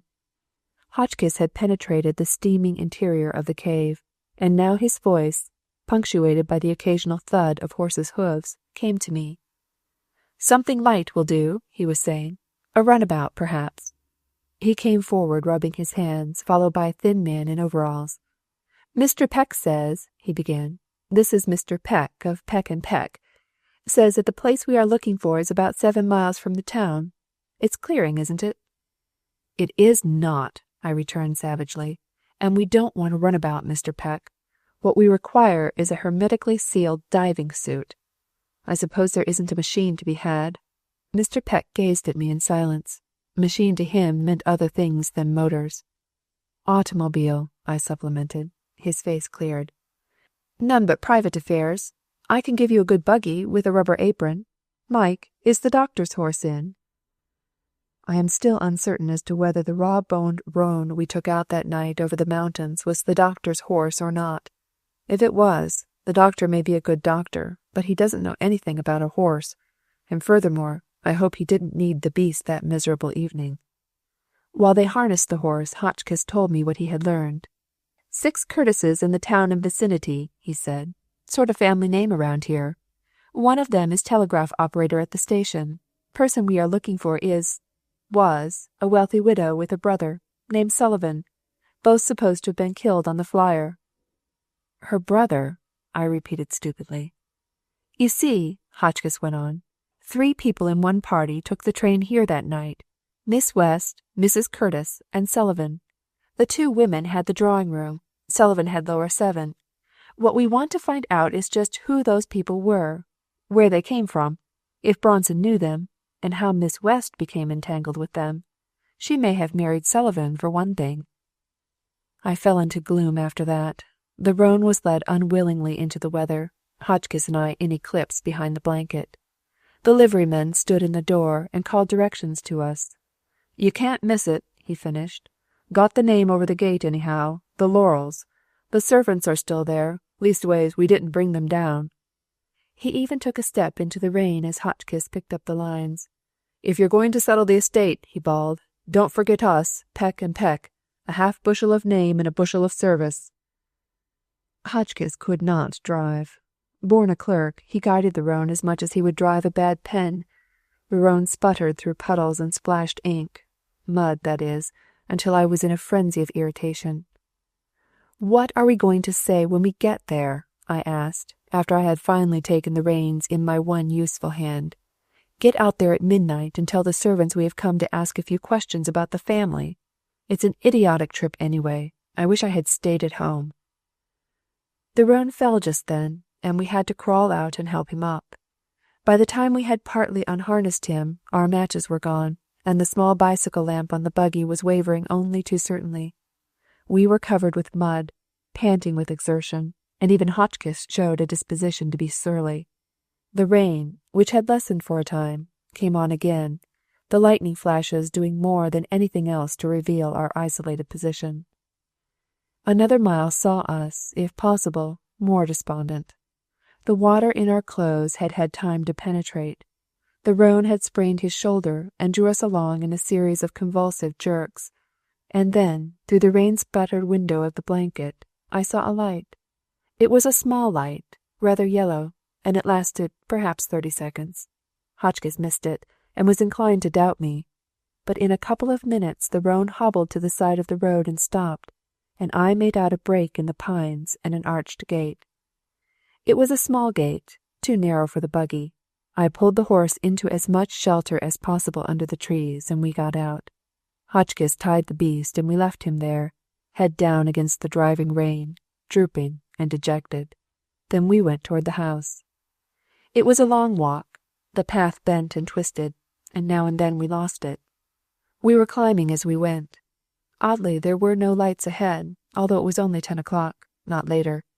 Hotchkiss kept a little ahead of me, knocking into trees now and then, but finding the path in half the time I should have taken. Once, as I felt my way around a tree in the blackness, I put my hand unexpectedly on his shoulder and felt a shudder go down my back. "What do you expect me to do?" he protested when I remonstrated. "Hang out a red lantern? What was that? Listen." We both stood peering into the gloom. The sharp patter of the rain on leaves had ceased, and from just ahead there came back to us the stealthy padding of feet on wet soil. My hand closed on Hotchkiss's shoulder, and we listened together, warily. The steps were close by, unmistakable. The next flash of lightning showed nothing moving.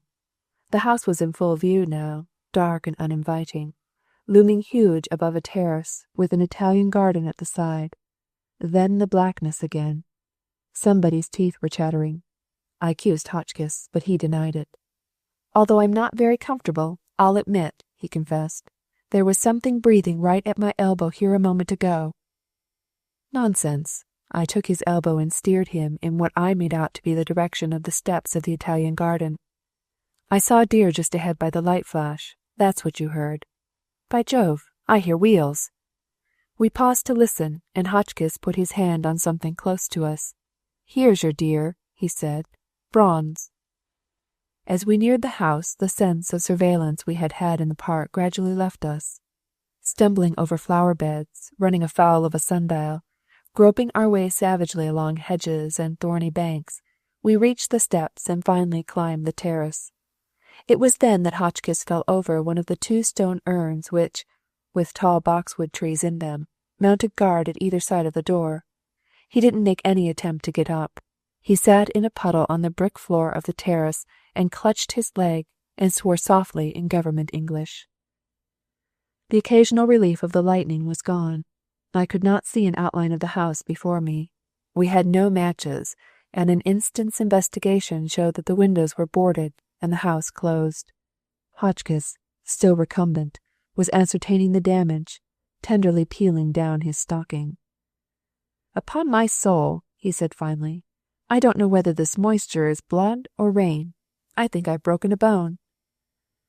"Blood is thicker than water," I suggested. "Is it sticky? See if you can move your toes." There was a pause. Hotchkiss moved his toes. By that time I had found a knocker and was making the night hideous. But there was no response save the wind that blew sodden leaves derisively in our faces. Once Hotchkiss declared he heard a window sash lifted, but renewed violence with the knocker produced no effect. "There's only one thing to do," I said finally. "I'll go back and try to bring the buggy up for you. You can't walk, can you?" Hotchkiss sat back in his puddle and said he didn't think he could stir, but for me to go back to town and leave him, that he didn't have any family dependent on him, and that if he was going to have pneumonia, he had probably got it already. I left him there and started back to get the horse. If possible, it was worse than before. There was no lightning, and only by a miracle did I find the little gate again.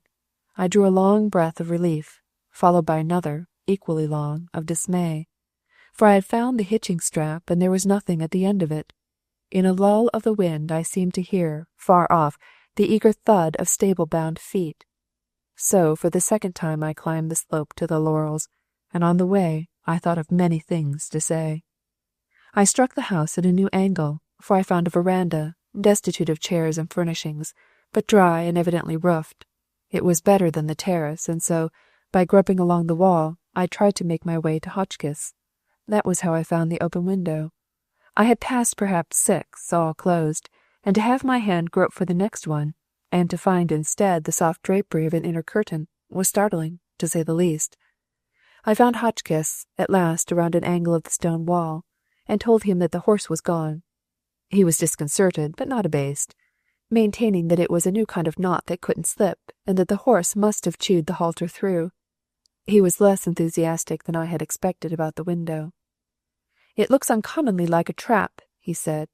"I tell you there was someone in the park below when we were coming up. Man has a sixth sense that scientists ignore, a sense of the nearness of things, and all the time you have been gone, someone has been watching me." "Couldn't see you," I maintained. "I can't see you now, and your sense of contiguity didn't tell you about that flower crock." In the end, of course, he consented to go with me. He was very lame, and I helped him around to the open window. He was full of moral courage, the little man, and it was only the physical in him that quailed. And as we groped along, he insisted on going through the window first. "If it is a trap," he whispered, "I have 2 arms to your 1, and besides, as I said before, life holds much for you. As for me, the government would merely lose an indifferent employee." When he found I was going first, he was rather hurt, but I did not wait for his protests. I swung my feet over the sill and dropped. I made a clutch at the window frame with my good hand when I found no floor under my feet, but it was too late. I dropped probably 10 feet and landed with a crash that seemed to split my eardrums. I was thoroughly shaken, but in some miraculous way the bandaged arm had escaped injury. "For heaven's sake," Hotchkiss was calling from above, "have you broken your back?" "No," I returned as steadily as I could. "Merely driven it up through my skull. This is a staircase. I'm coming up to open another window." It was eerie work, but I accomplished it finally, discovering, not without mishap, a room filled with more tables than I had ever dreamed of, tables that seemed to waylay and strike at me.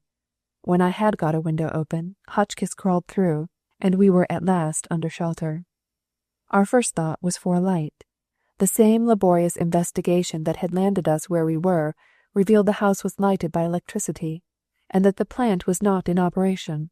By accident I stumbled across a tabouret with smoking materials and found 6 matches. The first one showed us the magnitude of the room we stood in, and revealed also a brass candlestick by the open fireplace, a candlestick almost 4 feet high, supporting a candle of similar colossal proportions. It was Hotchkiss who discovered that it had been recently lighted. He held the match to it and peered at it over his glasses.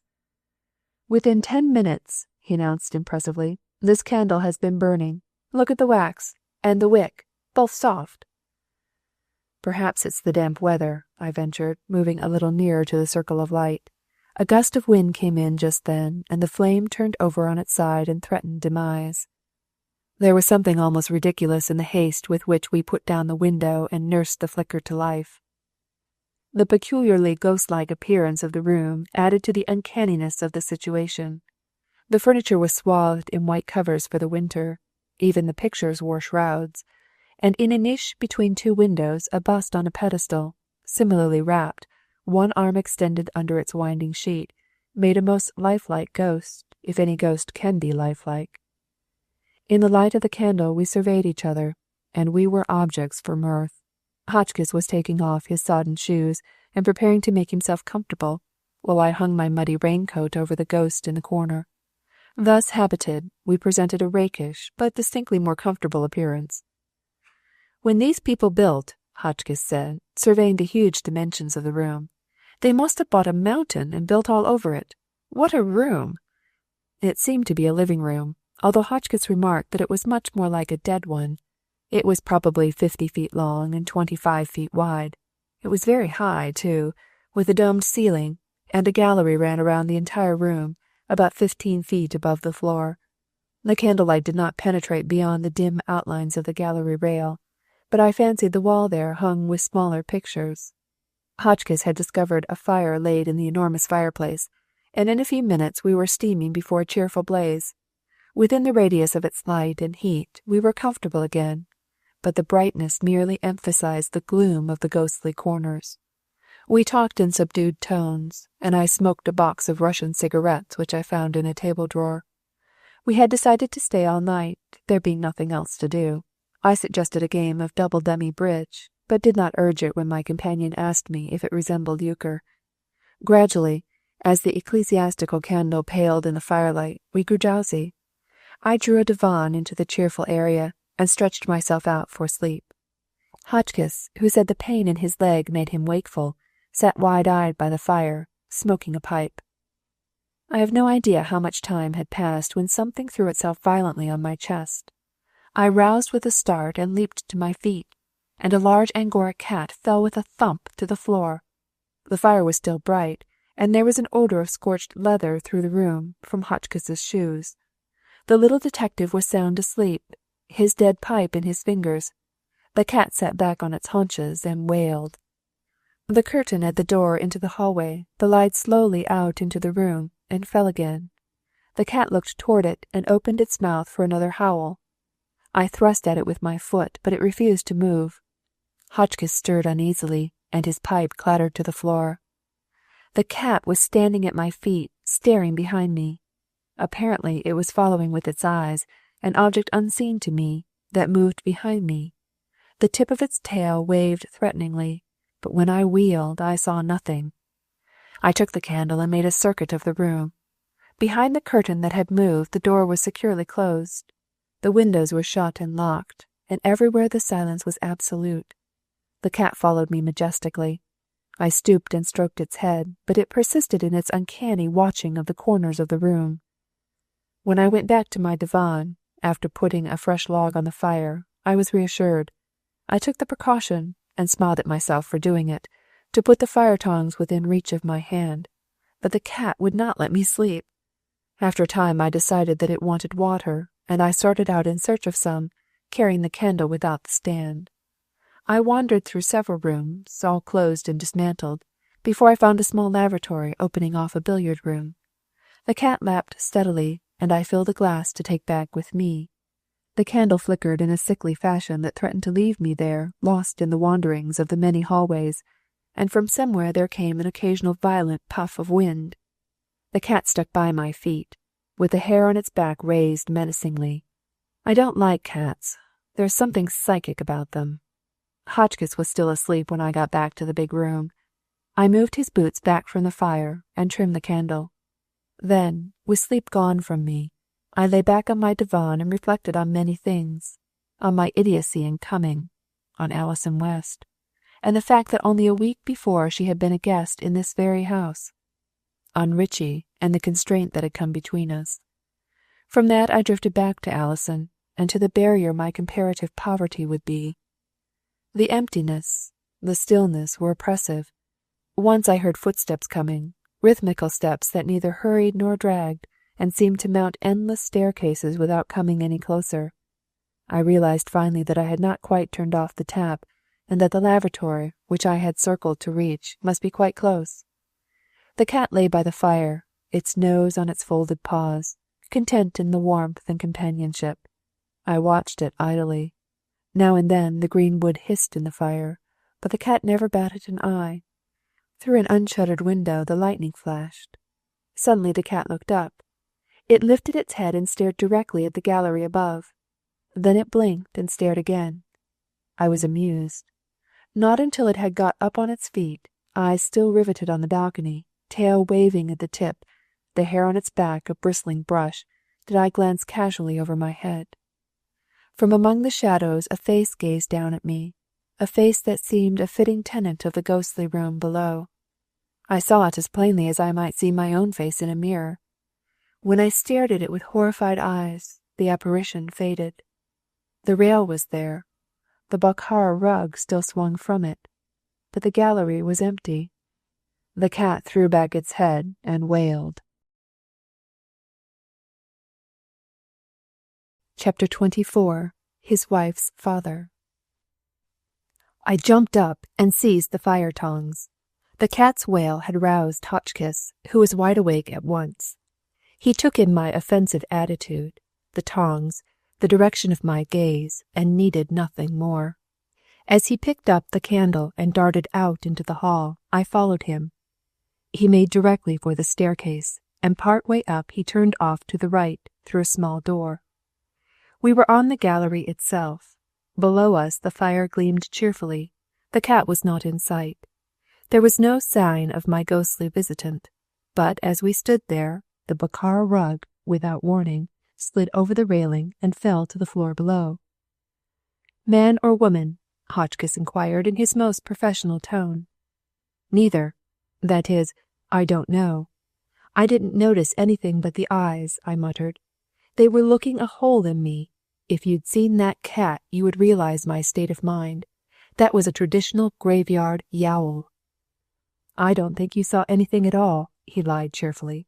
"You dozed off, and the rest is the natural result of a meal on a buffet car."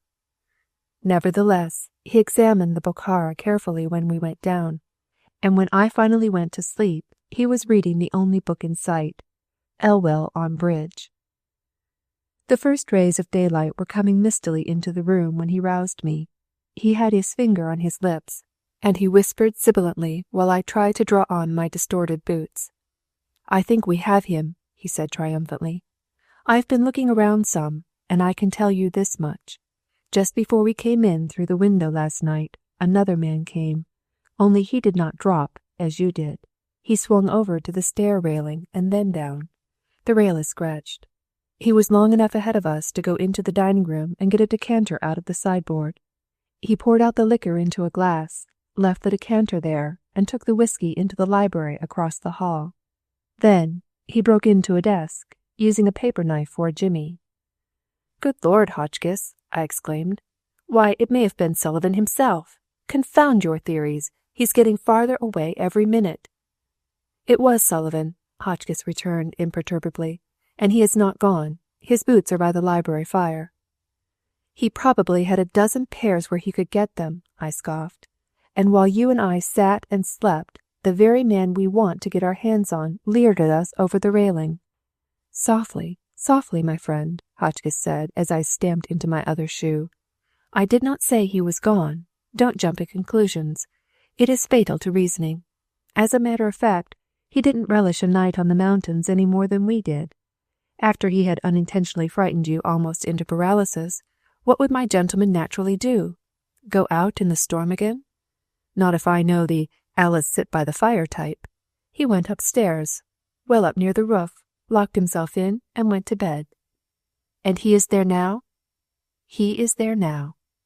We had no weapons.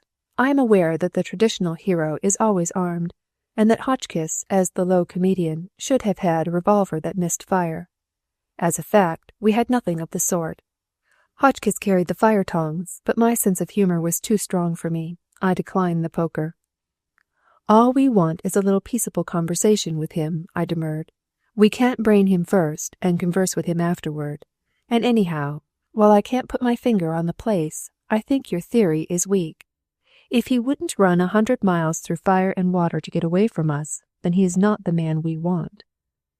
Hotchkiss, however, was certain. He had found the room and listened outside the door to the sleeper's heavy breathing. And so we climbed past luxurious suites, revealed in the deepening daylight, past long vistas of hall and boudoir, and we were both badly winded when we got there. It was a tower room, reached by narrow stairs and well above the roof level. Hotchkiss was glowing. "It is partly good luck, but not all," he panted in a whisper. "If we had persisted in the search last night, he would have taken alarm and fled. Now we have him. Are you ready?" He gave a mighty rap at the door with the fire tongs and stood expectant. Certainly he was right. Someone moved within. "Hello! Hello there!" Hotchkiss bawled. "You might as well come out. We won't hurt you if you'll come peaceably." "Tell him we represent the law," I prompted. "That's the customary thing, you know." But at that moment a bullet came squarely through the door and flattened itself with a sharp against the wall of the tower staircase. We ducked unanimously, dropped back out of range, and Hotchkiss retaliated with a spirited bang at the door with the tongs. This brought another bullet. It was a ridiculous situation. Under the circumstances, no doubt, we should have retired, at least until we had armed ourselves. But Hotchkiss had no end of fighting spirit, and as for me, my blood was up. "Break the lock," I suggested, and Hotchkiss, standing at the side, out of range, retaliated for every bullet by a smashing blow with the tongs. The shot ceased after a half-dozen, and the door was giving, slowly. One of us on each side of the door, we were ready for almost any kind of desperate resistance. As it swung open, Hotchkiss poised the tongs. I stood, bent forward, my arm drawn back for a blow. Nothing happened. There was not a sound. Finally, at the risk of losing an eye which I justly value, I peered around and into the room. There was no desperado there, only a fresh-faced, trembling-lipped servant, sitting on the edge of her bed, with a quilt around her shoulders and the empty revolver at her feet. We were victorious, but no conquered army ever beat such a retreat as ours down the tower stairs and into the refuge of the living-room. There, with the door closed, sprawled on the divan, I went from one spasm of mirth to another, becoming sane at intervals, and suffering relapse again every time I saw Hotchkiss's disgruntled countenance. He was pacing the room, the tongs still in his hand, his mouth pursed with irritation. Finally he stopped in front of me and compelled my attention. "When you have finished cackling," he said with dignity, "I wish to justify my position. Do you think the young woman upstairs put a pair of number 8 boots to dry in the library last night? Do you think she poured the whiskey out of that decanter?" "They have been known to do it," I put in, but his eye silenced me. "Moreover, if she had been the person who peered at you over the gallery railing last night, don't you suppose with her belligerent disposition, she could have filled you as full of lead as a window weight?" "I do," I assented. "It wasn't Alice sit by the fire, I grant you that. Then who was it?" Hotchkiss felt certain that it had been Sullivan, but I was not so sure. Why would he have crawled like a thief into his own house? If he had crossed the park, as seemed probable, when we did, he had not made any attempt to use the knocker. I gave it up finally, and made an effort to conciliate the young woman in the tower. We had heard no sound since our spectacular entrance into her room. I was distinctly uncomfortable as, alone this time, I climbed to the tower staircase. Reasoning from before, she would probably throw a chair at me, I stopped at the foot of the staircase and called. "Hello up there," I said, in as debonair a manner as I could summon. "Good morning. Wie geht es bei Ihnen?" No reply. "Bonjour, mademoiselle," I tried again. This time there was a movement of some sort from above, but nothing fell on me. We want to apologize for rousing you so, unexpectedly this morning," I went on. "The fact is, we wanted to talk to you, and you were hard to waken. We are travelers lost in your mountains, and we crave breakfast and an audience." She came to the door then. I could feel that she was investigating the top of my head from above. "Is Mr. Sullivan with you?" she asked. It was the first word from her, and she was not sure of her voice. "No, we are alone. If you will come down and look at us, you will find us two perfectly harmless people, whose horse, curses on him, departed without leave last night and left us at your gate." She relaxed somewhat then, and came down a step or two. "I was afraid I had killed somebody," she said. "The housekeeper left yesterday, and the other maids went with her." When she saw that I was comparatively young and lacked the earmarks of the highwayman, she was greatly relieved. She was inclined to fight shy of Hotchkiss, however, for some reason. She gave us breakfast of a sort, for there was little in the house, and afterward we telephoned to the town for a vehicle. While Hotchkiss examined scratches and replaced the Bokhara rug, I engaged Jenny in conversation. "Can you tell me," I asked, "who is managing the estate since Mrs. Curtis was killed?" "No one," she returned shortly. "Has any member of the family been here since the accident?" "No, sir. There were only the two, and some think Mr. Sullivan was killed as well as his sister." "You don't?" "No," with conviction. "Why?" She wheeled on me with quick suspicion. "Are you a detective?" she demanded. "No." "You told him to say you represented the law." "I am a lawyer. Some of them misrepresent the law, but I—" She broke in impatiently. "A sheriff's officer?" "No. Look here, Jenny. I am all that I should be. You'll have to believe that. And I am in a bad position through no fault of my own. I want you to answer some questions. If you will help me, I will do what I can for you. Do you live near here?" Her chin quivered. It was the first sign of weakness she had shown. "My home is in Pittsburg," she said, "and I haven't enough money to get there. They hadn't paid any wages for 2 months. They didn't pay anybody." "Very well," I returned. "I'll send you back to Pittsburg, Pullman included, if you will tell me some things I want to know." She agreed eagerly. Outside the window Hotchkiss was bending over, examining footprints in the drive. "Now," I began, "there has been a Miss West staying here?" "Yes." "Mr. Sullivan was attentive to her?" "Yes. She was the granddaughter of a wealthy man in Pittsburg. My aunt has been in his family for 20 years. Mrs. Curtis wanted her brother to marry Miss West." "Do you think he did marry her?" I could not keep the excitement out of my voice. "No. There were reasons." She stopped abruptly. "Do you know anything of the family? Were they New Yorkers?" "They came from somewhere in the South. I have heard Mrs. Curtis say her mother was a Cuban. I don't know much about them, but Mr. Sullivan had a wicked temper, though he didn't look it. Folks say big, light-haired people are easy-going, but I don't believe it, sir." "How long was Miss West here?" 2 weeks. I hesitated about further questioning. Critical as my position was, I could not pry deeper into Alison West's affairs. If she had got into the hands of adventurers, as Sullivan and his sister appeared to have been, she was safely away from them again. But something of the situation in the car Ontario was forming itself in my mind. The incident at the farmhouse lacked only motive to be complete. Was Sullivan, after all, a rascal or a criminal? Was the murderer Sullivan or Mrs. Conway, the lady or the tiger again? Jenny was speaking. "I hope Miss West was not hurt?" she asked. "We liked her, all of us. She was not like Mrs. Curtis." I wanted to say that she was not like anybody in the world. Instead, "She escaped with some bruises," I said. She glanced at my arm. "You were on the train?" "Yes." She waited for more questions, but none coming, she went to the door. Then she closed it softly and came back. "Mrs. Curtis is dead? You are sure of it?" she asked. "She was killed instantly, I believe. The body was not recovered, but I have reasons for believing that Mr. Sullivan is living." "I knew it," she said. I think he was here the night before last. That is why I went to the tower room. I believe he would kill me if he could." As nearly as her round and comely face could express it, Jenny's expression was tragic at that moment. I made a quick resolution, and acted on it at once. "You are not entirely frank with me, Jenny," I protested, "and I am going to tell you more than I have. We are talking at cross purposes. I was on the wrecked train, in the same car with Mrs. Curtis, Miss West, and Mr. Sullivan. During the night there was a crime committed in that car, and Mr. Sullivan disappeared. but he left behind him a chain of circumstantial evidence that involved me completely, so that I may, at any time, be arrested."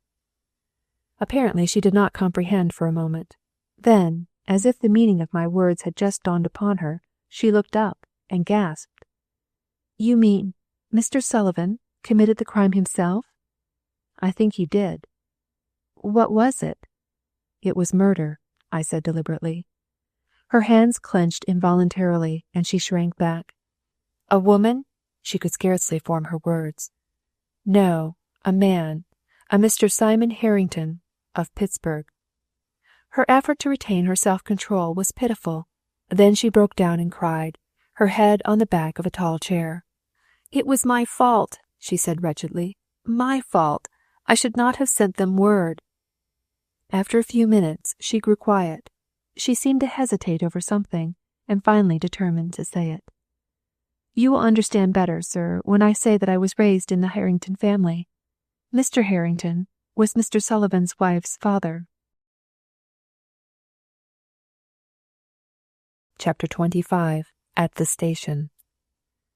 So it had been the tiger, not the lady. Well, I had held to that theory all through.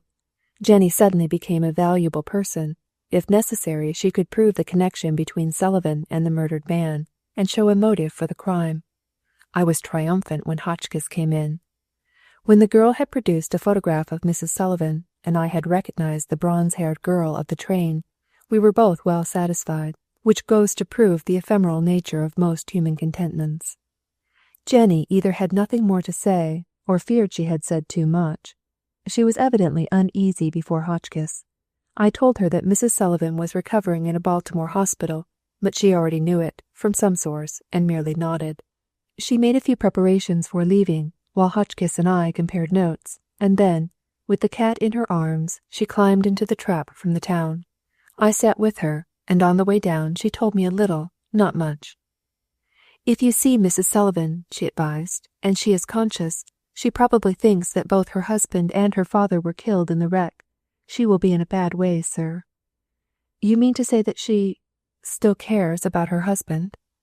The cat crawled over onto my knee and rubbed its head against my hand invitingly. Jenny stared at the undulating line of the mountain crests, a colossal surf against a blue ocean of sky. "Yes, she cares," she said softly. "Women are made like that. They say they are cats, but Peter there in your lap wouldn't come back and lick your hand if you kicked him. If you have to tell her the truth, be as gentle as you can, sir. She has been good to me. That's why I have played the spy here all summer. It's a thankless thing, spying on people." "It is that," I agreed soberly. Hotchkiss and I arrived in Washington late that evening, and, rather than arouse the household, I went to the club. I was at the office early the next morning and admitted myself. McKnight rarely appeared before 10:30, and our modest office force sometime after 9. I looked over my previous day's mail and waited, with such patience as I possessed, for McKnight. In the interval I called up Mrs. Clopton and announced that I would dine at home that night.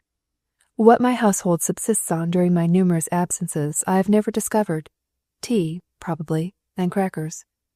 Diligent search when I have made a midnight arrival never reveals anything more substantial. Possibly I imagine it, but the announcement that I am about to make a journey always seems to create a general atmosphere of depression throughout the house, as though Euphemia and Eliza and Thomas the stableman were already subsisting, in imagination, on Mrs. Clopton's meagre fare. So I called her up and announced my arrival. There was something unusual in her tone, as though her throat was tense with indignation. Always shrill, the elderly voice rasped my ear painfully through the receiver. "I have changed the butcher, Mr. Laurels," she announced portentously. "The last roast was a pound short, and his mutton chops. Any self-respecting sheep would refuse to acknowledge them." As I said before, I can always tell from the voice in which Mrs. Clopton conveys the most indifferent matters if something of real significance has occurred. Also, through long habit, I have learned how quickest to bring her to the point. "You are pessimistic this morning," I returned. "What's the matter, Mrs. Clopton? You haven't used that tone since Euphemia baked a pie for the iceman. What is it now? Somebody poisoned the dog?" She cleared her throat. "The house has been broken into, Mr. Laurels," she said. "I have lived in the best families, and never have I stood by and seen what I saw yesterday. Every bureau drawer opened, and my most sacred belongings," she choked. "Did you notify the police?" I asked sharply. "Police?" she sniffed. "Police? It was the police that did it. 2 detectives with a search warrant. I wouldn't dare tell you over the telephone what one of them said when he found the whiskey and rock candy for my cough." "Did they take anything?" I demanded, every nerve on edge. "They took the cough medicine," she returned indignantly, "and they said—" "Confound the cough medicine!" I was frantic. "Did they take anything else? Were they in my dressing room?" "Yes. I threatened to sue them, and I told them what you would do when you came back, but they wouldn't listen. They took away that black sealskin bag you brought home from Pittsburg with you." I knew then that my hours of freedom were numbered. To have found Sullivan, and then, in support of my case against him, to have produced the bag, minus the bit of chain, had been my intention. But the police had the bag, and, beyond knowing something of Sullivan's history, I was practically no nearer his discovery than before. Hotchkiss hoped he had his man in the house off Washington Circle, but, on the very night we had seen him, Jenny claimed that Sullivan had tried to enter the Laurels. Then, suppose we found Sullivan, and proved the satchel and its contents his. Since the police had the bit of chain, it might mean involving Alison in the story. I sat down and buried my face in my hands. There was no escape. I figured it out despondingly. Against me was the evidence of the survivors of the Ontario that I had been accused of the murder at the time. There had been bloodstains on my pillow and a hidden dagger. Into the bargain, in my possession had been found a travelling bag containing the dead man's pocketbook. In my favour was McKnight's theory against Mrs. Conway. She had a motive for wishing to secure the notes. She believed I was in Lower 10, and she had collapsed at the discovery of the crime in the morning. Against both of these theories, I accuse a purely chimerical person named Sullivan, who was not seen by any of the survivors, save one, Alison, whom I could not bring into the case. I could find a motive for his murdering his father-in-law, whom he hated, but again I would have to drag in the girl. And not one of the theories explained the telegram and the broken necklace. Outside, the office force was arriving. They were comfortably ignorant of my presence, and over the transom floated scraps of dialogue and the stenographer's gurgling laugh. McKnight had a relative who was reading law with him in the intervals between calling up the young women of his acquaintance. He came in singing, and the office boy joined in with the uncertainty of voice of 15. I smiled grimly. I was too busy with my own troubles to find any joy in opening the door and startling them into silence. I even heard, without resentment, blobs of the uncertain voice inquire when Blake would be back. I hoped McKnight would arrive before the arrest occurred. There were many things to arrange. But when at last, impatient of his delay, I telephoned, I found that he had been gone for more than an hour. Clearly he was not coming directly to the office, and with such resignation as I could muster, I paced the floor and waited. I felt more alone than I have ever felt in my life. Born an orphan, as Ritchie said, I had made my own way, carved out myself such success as had been mine. I had built up my house of life on the props of law and order, and now some unknown hand had withdrawn the supports, and I stood among ruins. I suppose it is the maternal in a woman that makes a man turn to her when everything else fails. The eternal boy in him goes to have his wounded pride bandaged, his tattered self-respect repaired. If he loves the woman, he wants her to kiss the hurt. The longing to see Alison, always with me, was stronger than I was that morning. It might be that I would not see her again. I had nothing to say to her save one thing, and that, under the cloud that hung over me, I did not dare to say. But I wanted to see her, to touch her hand, as only a lonely man can crave it. I wanted the comfort of her, the peace that lay in her presence. And so, with every step outside the door a threat, I telephoned to her. She was gone. The disappointment was great, for my need was great. In a fury of revolt against the scheme of things, I heard that she had started home to Richmond, but that she might still be caught at the station. To see her had by that time become an obsession. I picked up my hat, threw open the door, and, oblivious of the shock to the office force of my presence, Followed so immediately by my exit, I dashed out to the elevator. As I went down in one cage, I caught a glimpse of Johnson and 2 other men going up in the next. I hardly gave them a thought. There was no hansom in sight, and I jumped on a passing car. Let come what might, arrest, prison, disgrace, I was going to see Alison. I saw her. I flung into the station, saw that it was empty, for she was not there. Then I hurried back to the gates. She was there, a familiar figure in blue, the very gown in which I always thought of her, the one she had worn when, heaven help me, I had kissed her at the Carter farm. And she was not alone. Bending over her, talking earnestly with all his boyish heart in his face, was Richie. They did not see me, and I was glad of it. After all, it had been McKnight's game first. I turned on my heel and made my way blindly out of the station. Before I lost them, I turned once and looked toward them, standing apart from the crowd, absorbed in each other. They were the only 2 people on earth that I cared about, and I left them there, together.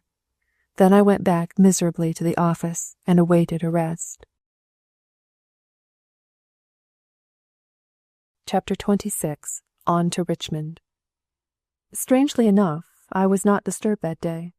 McKnight did not appear at all. I sat at my desk and transacted routine business all afternoon, working with feverish energy. Like a man on the verge of a critical illness or a hazardous journey, I cleared up my correspondence, paid bills until I had writer's cramp from signing checks, read over my will, and paid up my life insurance, made to the benefit of an elderly sister of my mother's. I no longer dreaded arrest. After that morning in the station, I felt that anything would be a relief from the tension. I went home with perfect openness, courting the warrant that I knew was waiting, but I was not molested. The delay puzzled me. The early part of the evening was uneventful. I read until late, with occasional lapses when my book lay at my elbow, and I smoked and thought. Mrs. Clopton closed the house with ostentatious caution about 11, and hung around waiting to enlarge on the outrageousness of a police search. I did not encourage her. "One would think," she concluded pompously, 1 foot in the hall, "that you were something you oughtn't to be, Mr. Laurels. They acted as though you had committed a crime." "I'm not sure that I didn't, Mrs. Clopton," I said wearily. "Somebody did, and the general verdict seems to point my way." She stared at me in speechless indignation. Then she flounced out. She came back once to say that the paper predicted cooler weather, and that she had put a blanket on my bed, but, to her disappointment, I refused to reopen the subject. At 11:30, McKnight and Hotchkiss came in. Richie has a bad habit of stopping his car in front of the house and honking until someone comes out. He has a code of signals with the horn, which I never remember. 2 long and a short blast mean, I believe, send out a box of cigarettes, and 6 short blasts, which sound like a police call, mean, can you lend me some money? Tonight I knew something was up, for he got out and rang the doorbell like a Christian. They came into the library, and Hotchkiss wiped his collar until it gleamed. McKnight was aggressively cheerful. "Not pinched yet," he exclaimed. "What do you think of that for luck? You always were a fortunate devil, Laurels." "Yes," I assented with some bitterness. "I hardly know how to contain myself for joy sometimes. I suppose you know," to Hotchkiss, "that the police were here while we were at Cresson, and that they found the bag that I brought from the wreck?" "Things are coming to a head," he said thoughtfully, "unless a little plan that I have in mind—" He hesitated. "I hope so. I am pretty nearly desperate," I said doggedly. "I've got a mental toothache, and the sooner it's pulled, the better." "Tut, tut," said McKnight. "Think of the disgrace to the firm if its senior member goes up for life, or—" He twisted his handkerchief into a noose and went through an elaborate pantomime. "Although jail isn't so bad anyhow," he finished. "There are fellows that get the habit and keep going back and going back." He looked at his watch, and I fancied his cheerfulness was strained. Hotchkiss was nervously fumbling my book. "Did you ever read The Purloined Letter, Mr. Blakely?" he inquired. "Probably years ago," I said. "Poe, isn't it?" He was choked at my indifference. "It is a masterpiece," he said with enthusiasm. "I reread it today." "And what happened?" "Then I inspected the rooms in the house off Washington Circle. I made some discoveries, Mr. Blakely. For one thing, our man there is left-handed." He looked around for our approval. There was a small cushion on the dresser, and the scarf pins in it had been stuck in with the left hand. "Somebody may have twisted the cushion," I objected, but he looked hurt, and I desisted. "There is only one discrepancy," he admitted, "but it troubles me. According to Mrs. Carter at the farmhouse, our man wore gaudy pajamas, while I found here only the most severely plain nightshirts." "Any buttons off?" McKnight inquired, looking again at his watch. "The buttons were there," the amateur detective answered gravely, "but the buttonhole next to the top one was torn through." McKnight winked at me furtively. "I am convinced of one thing," Hotchkiss went on, clearing his throat. "The papers are not in that room. Either he carries them with him, or he has sold them." A sound on the street made both my visitors listen sharply. Whatever it was passed on, however. I was growing curious, and the restraint was telling on McKnight. He has no talent for secrecy. In the interval we discussed the strange occurrence at Cresson, which lost nothing by Hotchkiss's dry narration. "And so," he concluded, "the woman in the Baltimore hospital is the wife of Harry Sullivan, and the daughter of the man he murdered. No wonder he collapsed when he heard of the wreck." "Joy, probably," McKnight put in. "Is that clock right, Lawrence?" "Never mind, it doesn't matter. By the way, Mrs. Conway dropped in the office yesterday, while you were away." "What?" I sprang from my chair. "Sure thing. She said she had heard great things of us, and wanted us to handle her case against the railroad." "I would like to know what she is driving at," I reflected. "Is she trying to reach me through you?" Richie's flippancy is often a cloak for deeper feeling. He dropped it now. "Yes," he said. "She's after the notes, of course. And I'll tell you I felt like a poltroon, whatever that may be, when I turned her down. She stood by the door with her white face, and told me contemptuously that I could save you from a murder charge and wouldn't do it. She made me feel like a cur. I was just as guilty as if I could have obliged her. She hinted that there were reasons, and she laid my attitude to beastly motives." "Nonsense," I said, as easily as I could. Hotchkiss had gone to the window. "She was excited. There are no reasons, whatever she means." Richie put his hand on my shoulder. "We've been together too long to let any reasons, or unreasons, come between us, old man," he said, not very steadily. Hotchkiss, who had been silent, here came forward in his most impressive manner. He put his hands under his coat-tails and coughed. "Mr. Blakely," he began, "by Mr. McKnight's advice we have arranged a little interview here tonight. If all has gone as I planned, Mr. Harry Pickney Sullivan is by this time under arrest. Within a very few minutes he will be here." "I wanted to talk to him before he was locked up," Richie explained. "He's clever enough to be worth knowing, and, besides, I'm not so cocksure of his guilt as our friend, the patch on the seat of government. No murderer worthy of the name needs 6 different motives for the same crime, beginning with robbery and ending with an unpleasant father-in-law." We were all silent for a while. McKnight stationed himself at a window, and Hotchkiss paced the floor expectantly.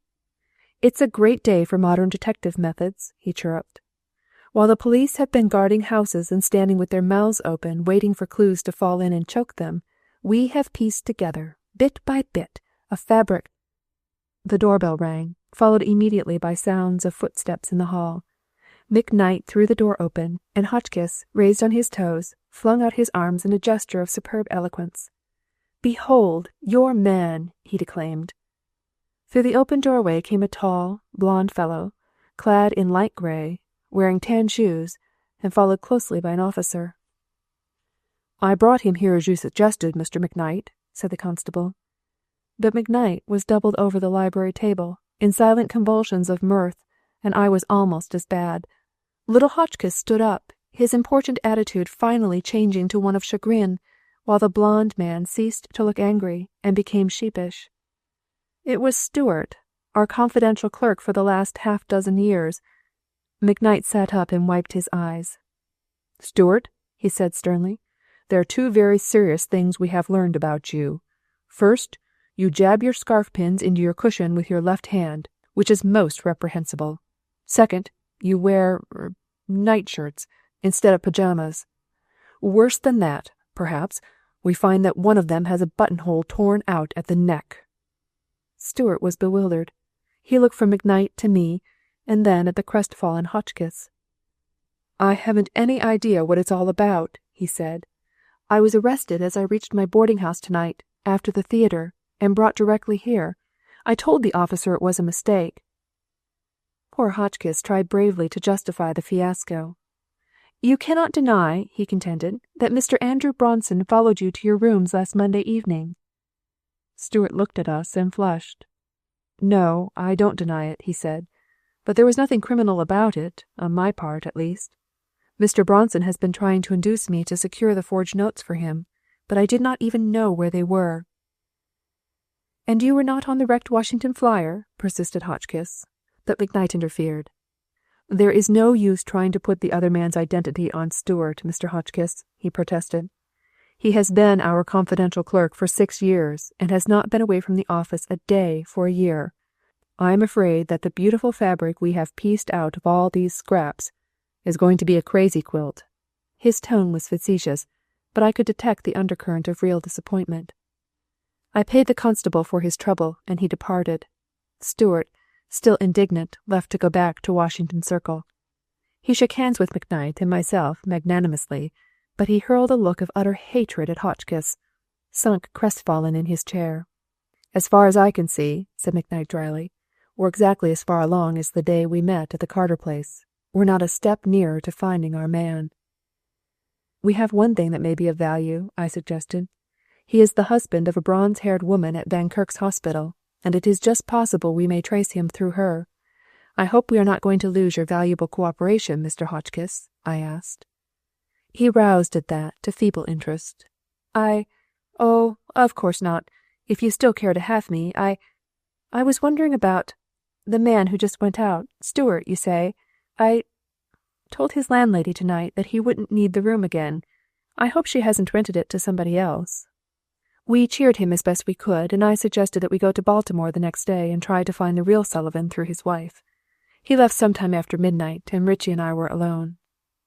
He drew a chair near the lamp and lighted a cigarette, and for a time we were silent. I was in the shadow, and I sat back and watched him. It was not surprising, I thought, that she cared for him. Women have always loved him, perhaps because he always loved them. There was no disloyalty in the thought. It was the lad's nature to give and crave affection. Only, I was different. I had never really cared about a girl before, and my life had been singularly loveless. I had fought a lonely battle, always. Once before, in college, we had both laid ourselves in our callow devotions at the feet of the same girl. Her name was Dorothy. I had forgotten the rest, but I remembered the sequel. In a spirit of quixotic youth, I had relinquished my claim in favor of Richie, and had gone cheerfully on my way, elevated by my heroic sacrifice to a sombre, white-hot martyrdom. As is often the case, McKnight's first words showed our parallel lines of thought. "I say, Lolly," he asked, "do you remember Dorothy Brown? Browne? That was it." "Dorothy Brown," I repeated. "Oh, why, yes, I recall her now. Why?" "Nothing," he said. "I was thinking about her, that's all. You remember you were crazy about her, and dropped back because she preferred me?" "I got out," I said with dignity, "because you declared that you would shoot yourself if she didn't go with you to something or other." "Oh, why, yes, I recall now," he mimicked. He tossed his cigarette in the general direction of the hearth and got up. We were both a little conscious, and he stood with his back to me, fingering a Japanese vase on the mantel. "I was thinking," he began, turning the vase around, "that if you feel pretty well again, and ready to take hold, that I should like to go away for a week or so. Things are fairly well cleaned up at the office." "Do you mean you are going to Richmond?" I asked, after a scarcely perceptible pause. He turned and faced me, with his hands thrust in his pockets. "No, that's off, Lolly. The Syberts are going for a week's cruise along the coast. The hot weather has played hob with me, and the cruise means 7 days' breeze and bridge." I lighted a cigarette and offered him the box, but he refused. He was looking haggard and suddenly tired. I could not think of anything to say, and neither could he, evidently. The matter between us lay too deep for speech. "How's Candida?" he asked. "Martin says a month and she will be all right," I returned in the same tone. He picked up his hat, but he had something more to say. He blurted it out finally, halfway to the door. "The Syberts are not going for a couple of days," he said, "and if you want a day or so off to go down to Richmond yourself." "Perhaps I shall," I returned as indifferently as I could. "Not going yet, are you?" "Yes, it's late." He drew in his breath as if he had something more to say, but the impulse passed. "Well, good night," he said from the doorway. "Good night, old man." The next moment the outer door slammed and I heard the engine of the cannonball throbbing in the street. Then the quiet settled down around me again, and there in the lamplight I dreamed dreams. I was going to see her. Suddenly the idea of being shut away, even temporarily, from so great and wonderful a world became intolerable. The possibility of arrest before I could get to Richmond was hideous. The night without end. I made my escape the next morning through the stable back of the house, and then, by devious dark and winding ways, to the office. There, after a conference with Blobbs, whose features fairly jerked with excitement, I double-locked the door of my private office and finished off some imperative work. By 10 o'clock I was free, and for the 20th time I consulted my train schedule. At 5 minutes after 10, with McKnight not yet in sight, Blobbs knocked at the door, the double rap we had agreed upon. And on being admitted he slipped in and quietly closed the door behind him.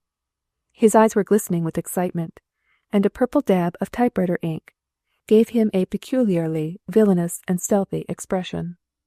"They're here," he said. "2 of 'em, and that crazy Stewart wasn't gone and said you were somewhere in the building." A door slammed outside, followed by steps on the uncarpeted outer office. "This way," said Blobbs in a husky undertone, and, darting into the lavatory, threw open a door that I had always supposed locked. Thence into a back hall piled high with boxes and past the presses of a bookbindery to the freight elevator. Greatly to Blobbs' disappointment, there was no pursuit. I was exhilarated but out of breath when we emerged into an alleyway, and the sharp daylight shone on Blobbs' excited face. "Great sport, isn't it?" I panted, dropping $1 into his palm, inked to correspond with his face. "Regular walk away in the 100-yard dash." "Gimme $2 more, and I'll drop 'em down the elevator shaft," he suggested ferociously. I left him there with his bloodthirsty schemes and started for the station. I had a tendency to look behind me now and then, but I reached the station unnoticed.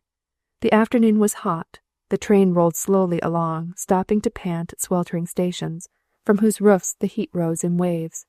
But I noticed these things objectively, not subjectively, for at the end of the journey was a girl with blue eyes and dark brown hair that could, had I not seen it, hang loose in bewitching tangles or be twisted into little coils of delight. Chapter 27. The Sea, the Sand, the Stars. I telephoned as soon as I reached my hotel, and I had not known how much I had hoped from seeing her until I learned that she was out of town. I hung up the receiver, almost dizzy with disappointment, and it was fully 5 minutes before I thought of calling up again and asking if she was within telephone reach. It seemed she was down on the bay staying with the Samuel Forbeses. Sammy Forbes. It was a name to conjure with just then. In the old days at college I had rather flouted him, but now I was ready to take him to my heart. I remembered that he had always meant well, anyhow, and that he was explosively generous. I called him up. "By the fumes of gasoline," he said when I told him who I was. "Blakely, the fount of wisdom against women. Blakely, the great unkissed. Welcome to our city."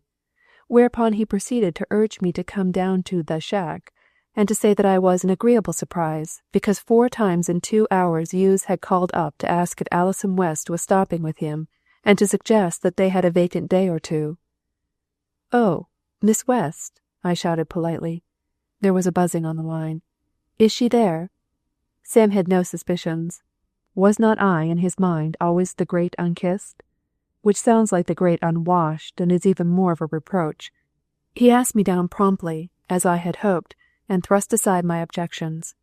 "Nonsense," he said. "Bring yourself. The lady that keeps my boarding house is calling to me to insist. You remember Dorothy, don't you? Dorothy Brown? She says unless you have lost your figure, you can wear my clothes all right.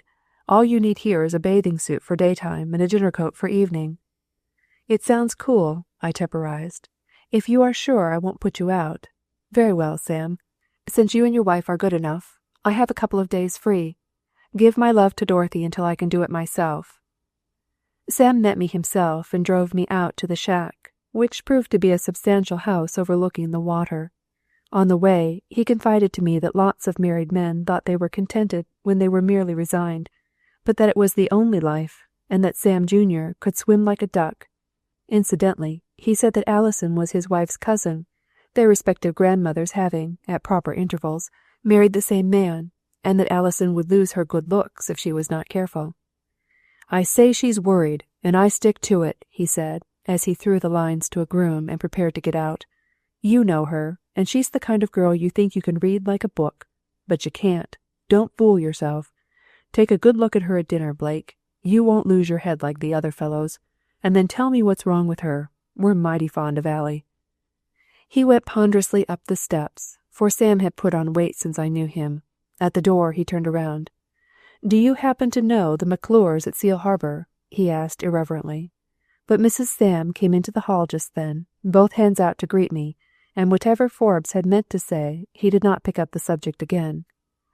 "We are having tea in here," Dorothy said gaily, indicating the door behind her. "Tea, by courtesy, because I think tea is the only beverage that isn't represented. And then we must dress, for this is hop night at the club." "Which is as great a misnomer as the tea," Sam put in, ponderously struggling out of his linen driving coat. "It's bridge night, and the only hops are in the beer." He was still gurgling over this as he took me upstairs. He showed me my room himself, and then began the fruitless search for evening raiment that kept me home that night from the club.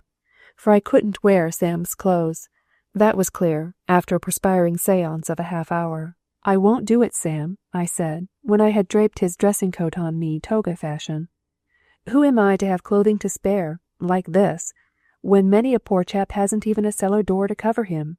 I won't do it. I'm selfish, but not that selfish." "Lord," he said, wiping his face, "how you've kept your figure. I can't wear a belt any more. Got to have suspenders." He reflected over his grievance for some time, sitting on the side of the bed. "You could go as you are," he said finally. "We do it all the time. Only tonight happens to be the annual something or other, and—" He trailed off into silence, trying to buckle my belt around him. "A good 6 inches," he sighed. "I never get into a hansom cab any more that I don't expect to see the horse fly up in the air. Well, Allie isn't going either. She turned down Granger this afternoon, the Annapolis fellow you met on the stairs, pigeon-breasted chap, and she always gets a headache on those occasions." He got up heavily and went to the door. "Granger is leaving," he said. "I may be able to get his dinner coat for you. How well do you know her?" he asked, with his hand on the knob. "If you mean Dolly—" "Alison." "Fairly well," I said cautiously. "Not as well as I would like to. I dined with her last week in Washington, and I knew her before that." Forbes touched a bell instead of going out, and told the servant who answered to see if Mr. Granger's suitcase had gone. If not, to bring it across the hall. Then he came back to his former position on the bed. "You see, we feel responsible for Allie, near relation and all that," he began pompously. "And we can't talk to the people here at the house. All the men are in love with her, and all the women are jealous. Then there's a lot of money, too, or will be." "Confound the money," I muttered. "That is—" "Nothing. Razor slipped." "I can tell you," he went on, "because you don't lose your head over every pretty face, although Allie is more than that, of course. But about a month ago she went away, to Seal Harbor, to visit Janet McClure. Know her?" "No." "She came home to Richmond yesterday, and then came down here. Allie, I mean. And yesterday afternoon Dolly had a letter from Janet, something about a second man, and saying she was disappointed not to have Alison there, that she had promised them a 2 weeks' visit. What do you make of that? And that isn't the worst. Allie herself wasn't in the room, but there were 8 other women, and because Dolly had put belladonna in her eyes the night before to see how she would look, and as a result couldn't see anything nearer than across the room, someone read the letter aloud to her, and the whole story is out. One of the cats told Granger, and the boy proposed to Allie today, to show her he didn't care a tinker's damn where she had been." "Good boy," I said with enthusiasm.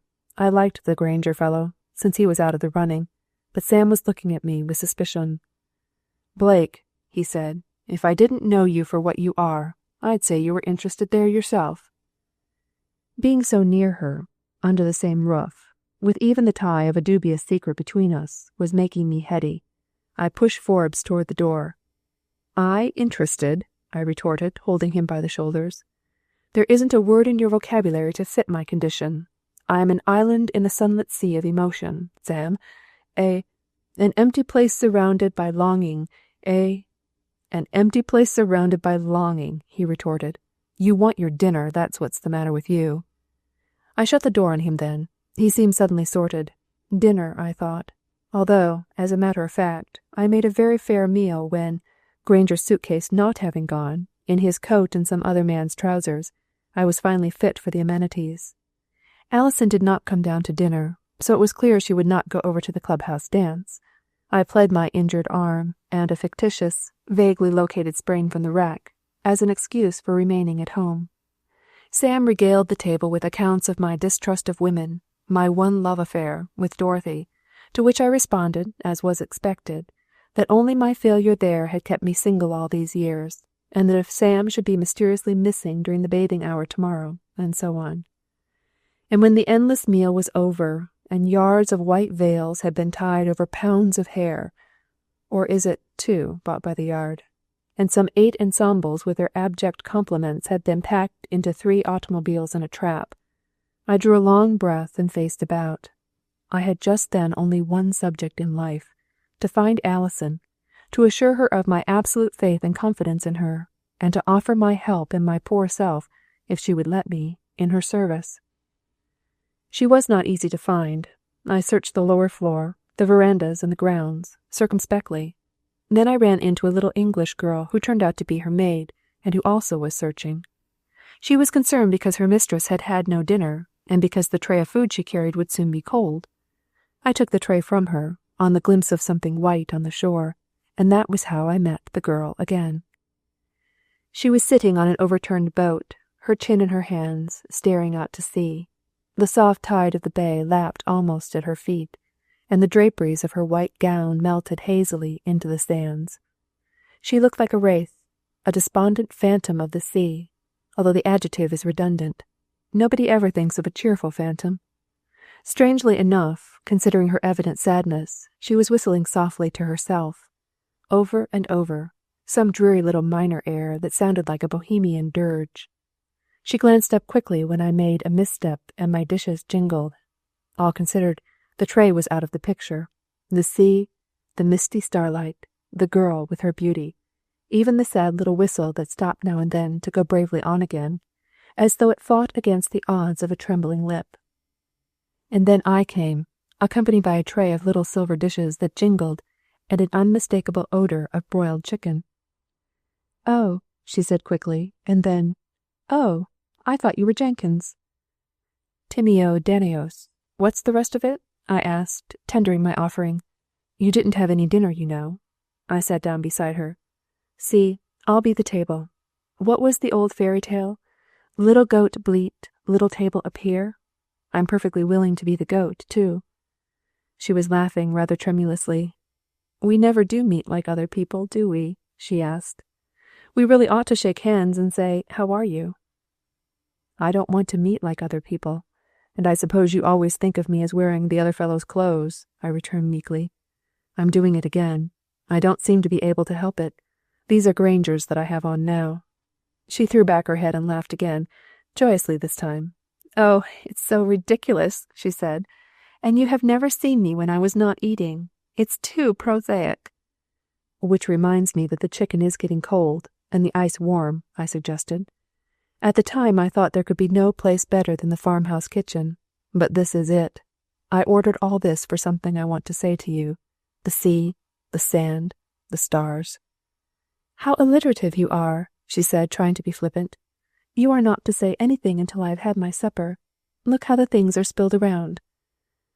But she ate nothing, after all, and pretty soon I put the tray down in the sand. I said little. There was no hurry. We were together, and time meant nothing against that age-long wash of the sea. The air blew her hair in small damp curls against her face, and little by little the tide retreated, leaving our boat an oasis in a waste of grey sand. "If 7 maids with 7 mops swept it for half a year, Do you suppose, the walrus said, that they could get it clear? She threw at me once when she must have known I was going to speak. I held her hand, and as long as I merely held it, she would let it lie warm in mine. But when I raised it to my lips and kissed the soft, open palm, she drew it away without displeasure. Not that, please, she protested, and fell to whistling softly again, her chin in her hands. I can't sing, she said, to break an awkward pause, and so, when I'm fidgety or have something on my mind, I whistle. I hope you don't dislike it. I love it, I asserted warmly. I did. When she pursed her lips like that, I was mad to kiss them. I saw you, at the station, she said suddenly. You were in a hurry to go. I did not say anything, and after a pause she drew a long breath. Men are queer, aren't they? She said, and fell to whistling again. After a while she sat up as if she had made a resolution. I'm going to confess something, she announced suddenly. You said, you know, that you had ordered all this for something you wanted to say to me, but the fact is, I fixed it all. Came here, I mean, because I knew you would come, and I had something to tell you. It was such a miserable thing I needed the accessories to help me out. I don't want to hear anything that distresses you to tell, I assured her. I didn't come here to force your confidence, Alison. I came because I couldn't help it. She did not object to my use of her name. Have you found your papers? She asked, looking directly at me for almost the first time. Not yet. We hope to. The police have not interfered with you? They haven't had any opportunity, I equivocated. You needn't distress yourself about that anyhow. But I do. I wonder why you still believe in me. Nobody else does. I wonder, I repeated, why I do. If you produce Harry Sullivan, she was saying, partly to herself, and if you could connect him with Mr. Bronson and get a full account of why he was on the train and all that, it would help, wouldn't it? I acknowledged that it would. Now that the whole truth was almost in my possession, I was stricken with the old cowardice. I did not want to know what she might tell me. The yellow line on the horizon, where the moon was coming up, was a broken bit of golden chain. My heel in the sand was again pressed on a woman's yielding fingers. I pulled myself together with a jerk. In order that what you tell me may help me, if it will, I said constrainedly, it would be necessary, perhaps, that you tell it to the police, since they have found the end of the necklace. The end of the necklace, she repeated slowly. What about the end of the necklace? I stared at her. Don't you remember? I leaned forward. The end of the cameo necklace, the part that was broken off and was found in the black sealskin bag, stained with blood.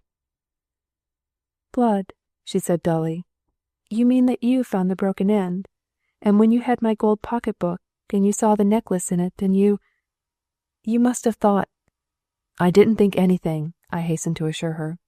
I tell you, Alison, I never thought of anything but that you were unhappy, and that I had no right to help you. God knows, I thought you didn't want me to help you. She held out her hand to me, and I took it between both of mine. No word of love had passed between us, but I felt that she knew and understood. It was one of the moments that come seldom in a lifetime, and then only in great crises, a moment of perfect understanding and trust. Then she drew her hand away and sat, erect and determined, her fingers laced in her lap. As she talked, the moon came up slowly and threw its bright pathway across the water. Back of us, in the trees beyond the sea-wall, a sleepy bird chirruped drowsily, and a wave, larger and bolder than its brothers, sped up the sand, bearing the moon's silver to our very feet. I bent toward the girl. I'm going to ask you just one question. Anything you like. Her voice was almost dreary. Was it because of anything you are going to tell me that you refused Richie? She drew her breath in sharply. No, she said without looking at me. No, that was not the reason. Chapter 28. Alison's Story. She told her story evenly, with her eyes on the water, only, now and then, when I, too, sat looking seaward. I thought she glanced at me furtively. And once, in the middle of it, she stopped altogether. "You don't realize it, probably," she protested, "but you look like a war god. Your face is horrible." "I will turn my back if it will help any," I said stormily. "But if you expect me to look anything but murderous, why, you don't know what I'm going through with. That's all." The story of her meeting with the Curtis woman was brief enough. They had met in Rome first, where Alison and her mother had taken a villa for a year. Mrs. Curtis had hovered on the ragged edges of society there, pleading the poverty of the South since the war as a reason for not going out more. There was talk of a brother, but Alison had not seen him, and after a scandal which implicated Mrs. Curtis and a young attaché of the Austrian embassy, Alison had been forbidden to see the woman. "The women had never liked her, anyhow," she said. "She did unconventional things, and they are very conventional there, and they said she did not always pay her gambling debts. I didn't like them. I thought they didn't like her because she was poor and popular. Then we came home, and I almost forgot her. But last spring, when Mother was not well, she had taken Grandfather to the Riviera, and it always uses her up. We went to Virginia Hot Springs, and we met them there, the brother, too, this time. His name was Sullivan, Harry Pickney Sullivan." "I know. Go on." "Mother had a nurse, and I was alone a great deal, and they were very kind to me. I saw a lot of them. The brother rather attracted me, partly because he did not make love to me. He even seemed to avoid me, and I was most piqued. I had been spoiled, I suppose. Most of the other men I had... "I know that too," I said bitterly, and moved away from her a trifle. I was brutal, but the whole story was a long torture. I think she knew what I was suffering, for she showed no resentment. "It was early, and there were few people around, none that I cared about, and Mother and the nurse played cribbage eternally, until I felt as though the little pegs were driven into my brain. And when Mrs. Curtis arranged drives and picnics, I slipped away and went. I suppose you won't believe me, but I had never done that kind of thing before, and I have paid up, I think." "What sort of looking chap was Sullivan?" I demanded. I had got up and was pacing back and forward on the sand. I remember kicking savagely at a bit of water-soaked board that lay in my way. "Very handsome, as large as you are, but fair, and even more erect." I drew my shoulders up sharply. I am straight enough, but I was fairly sagging with jealous rage. "When Mother began to get around, somebody told her that I had been going about with Mrs. Curtis and her brother, and we had a dreadful time. I was dragged home like a bad child. Did anybody ever do that to you?" "Nobody ever cared. I was born an orphan," I said, with a cheerless attempt at levity. "Go on." "If Mrs. Curtis knew, she never said anything. She wrote me charming letters, and in the summer, when they went to Cresson, she asked me to visit her there. I was too proud to let her know that I could not go where I wished, and so I sent Polly, my maid, to her aunt's in the country, pretended to go to Seal Harbor, and really went to Cresson. You see, I warned you it would be an unpleasant story." I went over and stood in front of her. All the accumulated jealousy of the last few weeks had been fired by what she told me. If Sullivan had come across the sands just then, I think I would have strangled him with my hands, out of pure hate. "Did you marry him?" I demanded. My voice sounded hoarse and strange in my ears. "That's all I want to know. Did you marry him?" "No." I drew a long breath. "You cared about him?" She hesitated. "No," she said finally. "I did not care about him." I sat down on the edge of the boat and mopped my hot face. I was heartily ashamed of myself, and mingled with my abasement was a great relief. If she had not married him, and had not cared for him, nothing else was of any importance. "I was sorry, of course, the moment the train had started, but I had wired I was coming, and I could not go back. And then when I got there, the place was charming. There were no neighbors, but we fished and rode and motored, and It was moonlight, like this." I put my hand over both of hers, clasped in her lap. "I know," I acknowledged repentantly. "And people do queer things when it is moonlight. The moon has got me tonight, Alison. If I am a bore, remember that, won't you?" Her fingers lay quiet under mine. "And so," she went on with a little sigh, "I began to think perhaps I cared, but all the time I felt that there was something not quite right. Now and then Mrs. Curtis would say or do something that gave me a queer start, as if she had dropped a mask for a moment. And there was trouble with the servants. They were almost insolent. I couldn't understand. I don't know when it dawned on me that the old Baron Cavalcanti had been right when he said they were not my kind of people. But I wanted to get away. I wanted it desperately." "Of course they were not your kind," I cried. "The man was married. The girl Jenny, a housemaid, was a spy in Mrs. Sullivan's employ. If he had pretended to marry you, I would have killed him. Not only that, but the man he murdered, Harrington, was his wife's father, and I'll see him hang by the neck yet, if it takes every energy and every penny I possess." I could have told her so much more gently, have broken the shock for her. I have never been proud of that evening on the sand. I was alternately a bore and a ruffian, like a hurt youngster who passes the blow that has hurt him on to his playmate, that both may bawl together. And now Alison sat, white and cold, without speech. "Married," she said finally, in a small voice. "Why, I don't think it is possible. Is it? I was on my way to Baltimore to marry him myself, when the wreck came." "But you said you didn't care for him," I protested, my heavy masculine mind unable to jump the gaps in her story. And then, without the slightest warning, I realized that she was crying. She shook off my hand and fumbled for her handkerchief, and failing to find it, she accepted the one I thrust into her wet fingers. Then, little by little, she told me from the handkerchief a sordid story of a motor trip in the mountains without Mrs. Curtis, of a lost road and a broken car, and a rainy night when she and Sullivan, tramped eternally and did not get home, and of Mrs. Curtis when they got home at dawn, suddenly grown conventional and deeply shocked, of her own proud, half-disdainful consent to make possible the hackneyed, compromising situation by marrying the rascal, and then of his disappearance from the train. It was so terrible to her, such a heaven-sent relief to me, in spite of my rage against Sullivan, that I laughed out loud, at which she looked at me over the handkerchief. "I know it's funny," she said with a catch in her breath. "When I think that I nearly married a murderer, and didn't, I cry for sheer joy." Then she buried her face and cried again. "Please don't," I protested unsteadily. "I won't be responsible if you keep on crying like that.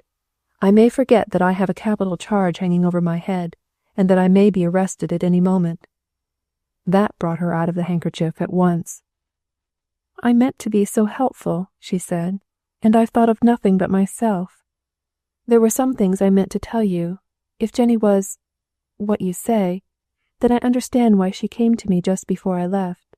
She had been packing my things, and she must have seen what condition I was in, for she came over to me when I was getting my wraps on to leave and said, 'Don't do it, Miss West. I beg you won't do it. You'll be sorry ever after.' And just then Mrs. Curtis came in, and Jenny slipped out." "That was all?" "No. As we went through the station, the telegraph operator gave Mr. Sullivan a message. He read it on the platform, and it excited him terribly. He took his sister aside, and they talked together. He was white with either fear or anger, I don't know which. Then, when we boarded the train, a woman in black with beautiful hair, who was standing on the car platform, touched him on the arm and then drew back. He looked at her and glanced away again, but she reeled as if he had struck her." "Then what?" The situation was growing clearer. "Mrs. Curtis and I had the drawing room. I had a dreadful night, just sleeping a little now and then. I dreaded to see the dawn come. It was to be my wedding day. When we found that Harry had disappeared in the night, Mrs. Curtis was in a frenzy. Then, I saw his cigarette case in your hand. I had given it to him. You wore his clothes. The murder was discovered and you were accused of it. What could I do? And then, afterward, when I saw him asleep at the farmhouse, I was panic-stricken. I locked him in and ran. I don't know why he did it, but he had killed a man." Someone was calling Alison through a megaphone from the veranda. It sounded like Sam. "Allie," he called. "Allie, I'm going to have some anchovies on toast. Allie." Neither of us heard. I wonder, I reflected, if you would be willing to repeat a part of that story, and just from the telegram on, to a couple of detectives, say on Monday. If you would tell that and how the end of your necklace got into the sealskin bag. "My necklace," she repeated. "But it isn't mine. I picked it up in the car." "Allie," Sam again. "I see you down there, and I'm making a julep." Alison turned and called through her hands. "Coming in a moment, Sam," she said, and rose. "It must be very late. Sam is home. We would better go back to the house." "Don't," I begged her. "Anchovies and juleps and Sam will go on forever, and I have you such a little time. I suppose I am only one of a dozen or so, but you are the only girl in the world. You know I love you, don't you, dear?" Sam was whistling, an irritating bird call, over and over. She pursed her red lips and answered him in kind. It was more than I could endure. "Sam or no Sam," I said firmly, "I am going to kiss you." But Sam's voice came strident through the megaphone. "Be good, you two," he bellowed. "I've got the binoculars." And so, under fire, we walked sedately back to the house. My pulses were throbbing. The little swish of her dress beside me on the grass was pain and ecstasy. I had but to put out my hand to touch her, and I dared not. Sam, armed with megaphone and field glasses, bent over the rail and watched us with gleeful malignity. "Home early, aren't you?" Alison called when we reached the steps. "Led a club when my partner had doubled no trumps, and she fainted. Damn the heart convention," he said cheerfully. "The others are not here yet." 3 hours later I went to bed. I had not seen Alison alone again. The noise was at its height now, and I glanced down into the garden, still bright in the moonlight. Leaning against a tree and staring interestedly into the billiard room was Johnson. Chapter 29. In the Dining Room. That was Saturday night, 2 weeks after the wreck. The previous 5 days had been full of swift-following events. The woman in the house next door, the picture in the theater of a man about to leap from the doomed train, the dinner at the Dallases, and Richie's discovery that Alison was the girl in the case. In quick succession had come our visit to the Carter place, the finding of the rest of the telegram, my seeing Alison there, and the strange interview with Mrs. Conway. The Crescent trip stood out in my memory for its serio-comic horrors and its one real thrill. Then, the discovery by the police of the sealskin bag and the bit of chain. Hotchkiss producing triumphantly Stewart for Sullivan and his subsequent discomfiture. McKnight at the station with Alison, and later the confession that he was out of the running. And yet, when I thought it all over, the entire week with its events were two sides of a triangle that was narrowing rapidly to an apex, a point. And the said apex was at that moment in the drive below my window, resting his long legs by sitting on a carriage block and smoking a pipe that made the night hideous. The sense of the ridiculous is very close to the sense of tragedy. I opened my screen and whistled, and Johnson looked up and grinned. We said nothing. I held up a handful of cigars. He extended his hat, and when I finally went to sleep, it was to a soothing breeze that wafted in salt air and a faint aroma of good tobacco. I was thoroughly tired, but I slept restlessly, dreaming of 2 detectives with Pittsburg warrants being held up by Hotchkiss at the point of a splint, while Alison fastened their hands with a chain that was broken and much too short. I was roused about dawn by a light rap at the door, and, opening it, I found Forbes in a pair of trousers and a pajama coat. He was as pleasant as most fleshy people are when they have to get up at night, and he said the telephone had been ringing for an hour, and he didn't know why somebody else in the blankety-blank house couldn't have heard it. He wouldn't get to sleep until noon. As he was palpably asleep on his feet, I left him grumbling and went to the telephone. It proved to be Richie, who had found me by the simple expedient of tracing Alison, and he was jubilant. "You'll have to come back," he said. "Got a railroad schedule there." "I don't sleep with one in my pocket," I retorted. "But if you'll hold the line, I'll call out the window to Johnson. He's probably got one." "Johnson!" I could hear the laugh with which McKnight comprehended the situation. He was still chuckling when I came back. "Train to Richmond at 6:30 a.m., I said. "What time is it now?" 4. "Listen, Lolly, we've got him. Do you hear? Through the woman at Baltimore. Then, the other woman, the lady of the restaurant." He was obviously avoiding names. "She is playing our cards for us. No, I don't know why, and I don't care. But you be at the incubator tonight at 8 o'clock. If you can't shake Johnson, bring him. Bless him." To this day, I believe the Sam Forbeses have not recovered from the surprise of my unexpected arrival, my one appearance at dinner in Granger's clothes, and the note on my dresser which informed them the next morning that I had folded my tents like the Arabs and silently stolen away. For at 5:30, Johnson and I, the former as uninquisitive as ever, were on our way through the dust to the station, 3 miles away, and by 4 that afternoon we were in Washington. The journey had been uneventful. Johnson relaxed under the influence of my tobacco, and spoke at some length of the latest improvements in gallows, dilating on the absurdity of cutting out the former free passes to see the affair in operation. I remember, too, that he mentioned the curious anomaly that permits a man about to be hanged to eat a hearty meal. I did not enjoy my dinner that night. Before we got into Washington, I had made an arrangement with Johnson to surrender myself at 2 the following afternoon. Also, I had wired Alison, asking her if she would carry out the contract she had made. The detective saw me home and left me there. Mrs. Clopton received me with dignified reserve. The very tone in which she asked me when I would dine told me that something was wrong.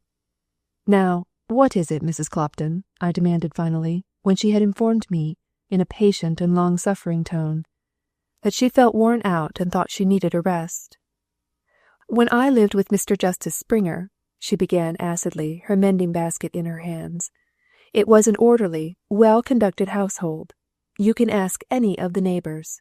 Meals were cooked and, what's more, they were eaten. There was none of this here one day, gone the next business." "Nonsense," I observed. "You're tired, that's all, Mrs. Clopton. And I wish you would go out. I want to bathe." "That's not all," she said with dignity, from the doorway. "Women coming and going here, women whose shoes I am not fit, women who are not fit to touch my shoes, coming here as insolent as you please and asking for you." "Good heavens!" I exclaimed. "What did you tell them? Her, whichever it was." "Told her you were sick in a hospital and wouldn't be out for a year," she said triumphantly. "And when she said she thought she'd come in and wait for you, I slammed the door on her." "What time was she here?" "Late last night, and she had a light-haired man across the street.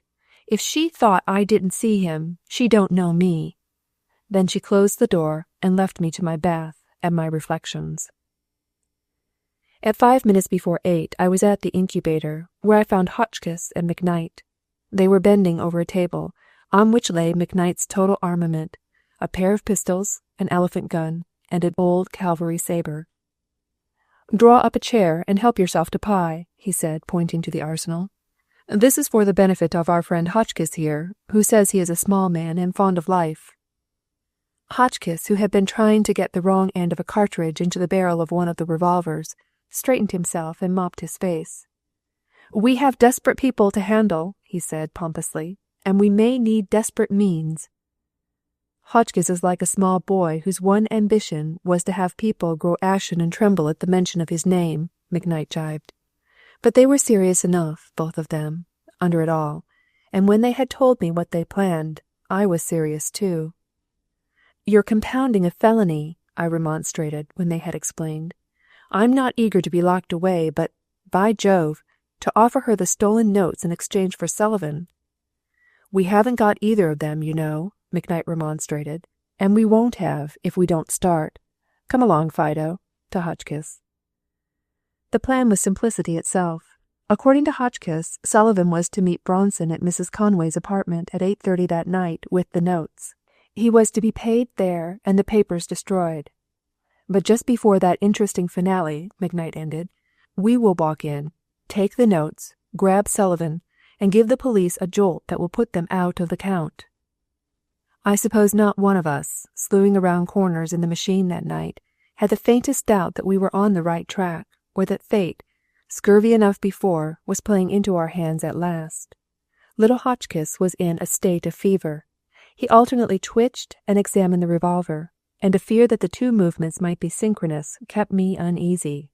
He produced and dilated on the scrap of pillow slip from the wreck, and showed me the stiletto with its point in cotton batting for safekeeping. And in the intervals he implored Richie not to make such fine calculations at the corners. We were all grave enough and very quiet, however, when we reached the large building where Mrs. Conway had her apartment. McKnight left the power on, in case we might want to make a quick getaway, and Hotchkiss gave a final look at the revolver. I had no weapon. Somehow, it all seemed melodramatic to the verge of farce. In the doorway Hotchkiss was a half-dozen feet ahead. Richie fell back beside me. He dropped his affection of gaiety, and I thought he looked tired. "Same old Sam, I suppose?" he asked. "Same, only more of him." "I suppose Alison was there. How is she?" he inquired, irrelevantly. "Very well. I did not see her this morning." Hotchkiss was waiting near the elevator. McKnight put his hand on my arm. "Now look here, old man," he said. "I've got 2 arms and a revolver, and you've got 1 arm and a splint. If Hotchkiss is right, and there is a row, you crawl under the table." "The deuce I will," I declared scornfully.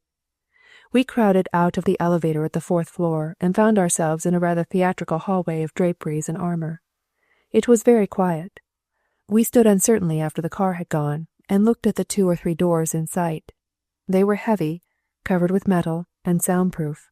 From somewhere above came the metallic accuracy of a player piano, and through the open window we could hear, or feel, the throb of the Cannonball's engine. "Well, Sherlock," McKnight said, "what's the next move in the game? Is it our jump, or theirs? You brought us here." None of us knew just what to do next. No sound of conversation penetrated the heavy doors. We waited uneasily for some minutes, and Hotchkiss looked at his watch. Then he put it to his ear. "Good gracious!" he exclaimed, his head cocked on one side. "I believe it has stopped. I'm afraid we are late." We were late. My watch and Hotchkiss's agreed at 9 o'clock, and, with the discovery that our man might have come and gone, our zest in the adventure began to flag. McKnight motioned us away from the door and rang the bell. There was no response, no sound within. He rang it twice, the last time long and vigorously, without result. Then he turned and looked at us. "I don't half like this," he said. "That woman is in. You heard me ask the elevator boy. For 2 cents I had seen it when he did. The door was ajar about an inch, and a narrow wedge of rose-colored light showed beyond. I pushed the door a little and listened. Then, with both men at my heels, I stepped into the private corridor of the apartment and looked around. It was a square reception hall, with rugs on the floor, a tall mahogany rack for hats, and a couple of chairs. A lantern of rose-colored glass and a desk light over a writing table across made the room bright and cheerful. It was empty. None of us was comfortable.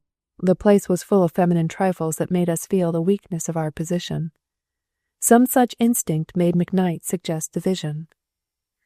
"We look like an invading army," he said. "If she's here alone, we will startle her into a spasm.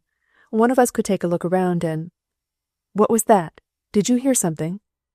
The sound, whatever it had been, was not repeated. We went awkwardly out into the hall, very uncomfortable, all of us, and flipped a coin. The choice fell to me, which was right enough, for the affair was mine, primarily. "Wait just inside the door," I directed, "and if Sullivan comes, or anybody that answers his description, grab him without ceremony and ask him questions afterwards." The apartment, save in the hallway, was unlighted. By one of those freaks of arrangement possible only in the modern flat, I found the kitchen first, and was struck a smart and unexpected blow by a swinging door. I carried a handful of matches, and by the time I had passed through a butler's pantry and a refrigerator room, I was completely lost in the darkness. Until then the situation had been merely uncomfortable. Suddenly it became grisly. For somewhere near came a long sustained groan, followed almost instantly by the crash of something, glass or china, on the floor. I struck a fresh match and found myself in a narrow rear hallway. Behind me was the door by which I must have come. With a keen desire to get back to the place I had started from, I opened the door and attempted to cross the room. I thought I had kept my sense of direction, but I crashed without warning into what, from the resulting jangle, was the dining table, probably laid for dinner. I cursed my stupidity in getting into such a situation, and I cursed my nerves for making my hand shake when I tried to strike a match. The groan had not been repeated. I braced myself against the table and struck the match sharply against the sole of my shoe. It flickered faintly and went out, and then, without the slightest warning, another dish went off the table. It fell with 1,000 splinterings. The very air seemed broken into crashing waves of sound. I stood still, braced against the table, holding the red end of the dying match, and listened. I had not long to wait. The groan came again, and I recognized it. The cry of a dog in straits. I breathed again. "Come on, old fellow," I said. "Come on, old man, let's have a look at you." I could hear the thud of his tail on the floor. But he did not move. He only whimpered. There was something companionable in the presence of a dog, and I fancied this dog in trouble. Slowly I began to work my way around the table toward him. "Good boy," I said as he whimpered. "We'll find the light, which ought to be somewhere or other around here, and then—" I stumbled over something, and I drew back my foot almost instantly. "Did I step on you, old man?" I exclaimed, and bent to pat him. I remember straightening suddenly and hearing the dog pad softly toward me around the table. I recall even that I had put the matches down and could not find them. Then, with a bursting horror of the room and its contents, of the gibbering dark around me, I turned and made for the door by which I had entered. I could not find it. I felt along the endless wainscoting, past miles of wall. The dog was beside me, I think, but he was part and parcel now, to my excited mind, with the thing under the table. And then, after eons of search, I found a knob and stumbled into the reception hall. I was as nearly in a panic as any man could be. I was myself again in a second, and by the light from the hall I led the way back to the tragedy I had stumbled on. Bronson still sat at the table, his elbows propped on it, his cigarette still lighted, burning a hole in the cloth. Partly under the table lay Mrs. Conway, face down. The dog stood over her and wagged his tail.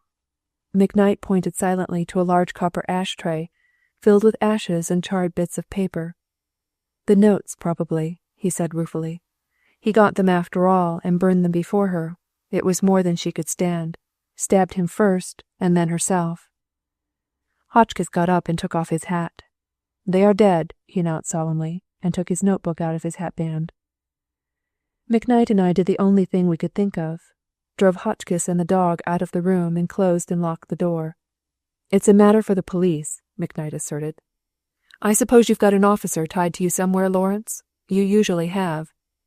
We left Hotchkiss in charge and went downstairs. It was McKnight who first saw Johnson leaning against the park railing across the street and called him over. We told him in a few words what we had found, and he grinned at me cheerfully.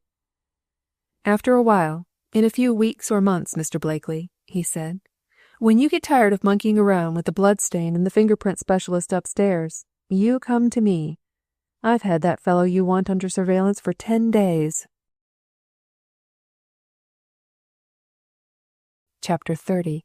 Finer Details. At 10 minutes before 2 the following day, Monday, I arrived at my office. I had spent the morning putting my affairs in shape and in a trip to the stable. The afternoon would see me either a free man or a prisoner for an indefinite length of time, and, in spite of Johnson's promise to produce Sullivan, I was more prepared for the latter than the former. Blobbs was watching for me outside the door, and it was clear that he was in a state of excitement bordering on delirium. He did nothing, however, save to tip me a wink that meant, as man to man, I'm for you. I was too much engrossed either to reprove him or return the courtesy, but I heard him follow me down the hall to the small room where we kept our outgrown law books, typewriter supplies, and, incidentally, our wraps. I was wondering vaguely if I would ever hang my hat on its nail again when the door closed behind me. It shut firmly, without any particular amount of sound, and I was left in the dark. I groped my way to it, irritably, to find it locked on the outside. I shook it frantically, and was rewarded by a sibilant whisper through the keyhole. "Keep quiet," Blobbs was saying huskily. "You're in deadly peril. The police are waiting in your office, 3 of 'em. I'm going to lock the whole bunch in and throw the key out of the window." "Come back here, you imp of Satan," I called furiously, but I could hear him speeding down the corridor and the slam of the outer office door by which he always announced his presence. And so I stood there in that ridiculous cupboard, hot with the heat of a steaming September day, musty with the smell of old leather bindings, littered with broken overshoes and handleless umbrellas. I was apoplectic with rage 1 minute and choked with laughter the next. It seemed an hour before Blobbs came back. He came without haste, strutting with new dignity, and paused outside my prison door. "Well, I guess that will hold 'em for a while," he remarked comfortably, and proceeded to turn the key. "I've got 'em fastened up like sardines in a can," he explained, working with the lock. "Gee whiz, you ought to hear 'em." When he got his breath after the shaking I gave him, he began to sputter. "How'd I know?" he demanded sulkily. "You nearly broke your neck getting away the other time, and I haven't got the old key. It's lost." "Where's it lost?" I demanded with another gesture toward his coat collar. "Down the elevator shaft." There was a gleam of indignant satisfaction through his tears of rage and humiliation. And so, while he hunted the key in the debris at the bottom of the shaft, I quieted his prisoners with the assurance that the lock had slipped, and that they would be free as lords as soon as we could find the janitor with the pass key. Stewart went down finally and discovered Blobbs with the key in his pocket, telling the engineer how he had tried to save me from arrest and failed. When Stewart came up he was almost cheerful, but Blobbs did not appear again that day. Simultaneous with the finding of the key came Hotchkiss, and we went in together. I shook hands with 2 men who, with Hotchkiss, made a not very animated group. The taller one, an oldish man, lean and hard, announced his errand at once. "A Pittsburg warrant?" I inquired, unlocking my cigar drawer. "Yes. Allegheny County has assumed jurisdiction, the exact locality where the crime was committed being in doubt." He seemed to be the spokesman. The other, shorter and rotund, kept an amiable silence. "We hope you will see the wisdom of waiving extradition," he went on. "It will save time." "I'll come, of course," I agreed. "The sooner the better. But I want you to give me an hour here, gentlemen. I think we can interest you. Have a cigar?"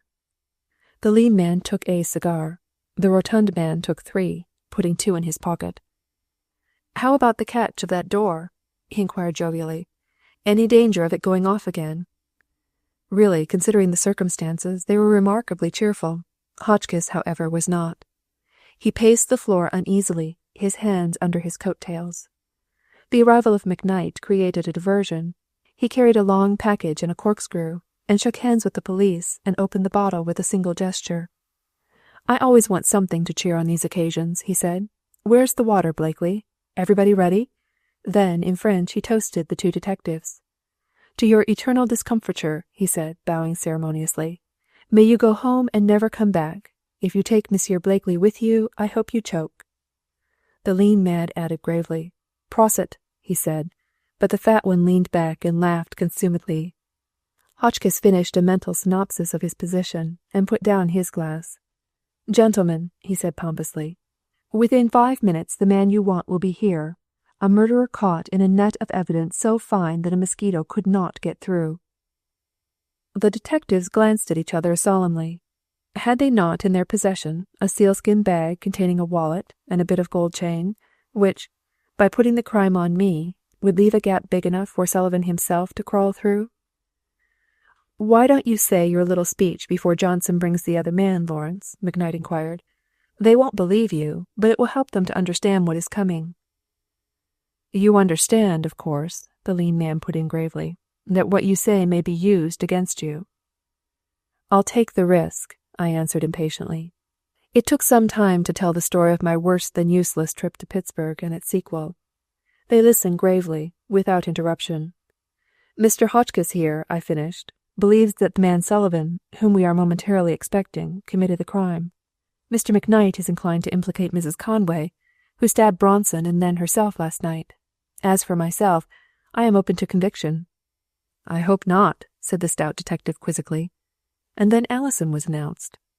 My impulse to go out and meet her was forestalled by the detectives, who rose when I did. McKnight, therefore, brought her in, and I met her at the door.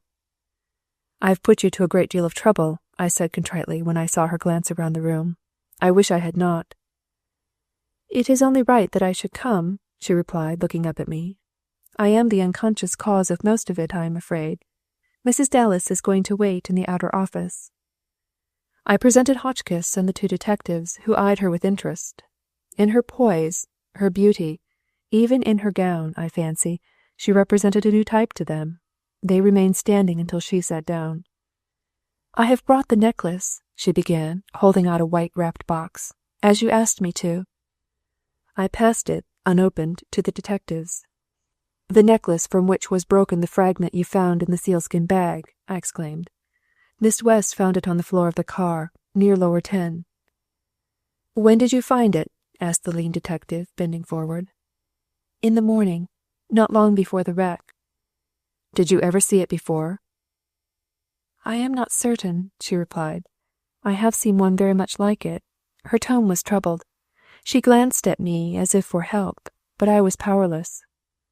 "Where?" The detective was watching her closely. At that moment there came an interruption.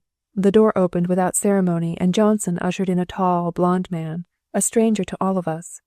I glanced at Alison. She was pale, but composed and scornful. She met the newcomer's eyes full, and, caught unawares, he took a hasty backward step. "Sit down, Mr. Sullivan," McKnight beamed cordially. "Have a cigar? I beg your pardon, Alison. Do you mind this smoke?" "Not at all," she said composedly. Sullivan had had a second to sound his bearings. No, thanks," he mumbled. "If you will be good enough to explain." "But that's what you're going to do," McKnight said cheerfully, pulling up a chair.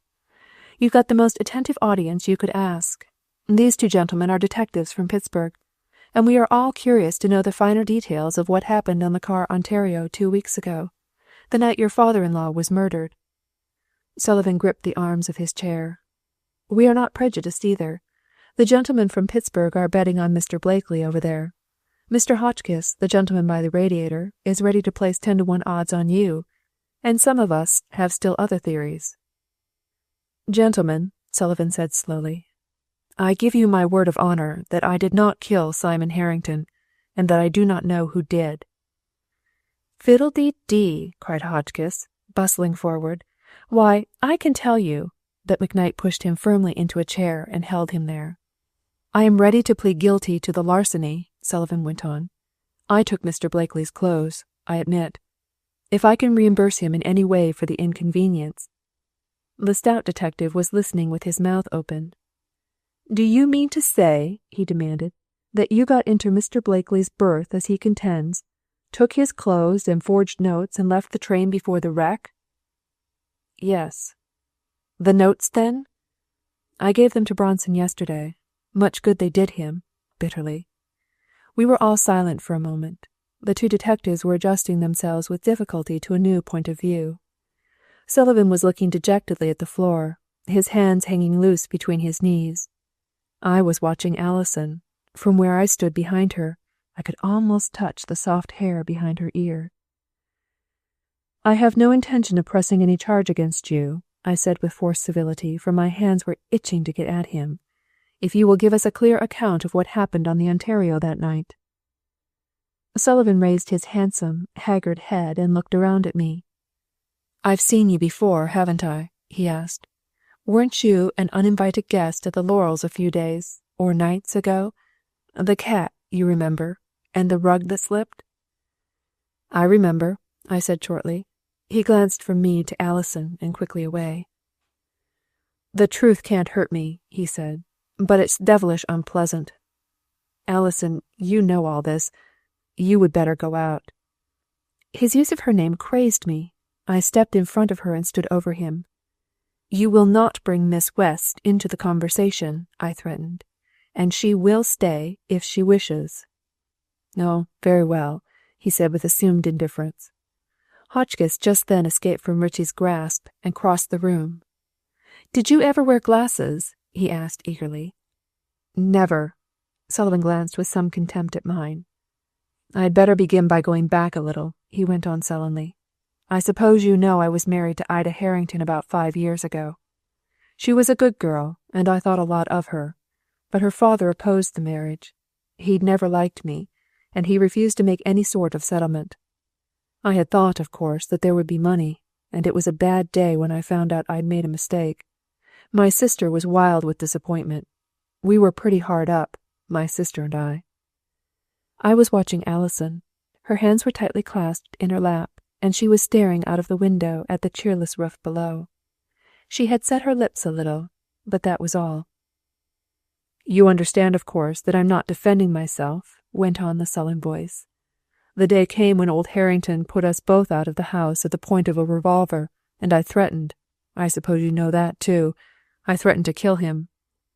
My sister and I had hard times after that. We lived on the continent for a while. I was at Monte Carlo, and she was in Italy. She met a young lady there, the granddaughter of a steel manufacturer and an heiress, and she sent for me. When I got to Rome, the girl was gone. Last winter I was all in, social secretary to an Englishman, a wholesale grocer with a new title, but we had a row, and I came home. I went out to the Heaton boys' ranch in Wyoming and met Bronson there. He lent me money, and I've been doing his dirty work ever since." Sullivan got up then and walked slowly forward and back as he talked, his eyes on the faded pattern of the office rug. "If you want to live in hell," he said savagely, "put yourself in another man's power.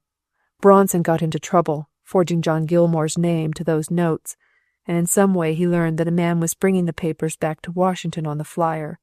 He even learned the number of his berth, and the night before the wreck, just as I was boarding the train, I got a telegram." Hotchkiss stepped forward once more importantly. "Which read, I think, 'Man with papers in lower 10, car 7. Get them.'" Sullivan looked at the little man with sulky blue eyes. "It was something like that, anyhow. But it was a nasty business, and it made matters worse that he didn't care that a telegram which must pass through half a dozen hands was more or less incriminating to me. Then, to add to the unpleasantness of my position, just after we boarded the train, I was accompanying my sister and this young lady, Miss West. A woman touched me on the sleeve, and I turned to face my wife. That took away my last bit of nerve. I told my sister, and you can understand she was in a bad way, too. We knew what it meant. Ida had heard that I was going." He stopped and glanced uneasily at Alison. "Go on," she said coldly. "It's too late to shield me. The time to have done that was when I was your guest." "Well," he went on, his eyes turned carefully away from my face, which must have presented certainly anything but a pleasant sight. "Miss West was going to do me the honour to marry me, and—" "You scoundrel!" I burst forth, thrusting past Alison West's chair. You infernal cur!" One of the detectives got up and stood between us. "You must remember, Mr. Blakely, that you are forcing this story from this man. These details are unpleasant, but important. You were going to marry this young lady," he said, turning to Sullivan, "although you already had a wife living." "It was my sister's plan, and I was in a bad way for money. If I could marry, secretly, a wealthy girl and go to Europe, it was unlikely that Ida, that is, Mrs. Sullivan, would hear of it. So it was more than a shock to see my wife on the train, and to realize from her face that she knew what was going on. I don't know yet, unless some of the servants— well, never mind that. It meant that the whole thing had gone up. Old Harrington had carried a gun for me for years, and the same train wouldn't hold both of us. Of course, I thought that he was in the coach just behind ours." Hotchkiss was leaning forward now, his eyes narrowed, his thin lips drawn to a line. "Are you left-handed, Mr. Sullivan?" he asked. Sullivan stopped in surprise. No, he said gruffly. Can't do anything with my left hand. Hotchkiss subsided, crestfallen but alert. I tore up that cursed telegram, but I was afraid to throw the scraps away. Then I looked around for lower 10. It was almost exactly a cross. My berth was lower 7, and it was, of course, a bit of exceptional luck for me that the car was number 7. Did you tell your sister of the telegram from Bronson? I asked. No. It would do no good, and she was in a bad way without that to make her worse. Your sister was killed, I think. The shorter detective took a small packet from his pocket and held it in his hand, snapping the rubber band which held it. Yes, she was killed, Sullivan said soberly. What I say now can do her no harm. He stopped to push back the heavy hair which drooped over his forehead, and went on more connectedly. It was late, after midnight, and we went at once to our berths. I undressed, and then I lay there for an hour, wondering how I was going to get the notes. Someone in lower 9 was restless and wide awake, but finally became quiet. The man in 10 was sleeping heavily. I could hear his breathing, and it seemed to be only a question of getting across and behind the curtains of his berth without being seen.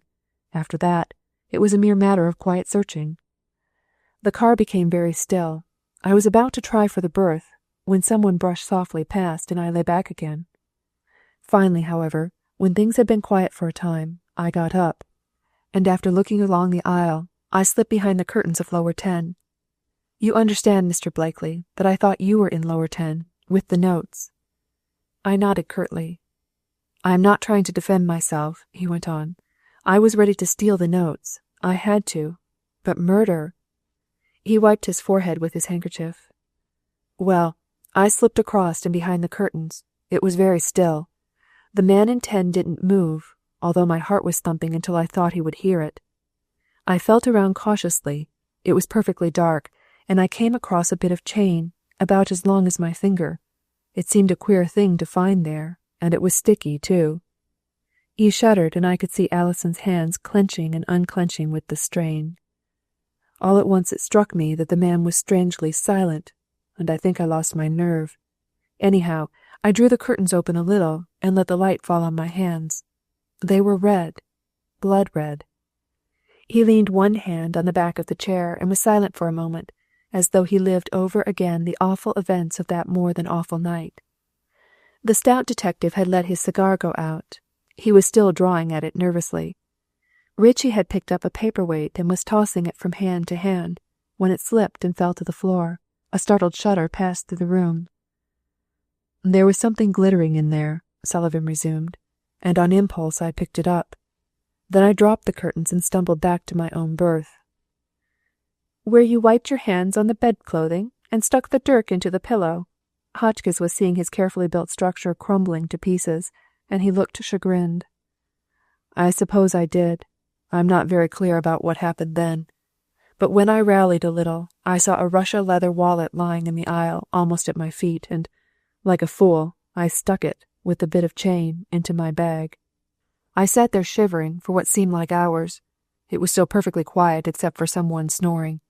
I thought that would drive me crazy. The more I thought of it, the worse things looked. The telegram was the first thing against me. It would put the police on my track at once when it was discovered that the man in lower 10 had been killed. Then I remembered the notes, and I took out the wallet and opened it. He stopped for a moment, as if the recalling of the next occurrence was almost beyond him. I took out the wallet, he said simply, and opening it, held it to the light. In gilt letters was the name, Simon Harrington. The detectives were leaning forward now, their eyes on his face. Things seemed to whirl around for a while.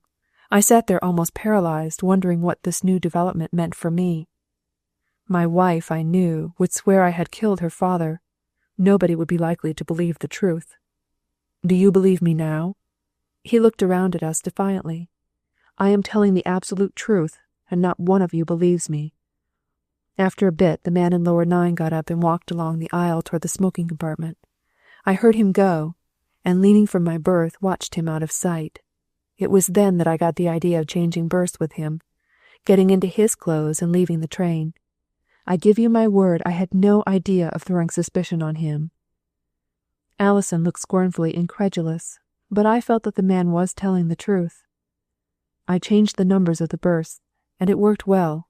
I got into the other man's berth, and he came back to mine. The rest was easy. I dressed in his clothes, luckily they fitted, and jumped the train not far from Baltimore, just before the wreck. "There's something else you must clear up," I said. "Why did you try to telephone me from M?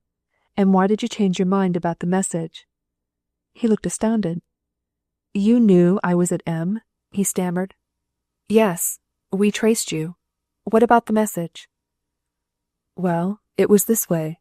Of course I did not know your name, Mr. Blakely.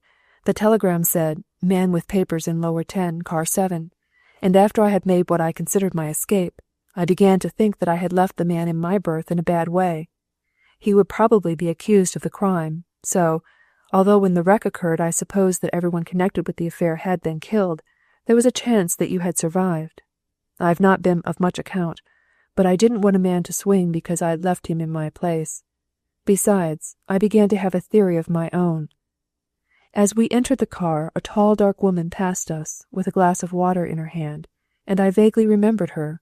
She was amazingly like Blanche Conway. If she, too, thought that the man with the notes was in lower 10, it explained a lot, including that piece of a woman's necklace. She was a fury, Blanche Conway, capable of anything. "Then why did you countermand that message?" I asked curiously. "When I got to the Carter house and got to bed, I had sprained my ankle in the jump. I went through the alligator bag I had taken from lower 9.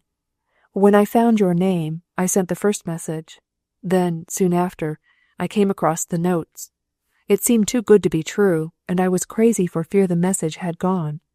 At first I was going to send them to Bronson. Then I began to see what the possession of the notes meant to me. It meant power over Bronson, money, influence, everything. He was a devil, that man." "Well, he's at home now," said McKnight, and we were glad to laugh and relieve the tension. Alison put her hand over her eyes as if to shut out the sight of the man she had so nearly married, and I furtively touched one of the soft little curls that nestled at the back of her neck. "When I was able to walk," went on the sullen voice, "I came at once to Washington. I tried to sell the notes to Bronson, but he was almost at the end of his rope. Not even my threat to send them back to you, Mr. Blakely, could make him meet my figure. He didn't have the money." McKnight was triumphant. "I think you gentlemen will see reason in my theory now," he said. "Mrs. Conway wanted the notes to force a legal marriage, I suppose?" "Yes." The detective with the small package carefully rolled off the rubber band and unwrapped it.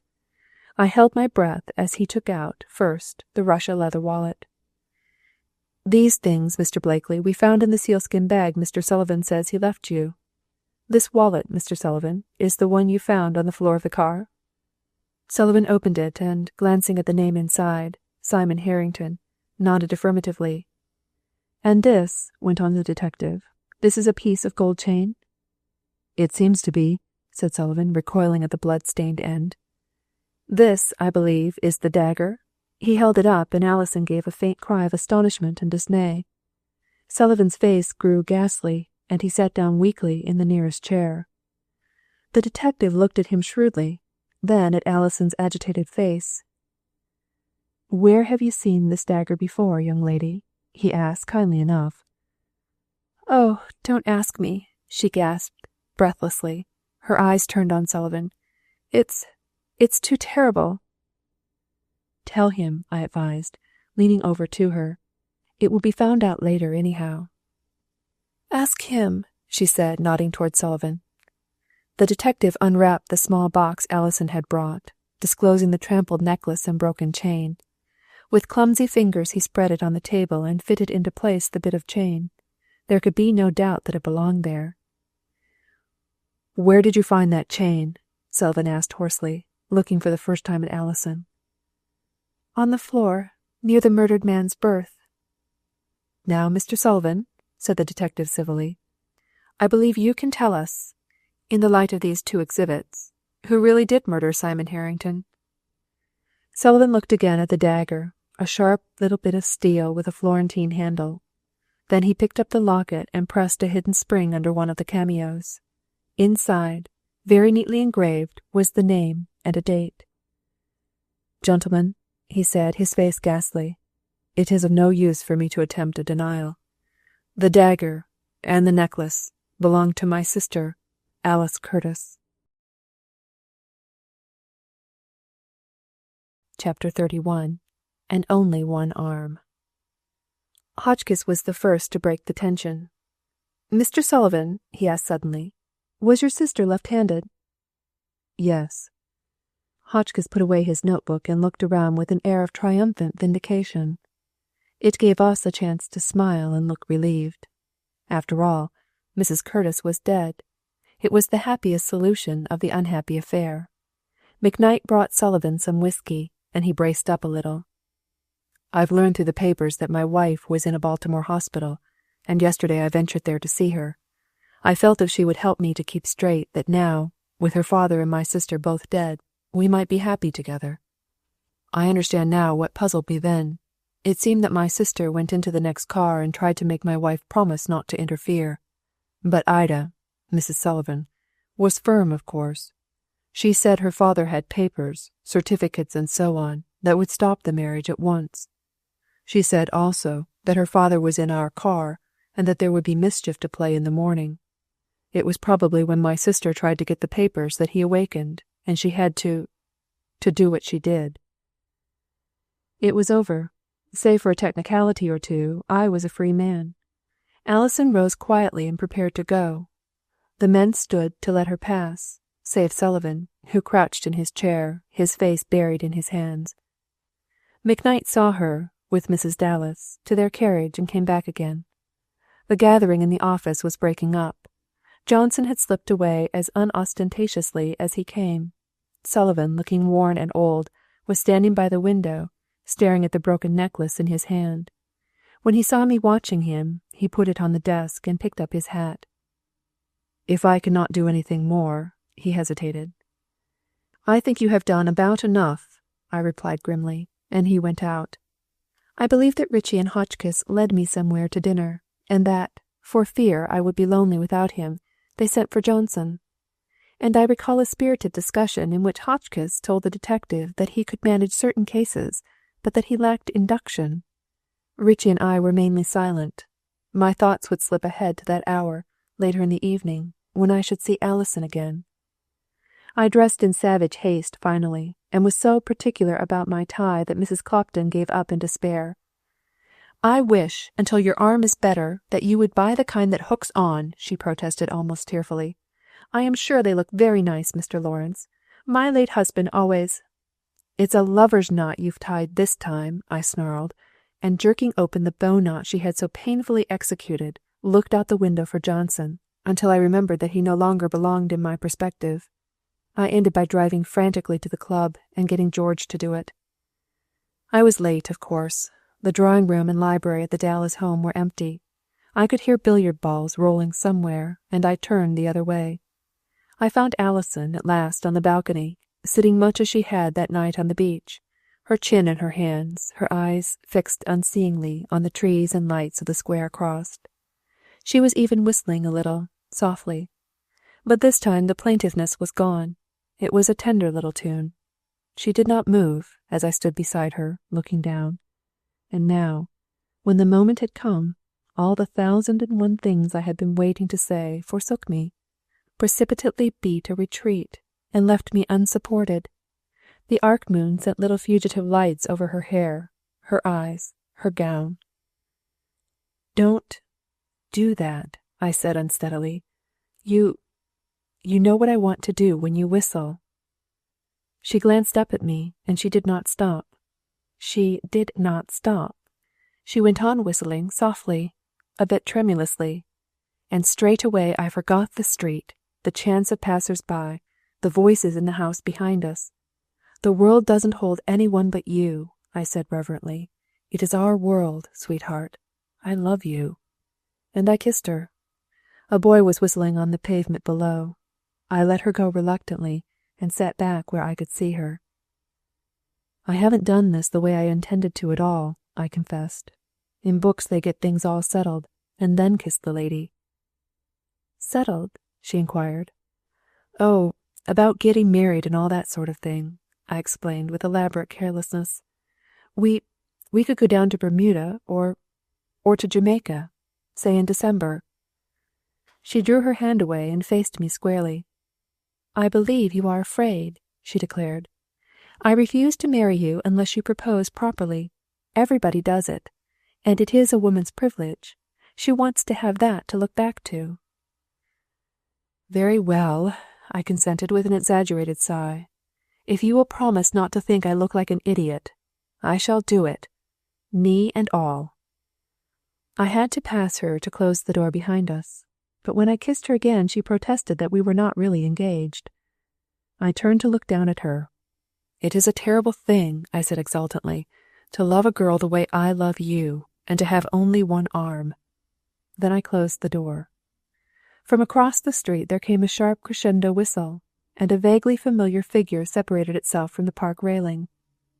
"Say," he called in a hoarse whisper, "shall I throw the key down the elevator shaft?" End of The Man in Lower 10.